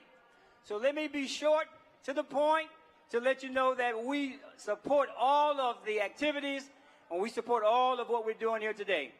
I'm going to introduce now the National President for the National Panhellenic Council, Ms. Donna Anderson. Thank you very much. It's such a beautiful day. It's a beautiful day to come out. Thank you for having us here today. I represent the 9 majority fraternities and sororities that make up the National Panhellenic Council, or affectionately known as the Divine Nine. Divine Nine, Alpha Phi Alpha Fraternity Incorporated, Alpha Kappa Alpha Sorority Incorporated, Alpha Psi Fraternity Incorporated, Omega Psi Phi Fraternity Incorporated, Delta Sigma Theta Sorority Incorporated, Phi Beta Sigma Fraternity Incorporated, Zeta Phi Beta Sorority Incorporated, Sigma Gamma Rho Sorority Incorporated, Happy Centennial Sorors, and Iota Phi Theta Fraternity Incorporated. On behalf of the Council of Presidents, Chairman Reuben Shelton, Esquire, I bring greetings to you from the Council of Presidents, the Divine Nine, and NPHC. We are stronger together. And, okay, my time is up. I have so much I want to say, but we have to cut it short. But you'll hear more from NPHC. Go to nphchq.com. Love you all. Love you. We're all together. I'm Dr. Willis Lonzer, General President of Alpha Phi Alpha. Much like our brothers, Brother King and Bishop Barber, all of the Divine Nine stands behind the concept of the Modern Poor People's Campaign. We believe in universal health. We believe in a $15 minimum wage, immigration reform, and we stand with the restitution of convicted felons' voting rights and the end to voter suppression tactics. Today, we are proud to bring forward one of our own, a member of Zeta Phi Beta, Ms. Tasha Powell, who will share her experience. But just know, the Divine Nine stands in support of you, and we will not relent. Ms. Powell. Yeah. Good afternoon. I bring you greetings from Zeta Phi Beta Sorority Incorporated, Beta Zeta Chapter, Washington, D.C., with the international president being Valerie Hollingworth Baker.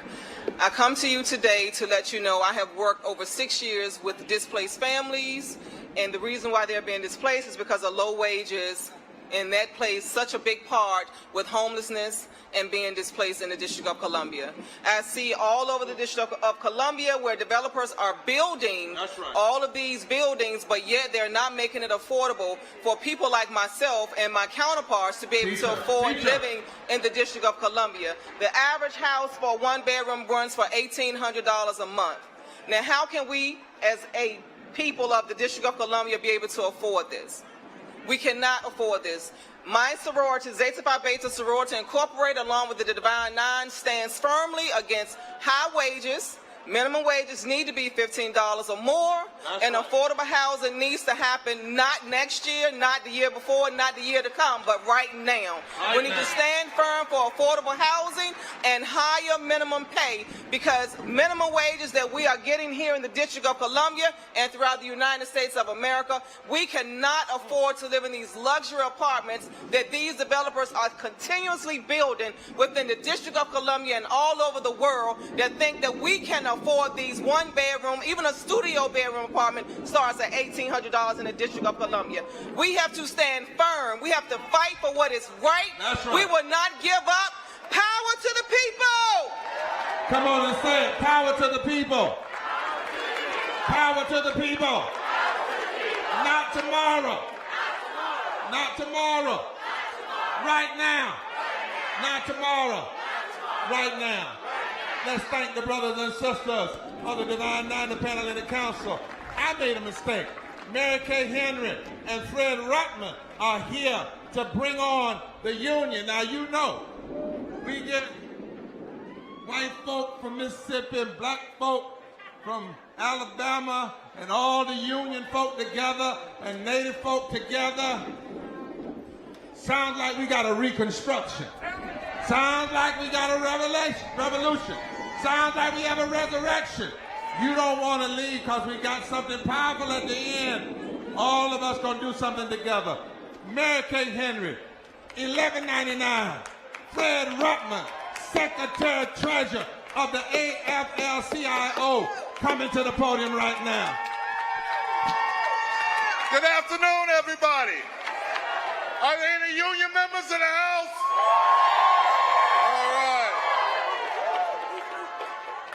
I want to first of all bring you greetings from the 12.5 million working people in 57 unions who represent workers in every sector in this country. Give it up the for them. AFL-CIO. Give it up! Millions! It is great to be with you today. I want to thank Reverend Barber and Reverend Dr. Theo Harris for inviting us here today and for their unyielding commitment to poor and low-wage workers. And it's great to see so many people dedicated to this cause and to this effort. But we all know that we should not have to be here. We should not have to join together in the streets and march and lift our voices to put an end to poverty, because poverty is a failure. It's a failure of the system, not of the people. You know, being poor is not the failure. Being poor is not a crime. The crime is accepting a system that allows for poverty. Poverty exists because we allow it to exist.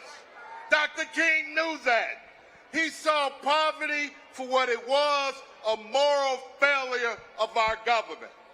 A government that allows its people to go hungry, to live unsheltered, to live sick or injured without access to health care is a morally bankrupt government. Yes, sir. And that's why Dr. King launched the Poor People's Campaign to advocate for the full humanity of every single person in this country. Because Dr. King knew you could not have racial justice without economic justice. And that is why Dr. King worked so hard to bring the civil rights movement and the labor movement together. Because that is what the labor movement does. The labor movement, we advocate for workers, for better wages and benefits, for a safe job, for dignity and respect at work for all workers. Unions fight injustice in our community. We fight discrimination. Yes. It is no mistake the wealthy and the right wing keep trying to limit the powers of unions, to silence the voice of working people. Because when workers cannot collectively bargain for their own future, workers are exploited, workers are pushed down and pushed out. And the economic inequality that has plagued our nation for centuries keeps expanding. We cannot continue to accept a world where the CEO makes 300 times more than the average worker. That's right. Teach us, friend. Where millionaires and billionaires pay lower taxes than the average American. We cannot accept a world where social programs like Social Security, Medicare, and Medicaid, and the Affordable Care Act are under constant threat. Now, I believe that unions is the best vehicle to eradicate poverty. But we can't do it alone. We need all of us sticking together. All of us sticking together, standing out for a more just country and a more fair nation. Thank y'all very much. Give it up for Fred Ruffin. Everybody shout, solidarity forever. Mary Kay Henry. Thank you. I am so proud on behalf of the 2 million members of SEIU and the millions more fighting all across this country to join together in unions and stand with the Poor People's Campaign, a national call for a moral revival. Forward together. Not one step back. Forward together. Not one step back. And that's what healthcare workers came to do. Not one step back from Healthcare Pennsylvania, Healthcare Michigan, 1199 United Healthcare Workers East from New York, Maryland, New Jersey, and Florida, and 1199 West Virginia, Ohio, and Kentucky. Janitors and security officers from 32BJ and public workers from 500 in SEIU, Virginia, and 73 Illinois. And then we have the fight for 15 in a union leadership. That's right. In the House. Yeah, in the House, Reverend Barber. From Florida and Wisconsin, from Raise Up in North Carolina and Georgia, and South Carolina. with the Starbucks workers organizing all over the country. Starbucks workers! And in solidarity with the Memphis 7, because we say we are here today on behalf of every worker fighting for unions for all, and every voter fighting for a government that works for all. Our votes this November are not a show of support. They are a demand. And we demand that every corporation and every elected official hear us. And that's why I am so proud to stand today with the fearlessness and courage of the workers. I'm proud to introduce Nikki Taylor from the Starbucks Memphis 7.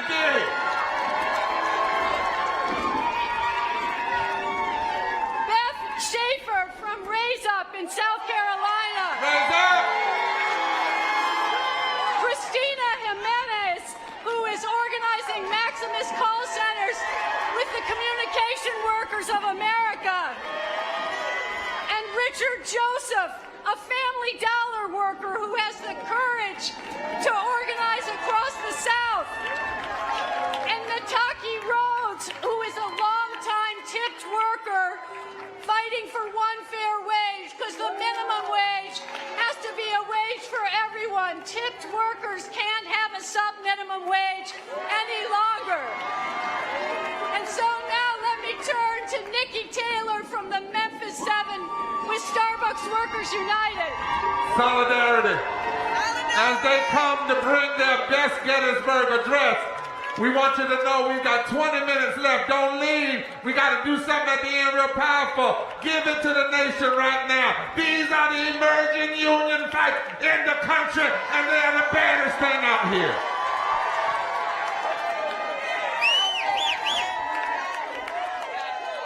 All right, so I'm going to start with this slogan we just started using, and that's what Starbucks billions.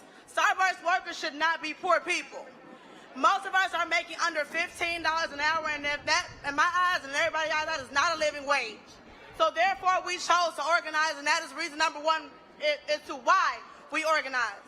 We are working under unsafe conditions, working with no protection between people throwing drinks at us, throwing punches at us, and calling us slurs every day. And this is why we organize. It takes a Starbucks barista almost 30 years to make what our CEO makes in a year. And to me, that's ridiculous. And that is why we organize. Why we organize is because the union is going to give us a voice that we never had before. And therefore, we're going to stand up and fight for that voice.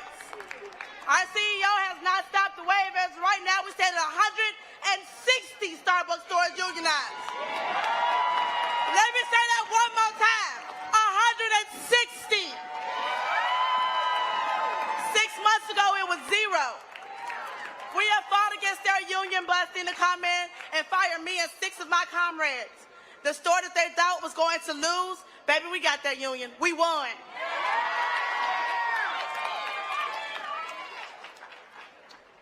So, I'm going to leave that because I know we got 1 minute and I'm going to say true like nobody else did. But anyway, if you guys want to, please find us. We have a pledge you can sign so that you can support the Starbucks workers.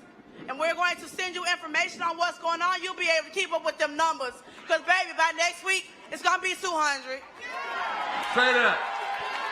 And the week after that, we're going for 3. And I'm going to leave you with this. Let me rest. After I say no contract, I need y'all to say no coffee. Can we do that? No contract. No coffee. No contract. No coffee. No contract. No coffee. Thank you. Everybody shout solidarity. Forever.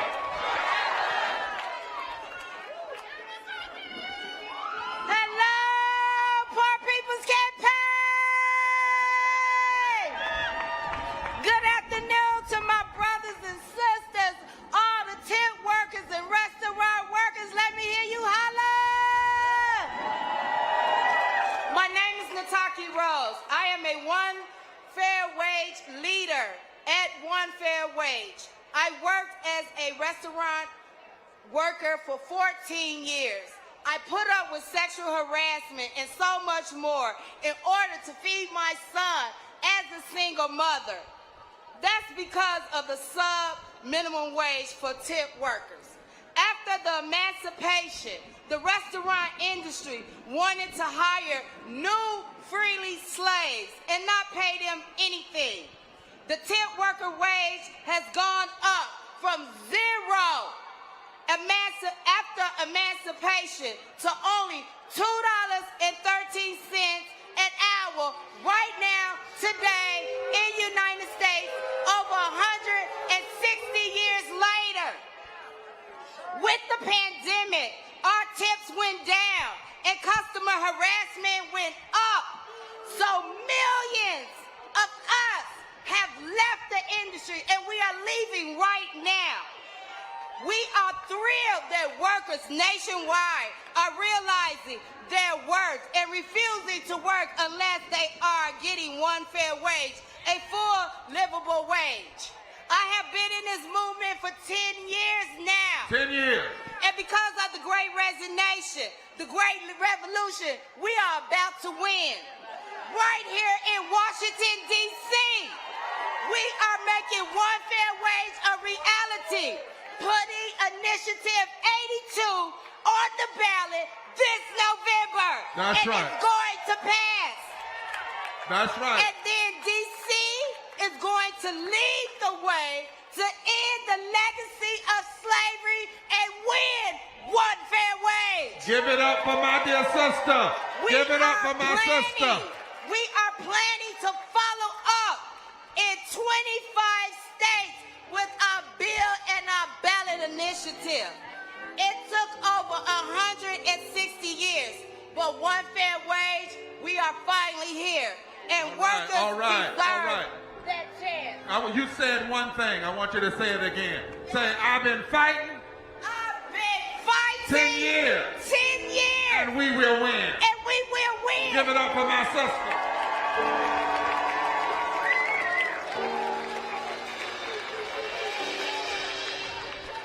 Next one. Bring it up. Say solidarity. Forever. I work for Maximus, a federally contracted employer. I am with Medicare. I don't understand why I have to answer questions about health care when I don't even have health care for myself. I am a single mother of three children. Why do I have to say, oh, I gotta go to work, baby, I'm sorry, I can't take you to the doctor today? It is a shame. Why do we have people that have 13 per hour when we're supposed to be at 15? We deserve more. More. What do we deserve? More. Thank you, much. Everything costs so much. That's right. Why? That's right. Breathe. We are not numbers. We are human. That's right. We are human. We are human. Say that with us. Say, we are not numbers. We are human. We are not numbers. We are human. My sister, let the other sister come to the mic. We got to get her up. Come on.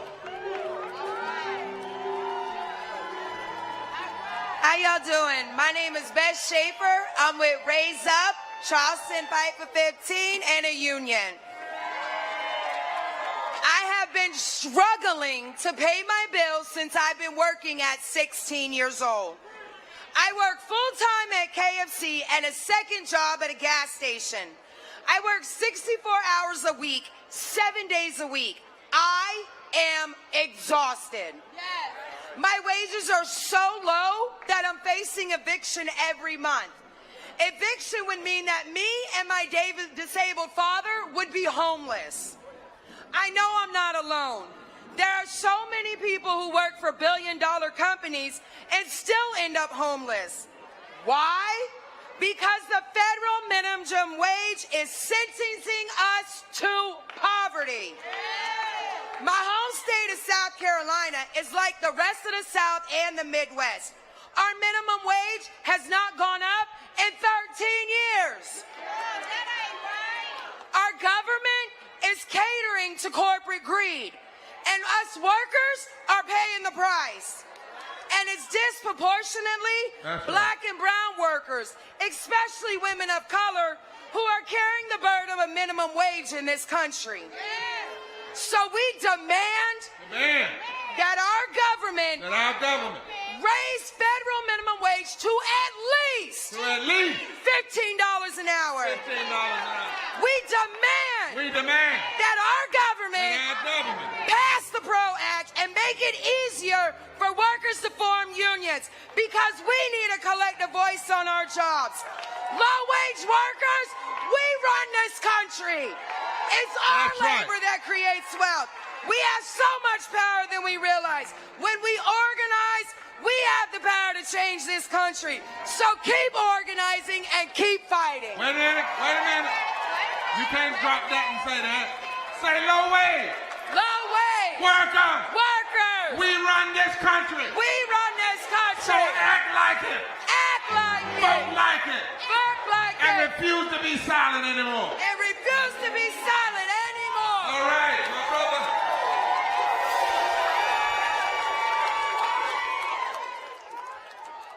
Good afternoon, everyone. My name is Richard Joseph, and I work at Family Dollar.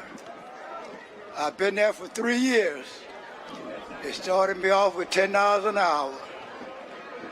Every time a new year rolls by, instead of them giving us a decent raise, they give us 15 cents. What can we do with that? We have families to support. We have everything to look forward to. We're about to go into a recession, to tell you the truth, because of the wages. Everything is going up. Gas is going up. Food is going up. So what do these companies expect us to do? We have families to raise. A couple of months ago, we had the HR come down. I thought he was coming to discuss a raise. Okay. You know what he come for? Because he don't want to see us with a union. That ain't right. That ain't right. That's not right. I want to thank you. Forward together. Not one step. Stay right here, brother. Something's wrong when billionaires made $2 trillion through this pandemic, while 8 million more people fell into poverty. And that's why we can't be silent anymore. Is that right? Give it up for these emerging unions for showing us the way. Now we got people here that have come on buses from as far as 15 hours away. All the way in the back, let me hear you shout. All the way to 14th Street, let me hear you. And they've got cameras, but we must honor them. We've got 4 unions that are coming, representing all the unions that are supporting. Everybody that comes, you got exactly 1 minute. Not 1 minute, 1 second. Not 1 minute, 2 seconds. We all said this all before we got here. And then we're bringing up the organizations, and each organization gets one person, either the president or to say why we will keep organizing together. Come on up as the unions come. And I want to give a shout out to George Gresham and that mighty union called SEIU 1199. They brought over 60 buses from around the country. Y'all tell George I say hello, all right? All right. You got your best Gettysburg address? Let's go. Greetings, peace and blessings. I'm Millie Silva of 1199 UHE. The Purple People. We are here as part of a 70-bus delegation of healthcare workers from Massachusetts, New Jersey, Maryland, D.C., and Florida. And we stand with you, Bishop Barber, and everyone who is a part of the Poor People's Campaign. On behalf of our President, George Gresham, and the 450,000 healthcare workers we represent in our union, we are here to declare we stand with each and every one of you who's organizing to end poverty in this country. The poverty where some of us have a living wage and others do not. The poverty where some of us have a home to live in and others of us are on the streets. The poverty of spirit that allows for systemic racism to exist instead of the love that we need for each and every one of us as humans. Sisters and brothers, family, we have to stand together because this country is rich and it needs to share the wealth. There is a sickness in this country, and as healthcare workers, we are looking for the cure. But as we learned in this pandemic, here is what we know. We are the ones to save ourselves. We are the cure. It is us. It is each and every one of us. Those of us who are here today and those of us who are here back at home. Because at 1199 we know an injury to one is an injury to all. And so we stand together in the spirit of 1199's founders and in those of us for the next generation. Let's do this together. During this pandemic, we went through one of the toughest contract negotiations in all of our states. And our call to each other was this: to win this fight, we must unite. To win this fight, we must unite. To win this fight, we must unite. Bring on the testifiers. Give them a hand. Let them feel welcome. As I stand shoulder to shoulder with you all, recognizing this march on the weekend of Juneteenth, I am empowered, encouraged to end poverty, build power for workers, transform our country. My name is Lilith Clackin. I'm a proud member of 1199 SEIU, representing New York State. I am a home care worker. I am a delegate representing my co-workers and a certified and licensed home care aide. I can safely say I have contributed positively to people's lives, making it possible for elderly and sick people to live in their homes and receive compassionate care. I worked throughout the pandemic, being an asthmatic and living with my grandchildren, giving my health conditions. I feel very blessed to have survived. Many of us who march today have not been recognized for our contributions. That's right. And so it is with this in mind, we know without the voices of the people holding our employers and elected leaders responsible to deliver for us fair wages. Let us not forget the dark period our country faced for 2 long years. Death stared us in the face. A virus wiped us out. Low-income families were so much more impacted. Let us recognize the essential workers, end poverty, build power for workers, transform. Recognize us. Say, recognize us. Hello, my name is LaTanya Davis. I'm a proud member of the 1199 SCU Unit Healthcare Workers East. I'm a secretary in Miami. I'm a mother of 3 boys, 14, 18, 19, so you would know what my grocery bill must look like. My rent just went up $300. I guess it'll be just me and God trying to figure out how I'm going to survive it. Honestly, I'm not sure how I would support my family. I've worked in the same hospital for 16 years and I've learned I'm still under $16. Many of my sisters and brothers all around Florida have it even worse than me. The hospital and nursing homes workers privileging life-saving care every single day, but they can't even afford their own health care insurance. It's getting to the point, guys, is that if we're not out here being together like this, we're not going to make it. So I'm just glad to see you guys out here. Let's keep on fighting. Let's keep on fighting. She is why we must fight. Next union. Is there anybody else? Is that it? Next.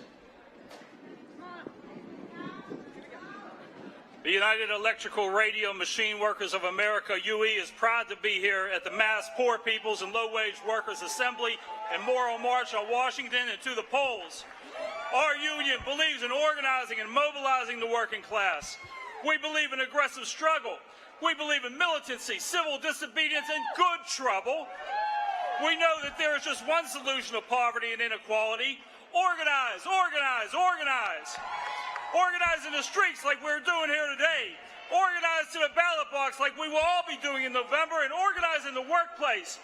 Every workplace we see how poverty and systematic racism work together to exploit the working class and keep us in poverty.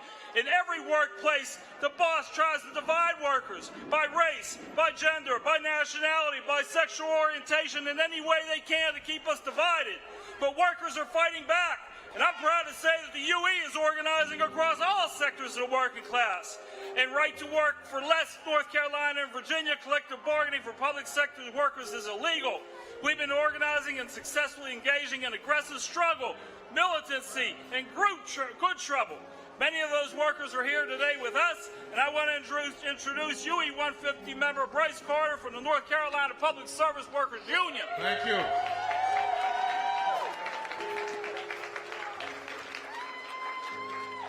Greetings, everybody. My name is Bryce Carter. I'm the Vice President of North Carolina Public Service Workers Union, UE Local 150. Serve on the National Executive Board and Steering Committee of the Southern Workers Assembly, member of Black Workers for Justice, and I'm also a street maintenance worker for the city of Greensboro. We know the biggest tool to fight against systemic poverty and racism can be unions. Down south, a region where nearly 60% of all black people live and work, we are in a fight for our lives to organize workers and to overturn Jim Crow-era law that bans workers from collective bargaining. That's right.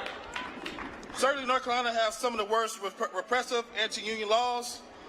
Collective bargaining is a critical expression of workers organized for power. However, even without collective bargaining, our union has been able to raise the minimum wage for tens of thousands of workers up to and beyond $15 per hour. By organizing city workers across the state, we won $50 minimum wage in 6 largest cities. This was no easy task. We pushed leaders in council meetings, rallied workers in the streets, had the support of the community, handed out flyers, held press conferences, made many phone calls to our members, conferred meetings. Thank you, my brother. We also wanted it all for all state employees. Just this spring, we won a minimum wage of $20 per hour for city workers in the city of Charlotte. Keep fighting. Thank you, my brother. Thank you, my brother. Next. Unite here. There she is. So unite here. Unite here. Right now. Right now. Good afternoon. My name is Nicole Hunt, International President of Unite Here and President of Local 634. Yes. I represent the cafeteria workers of the School District of Philadelphia, and we say enough is enough. Enough. Enough of more work, less pay. Enough of employees undervaluing our work. Enough of poverty wages. Enough of us having to figure out whether to pay our bills and put food on the table. We pay bills and have families to support, just like the bosses. And we are here to say, pay us our worth. Say it with me, pay us our worth. Pay us our worth. Without us, there will be no hotels clean, no children fed, no deliveries being made. We are here to let them know we can shut them down. Yes, shut them down. Our union brothers and sisters in Atlantic City said they will shut them down with that strike vote on Wednesday.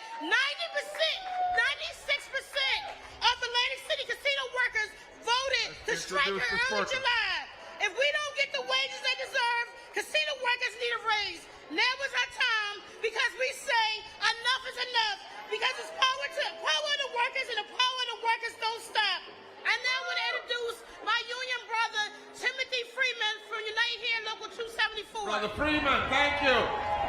Hello. Good afternoon, everybody. And I'm just going to add on for my sister Nicole just to say, we shouldn't have to feel this way. We shouldn't have to live this way during these times and everything.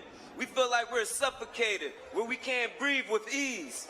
And at this time, we got to continue to do what we're doing every day, demanding what we need. Winning unions everywhere. We got to start by getting up in their faces. Don't stop till they hear it. Don't stop till they hear our voices heard. And don't stop till we can't breathe freely. When we fight, we win. When we fight, we win. And when we vote, we win. Yes, sir. Yes, sir, brother. Now, we don't often think about flight attendants being among poor and low-wage workers. But the president of the flight attendants is here, and to introduce someone today. My name is Sarah Nelson, president of the Association of Flight Attendants, CWA. Now they say a rising tide lifts all boats. But as my friend shared with me recently, do not focus on the individual boats. We are the rising tide. Welcome everyone into the tide. The billionaires didn't earn that money, they stole it from us. They're stealing our productivity, our time, our democracy, our future. And as you'll hear from my brother in a minute, they're stealing from us by defining our value as less than what we all should be because it's a different business model. We won't beat the capitalists in Washington until we beat them in the workplace. So if you want to see change, build your union. Unions are for everyone. If you're done with poverty, build your union. If you believe a woman should have dominion over her body, build your union. If you want for someone else what you want for yourself, even if they are different from you, build your union. Now let's hear from Derek McDaniel, a 22-year Air Wisconsin flight attendant, who's going to tell us that poverty doesn't fly. My sister said, come back, sister. This is my dear sister here. Come here. We stand together. Listen, those of you in the back, I want you to start making your way. We've got something we got to do to show the nation. And if you're in the back, I see you at 7th Street, 8th Street, 9th Street. Come back this way. I declare the buses won't leave. But we got to finish like we started, together. And there's no better way that you could have spent 4 hours today. Am I right? In fact, it needs to be 24 hours, 7 days a week. Hear what we got to say. And change America. Come on, my brother. Sarah. Hey, DC. I came here to talk to you today because I have a big mouth. The truth is, I've never been quiet about it. I came to get into the good trouble, start some good trouble. Who told us that? I'm here to talk about an unfair business practice that's causing poverty in the airline industry, that's pitting the regional flight attendants against the major flight attendants, and it's unfair. When you buy a ticket on United Airlines, you might actually be flying on an Air Wisconsin flight. There is no difference between the paying of United Express, United, American Eagle, American Delta, Delta Connection, regional flight attendants are making 65% less than our major counterparts. We do the same job, we want the same pay. Talk to me, DC, because I came here to cause some good trouble. Do you feel me? I'm here to talk about an unfair business practice that's creating poverty. That's right. I'm here to tell you that most of the majority of flight attendants are still women and getting underpaid, which that means that's discrimination in 2022. That's right. Talk to me, DC, if you hear me. What are we going to do about it? We go forward together. Not one step back. We keep doing this because if we're not showing up and we're not screaming, somebody's voices is not getting heard. That's unacceptable. Talk to me, DC. That's right.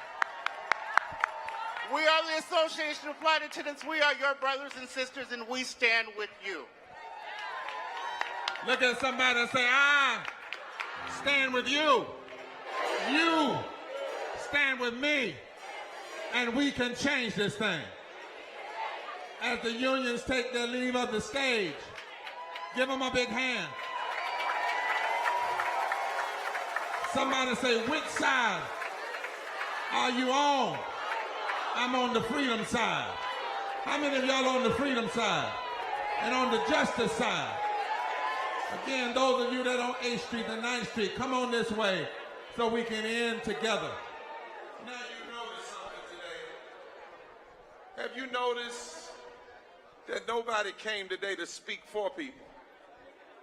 We promised at the beginning of this movement that we would build a stage for impacted people to speak. Not everybody can. I see some of your signs, but you have to hear and love what you see happening today. We're modeling what you ought to do in your states and in your cities.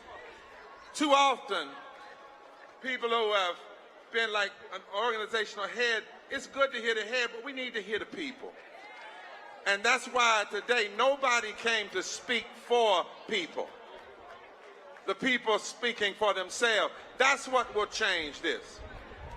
Now, here at the end, we have the presidents or their representatives of various peer groups that agreed to this early on. Many of them said, you know, I understand. I might be the president elected, but I'll let somebody else speak that's in my organization. The one or two presidents that you saw, as you saw today, they introduced somebody else. That's the kind of model we've got to have for Fusion Coalition. So I'm going to invite these presidents now. These are the peer organizations.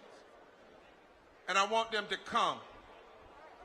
I want the tri-chairs of our Poor People's Campaign to start making. If there's some tri-chairs here, we'd like you to come to the side and come around tri-chairs because we want to get you up on the stage at the end.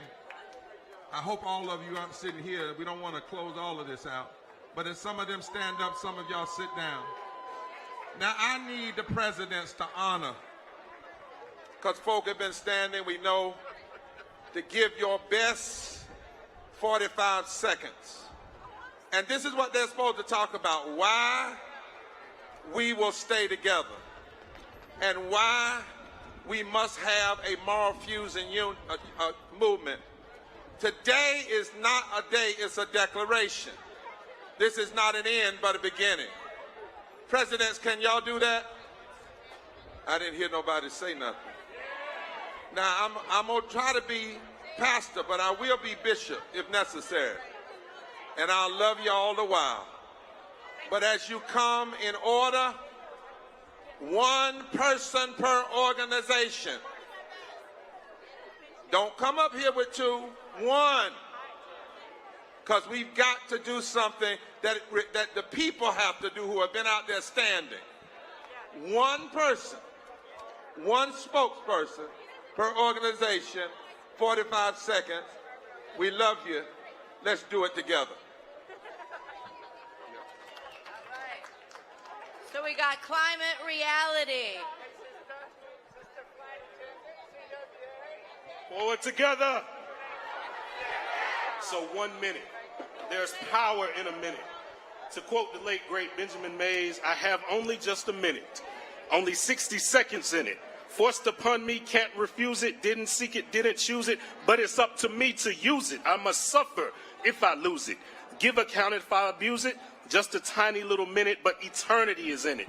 My friends, eternity is in the minute we've been given. And although we like to say this is a movement, this is also our moment. When we think about the global climate crisis that threatens to push 100 million people into poverty by 2030, this is our moment. When we think about the fact that 68% of African Americans live within 30 miles of a polluting coal-fired power plant, this is our moment. And if this is our moment, if this is our movement, we must use it. Forward together. Not one step back. Forward together. Not one step back. Forward together. Not one step back. All right, and now Greenpeace. Hello, sisters, brothers. My name is Tafari Gabre. I'm the Chief Program Officer at Greenpeace, and I bring you greetings from our 3 million members. Sisters and brothers, our nation is grieving. We're seeing attacks on women's rights, senseless acts of gun violence. Our planet is running out of patience with us.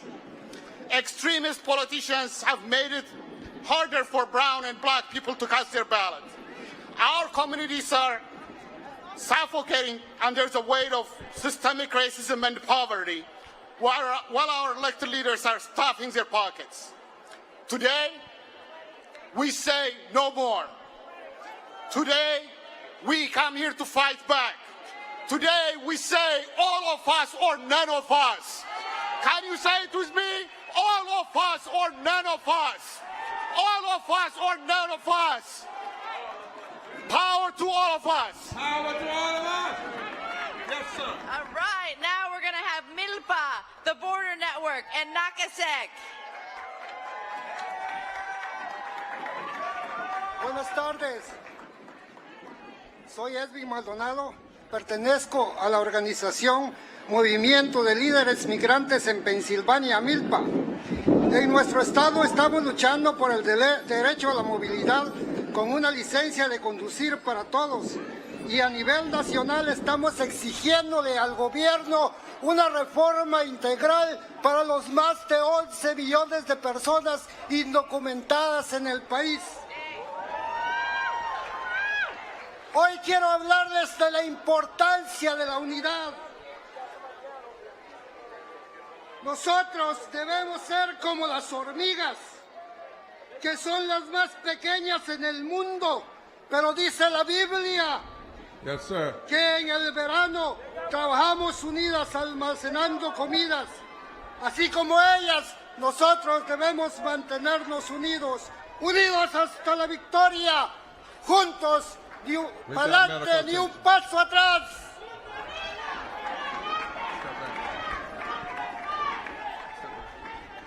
All right, we've got medical attention. Y'all just look this way. There are doctors here. There are nurses here. Let them take care of it. You come this way. Don't get around them. That's what we don't do. Don't get around them. Let them breathe. They're fine. We've got a doctor here. God, we ask your blessings now. That you touch and heal in the name of our God, in the name of Christ, in the name of all that is holy. Now, y'all that are looking, turn around. We need you to turn around and leave them, let them, unless you're with that person, let the medical people take care of it. We've got plenty of security and medical people. All right. Now, you presidents, because we have somebody there, I want you to honor that, okay? Let's come up. You're talking about why we must stay together. Come on.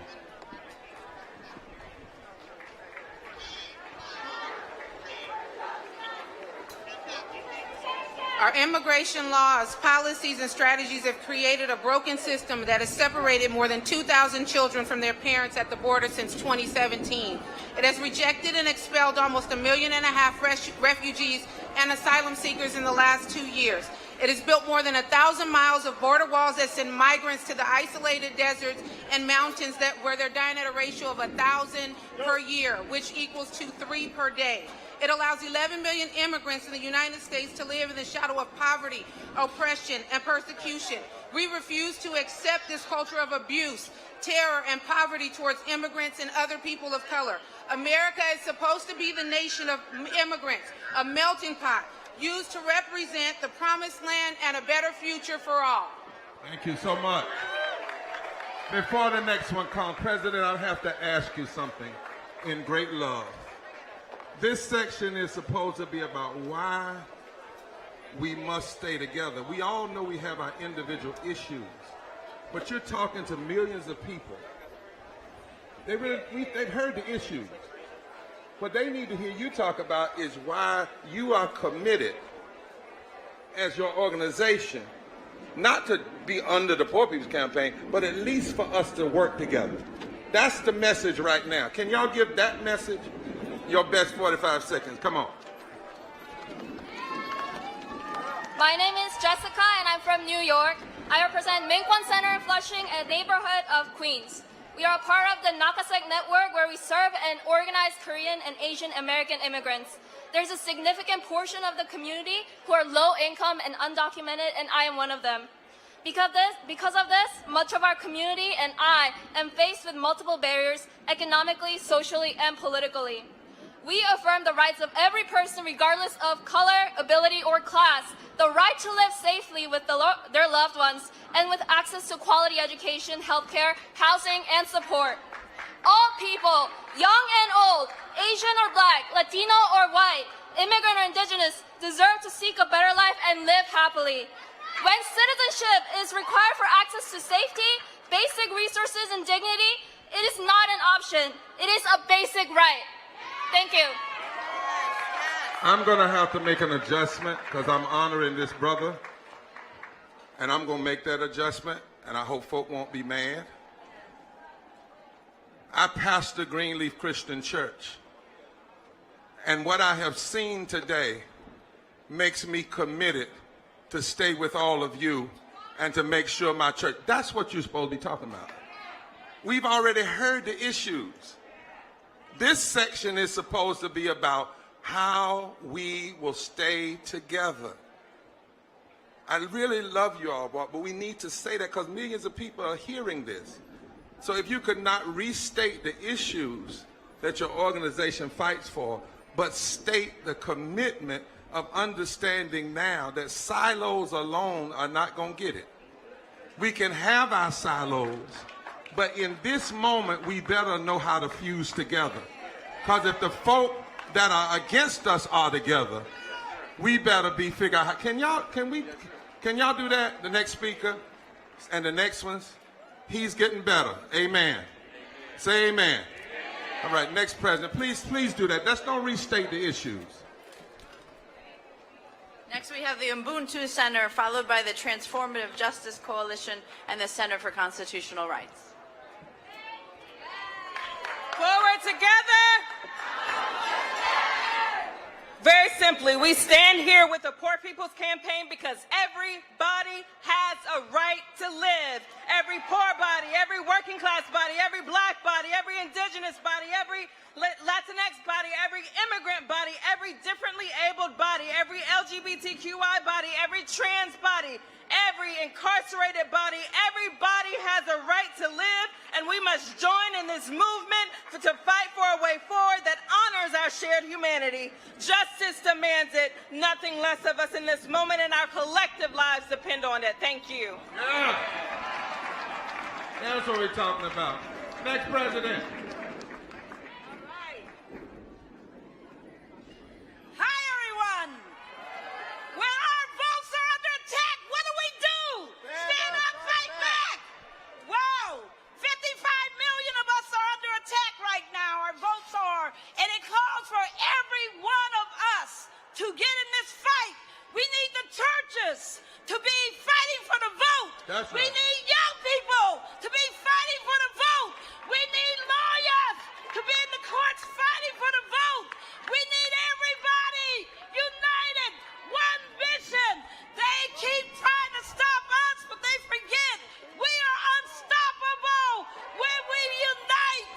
So we say to them right now, we will always make sure our united mission is to free the vote. Free the vote. Free the vote. Yeah. Thank you, Barbara. Next president. Good afternoon, beautiful people. It's so good to see all of you. I am Donita Judge, and I am the Associate Executive Director at the Center for Constitutional Rights. My colleague, Raphael, is here with me. We were here as legal observers. Without a doubt, the work that we do together to dismantle the systems of oppression that impact poor, Black, Latinx, LGBTQ, and marginalized communities is as crucial as ever today. Our partnership with communities under threat is why the Center of Constitutional Rights is able to fight injustice for more than half a century, and it is why we stand here today. That's right. with the Poor People's Campaign, because we know Justice takes a fight. Yes. Justice Takes a fight. Forward together. Not. Forward together.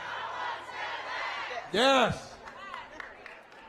All right, next we have the Freedom Center for Social Justice, the National Center for Lesbian Rights. That's right. And the Center for Community Change. That's right. Come on up together. Good afternoon. My name is Bishop Tanya Rawls, and I'm founder and executive director of the Freedom Center for Social Justice, pastor of Sacred Souls United Church of Christ, and for 23 years, partnered with my amazing wife, Gwendolyn Rawls. In 1968, Bayard Rustin, an out gay black man, stood near this very spot as a silent architect of the March on Washington led by Dr. Martin Luther King Jr. Today we stand saying we won't be silent anymore. That's right. We came with a drum line of young people like Christopher and Tiana, elders and others, as public proclamation that LGBTQ people are a part of every community and movement represented here today. We no longer ask permission for that which is ours as citizens, members of the human family, and children of God. Black trans women, LGBTQ people, and others need us to stand together, and we will do that until victory is won for all. Forward together. Not one step back. Forward together. Forward together. All right. My name is Tyrone Hanley, and I'm the Director of Racial and Economic Justice Initiatives at the National Center for Lesbian Rights. Yes, sir. I'm here to say it loud and clear that queer and trans liberation means economic justice for all. That's right. In the end, there's only one liberation movement, and that's the one to liberate all humans and the planet from violent, oppressive systems that tear us down and apart. Growing up as a black queer kid in a poor multiracial community, I felt so ashamed about who I was. But now I know that the source of my shame is the source of my pride.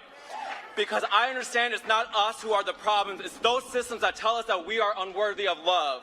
Know that you are loved and that you are worthy of this moment and the movement that we are building. We will cultivate a new world together because our hearts demand it. I love you. We cannot be silent anymore. Love you. Love you. Love you. Hey. Whose street? Our street. Whose street? Our street. I would be remiss in not acknowledging the black blood that was spilled in the building and the design of these very streets that we stand on today. My name is Dewan Wash. I'm a senior organizer with Community Change. Yes, we sir. are a national organization that organizes with over 100 groups around the country. We are here today to uplift that it is us, the voices of the unheard and those that are directly impacted that must lead.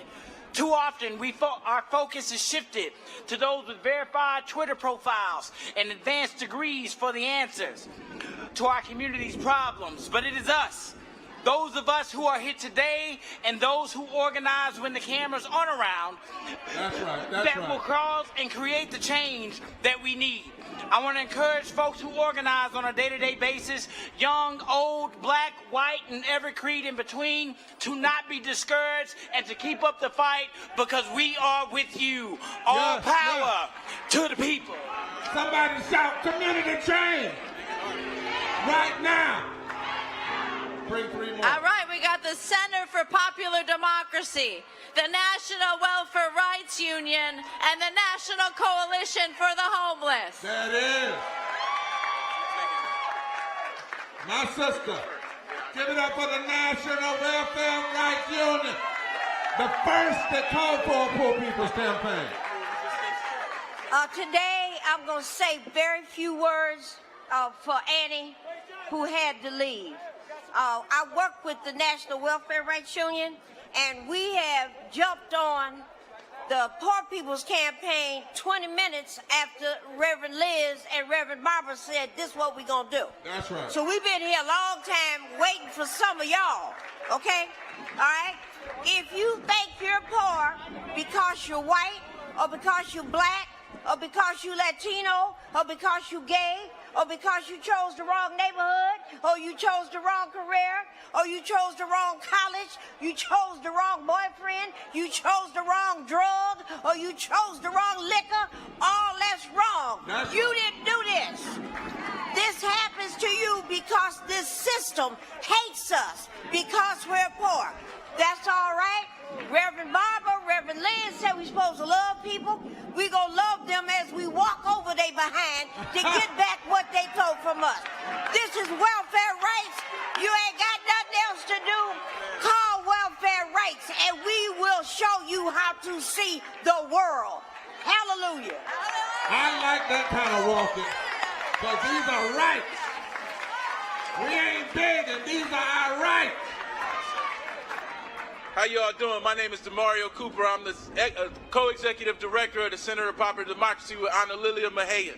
And I'm here on Juneteenth because I know that Juneteenth signifies the day that people who were enslaved were found out that they were free. Something that was impossible for them to even imagine at the time. Right? And then 10 years later, for the next 10 years, we had a time called Reconstruction when the federal government invested in black lives. They created the Freedom Bureau. They created free schools. And then after that, conservatives and Confederates who had power came back and took that democracy from them. They stole it from them. Today, we are at the end of a time when black people and brown people's political power have rose, and we seeing those same Confederates reform to try to steal our democracy. And we here because we know we need all of y'all to protect it. All of us to protect it. That's right. All of us.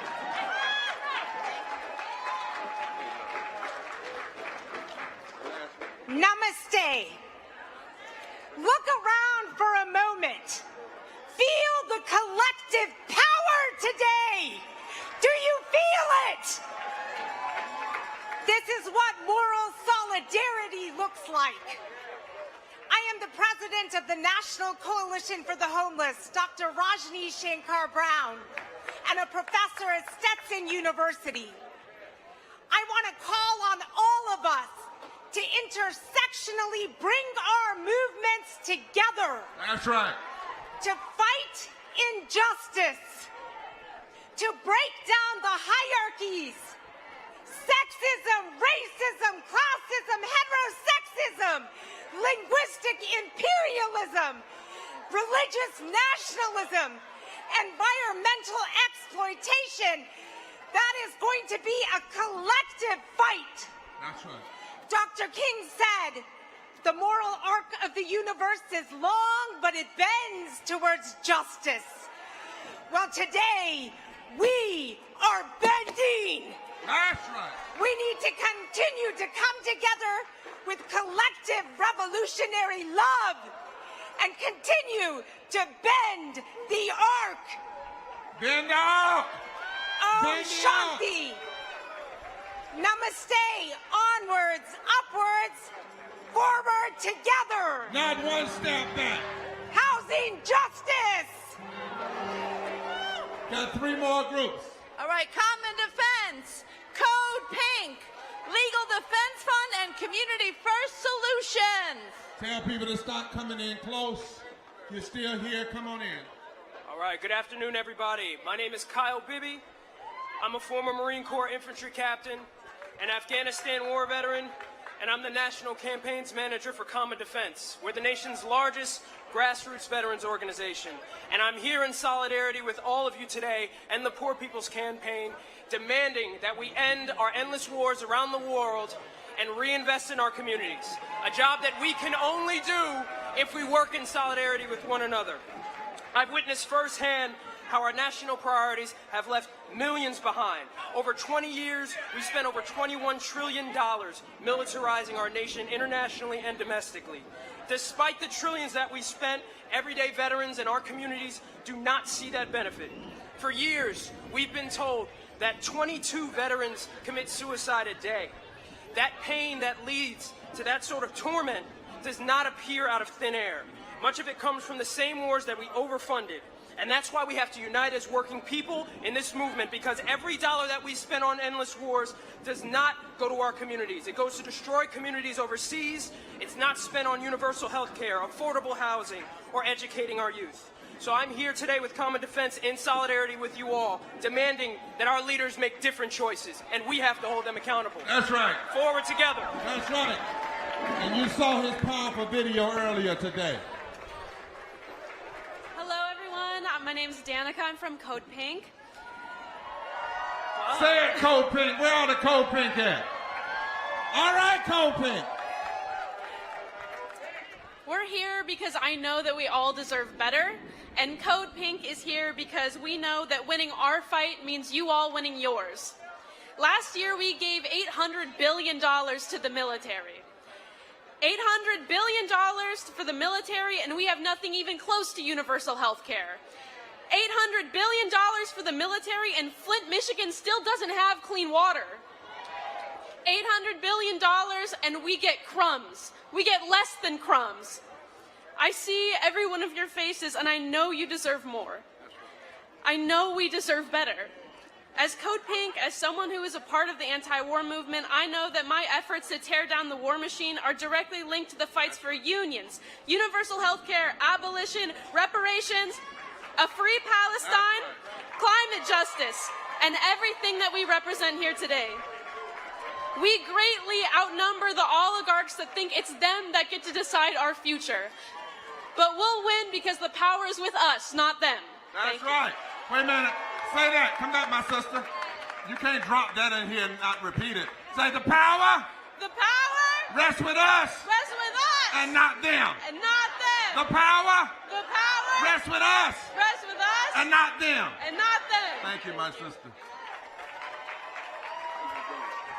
This is the brand new baddest sister on the block. The new president. You ain't the new president. She needs to be the president. But she representing the president of the legal NAACP Legal Defense Fund. The president couldn't be here, but she sent this sister, and we're glad to have you. Hello. Good afternoon, everyone. Good afternoon. Hello, I am Cece Huddleston with the Legal Defense Fund, and I also have Caitlin Swain with me from Forward Justice. And I want to make sure we give honor to Justice Thurgood Marshall, who founded my organization, and again, our new President and Director Counsel, Janae Nelson.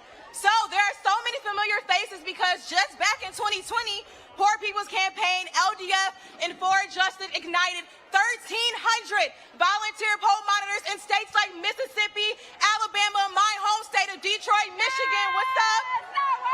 And we ignited all these volunteers to report on voter suppression, voter intimidation, because our goal is and will always be to expand access to the ballot. So I challenge you and I encourage everyone to vote in every level, local, county, prosecutor, school board election, because they are trying to take our voice away from us, and we won't do that, right? Because one step forward, oh, Jesus Christ. That's all right. That's okay. Forward together. One forward step together. Not one step back. Forward together. Not one step back. Forward together. Not one step back. And that begins with our power to vote, because voting is the preservative of all rights. Thank you all so much. You can. We pick up stuff around here. Say voting rights. Voting rights are the preservative. Are the preservative of all other rights. Of all of the rights. Give it up. Give it up. Thank you. Our last organization. This is a new organization. I met this brother some years ago. He's one hell of an organizer. He always keeps it clear. Kevin Miles has come with us today with this new group to hook up with all that we're doing. Brother Kevin, you want to introduce somebody? Hello, everyone. I am so nervous to be here. I'm going to be honest. Y'all make her feel welcome. Come on. Come on. But let me just share, I'm not as nervous as the millions of people who can't afford a new apartment. I'm nervous, but I'm not as nervous as the millions of people that are about to be evicted. My name is Kadada Esmera Gray, and I am here on behalf of Community First Solutions, and we are movement strategists. The Reverend has asked us to say, why do we need to stand together? We need to stand together because we have been redlined, outlined. That's right. Out of our own history, out of our generational wealth, as well as we can't even live where we want to live. I don't want to take up too much time, but I do know if we stand together, we fight together, we do this together. We need to start marching 24 hours a day. 24 hours a day. If we need to do it in shifts, we know about shift work. That's right. We know how to do it, brothers and sisters. Forward together. Thank you. So I like what she just said. Let's say, if we need to do it in shift work. Say we know about shift work. We know about shift work. We've been redlined. We've been redlined. And outlined. And outlined. Now it's time to break the line. Let's give it up. Let's give it up. Now, I want to ask the policy chairs and the tri-chairs from the states to come on the stage and the ensemble to get ready. We got work to do, y'all. We got work to do. That's what this day is, a declaration. We got to go back and demand that every politician acknowledge the 140 million. See, that's where the whole conversation gets off in the first place. They claim it's only 39 million. Say no more. We've got to go back and demand and find these politicians, I don't care what party they are, and push them on this third Reconstruction agenda, and you can find it at www.poorpeoplescampaign.org. We cannot walk away from the right to vote. They want you to do that because they know how powerful it is. And they know how powerful it is if poor and low wealth people decide that we are going to move in a massive way. So we must go back and decide that we're going to mobilize communities and vote in every election.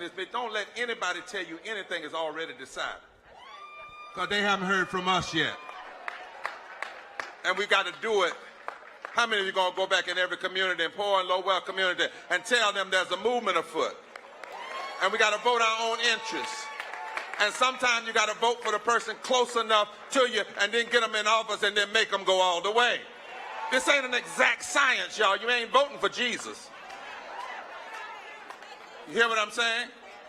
And we demand what? A White House meeting, not with Liz and me and some leaders, but with poor and low wealth people at the table, and religious leaders and economists.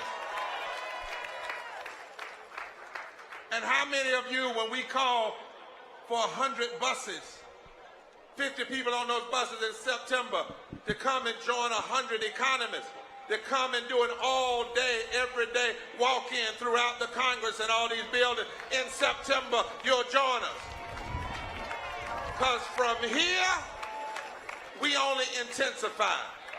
And we say to America, you got 2 years. 2 years to do some fundamental change in living wages and raising child income tax credit and health care, or we will be back not just in D.C., but every street and every back road of America with massive nonviolent civil disobedience rooted in love and truth. But we're not taking no for an answer, and we won't be silent anymore. Can I hear it? Now, we've got policy groups here, EPI, Economic Policy, IPS, and others. I'm going to ask them not to stand down, but I want them to hold their hands up. I want to tell you how important they are. The worst thing you can do in a movement is be loud and wrong. To be loud and not have a footnote. To say stuff and they can critique you. To not have your numbers right. You got to have that. All of the policy folk, raise your hands. These people have committed resources so that when we ride deep. When we talk sure. When we speak clear. And when we go in a room, they can't fool us with alternative information. Am I right about it, policy? We promised them that if they would keep writing and researching, we would build you an army right here in America. And the army is here. Now, some folk have had to leave. We hear there were upwards of 150,000 people and millions online. But some folk had 12 hours to drive. If there are any state chairs come on the stage, because now we got a closing. And the closing is simply this. You can put that away. The closing is simply this. There's an army rising. And it's going to break.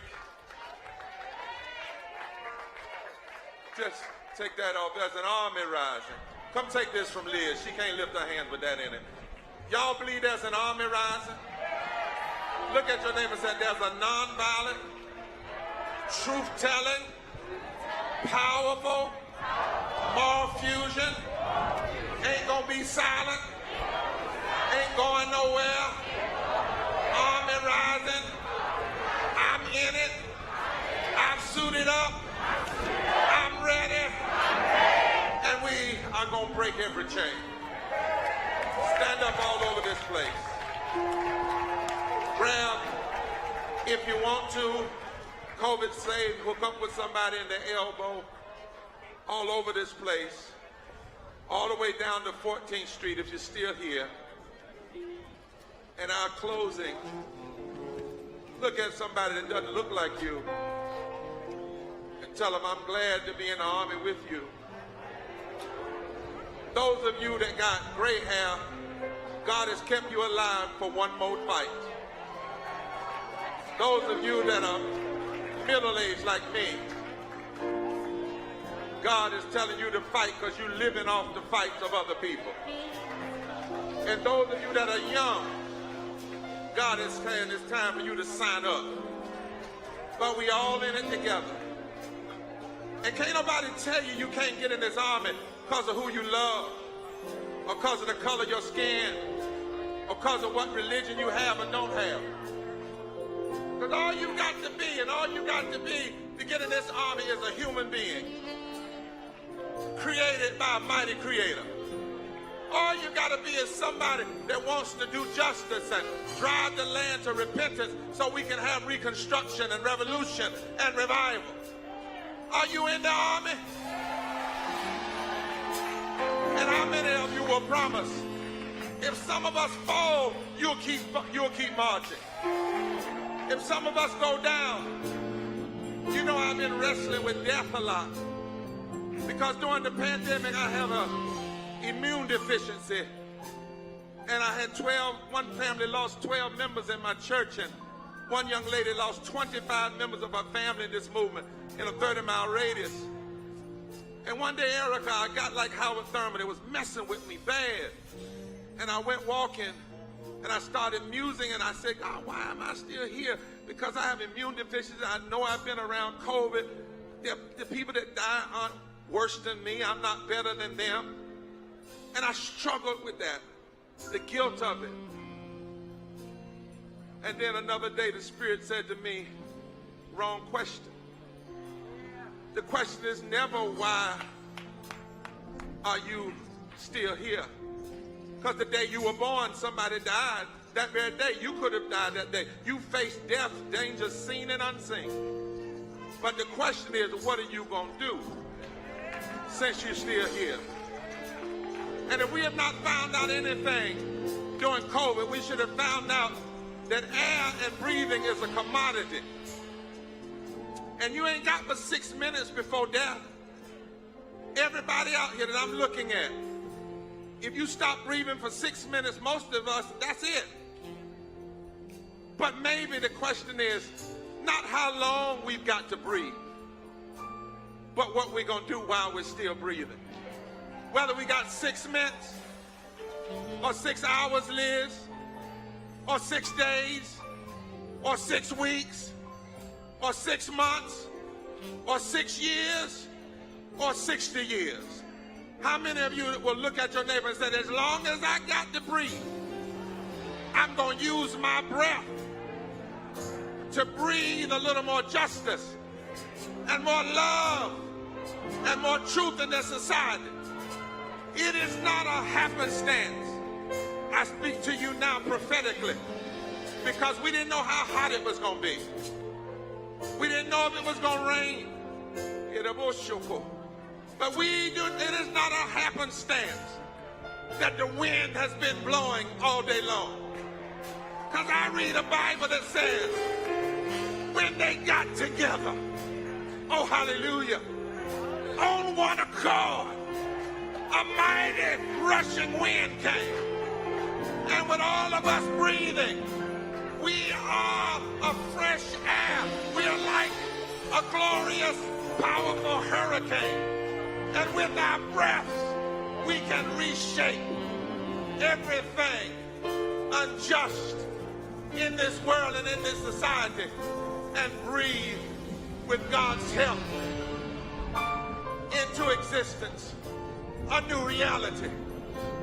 Will you join the army that will use every breath we have for the cause of justice? Let us sing together. Let us love together. Let us stay together. If you're online, text that number right there and join the movement. We are black. We are white. We are brown. We are native. We are Asian. We're gay. We're straight. We're trans. We're young. We're old. We're Democrat. We're Republican. We're independents. We are everybody. And we ain't going nowhere. And we ain't going to stop breathing until there's a fresh air of justice in the land. God bless you. And I love you. Give a hand for all the staff. Give a hand for all the people that work hard.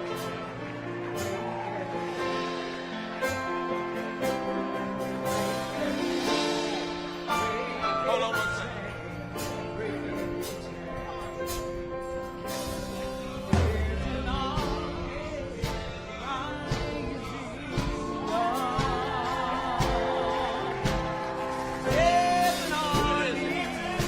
And all the staff, y'all come on up here. Team of Kairos and Repara. They're watching y'all on C-SPAN. They're watching all over. Lift your hands in the air. Wave them. Let the wind blow. Let the army march. It's our time.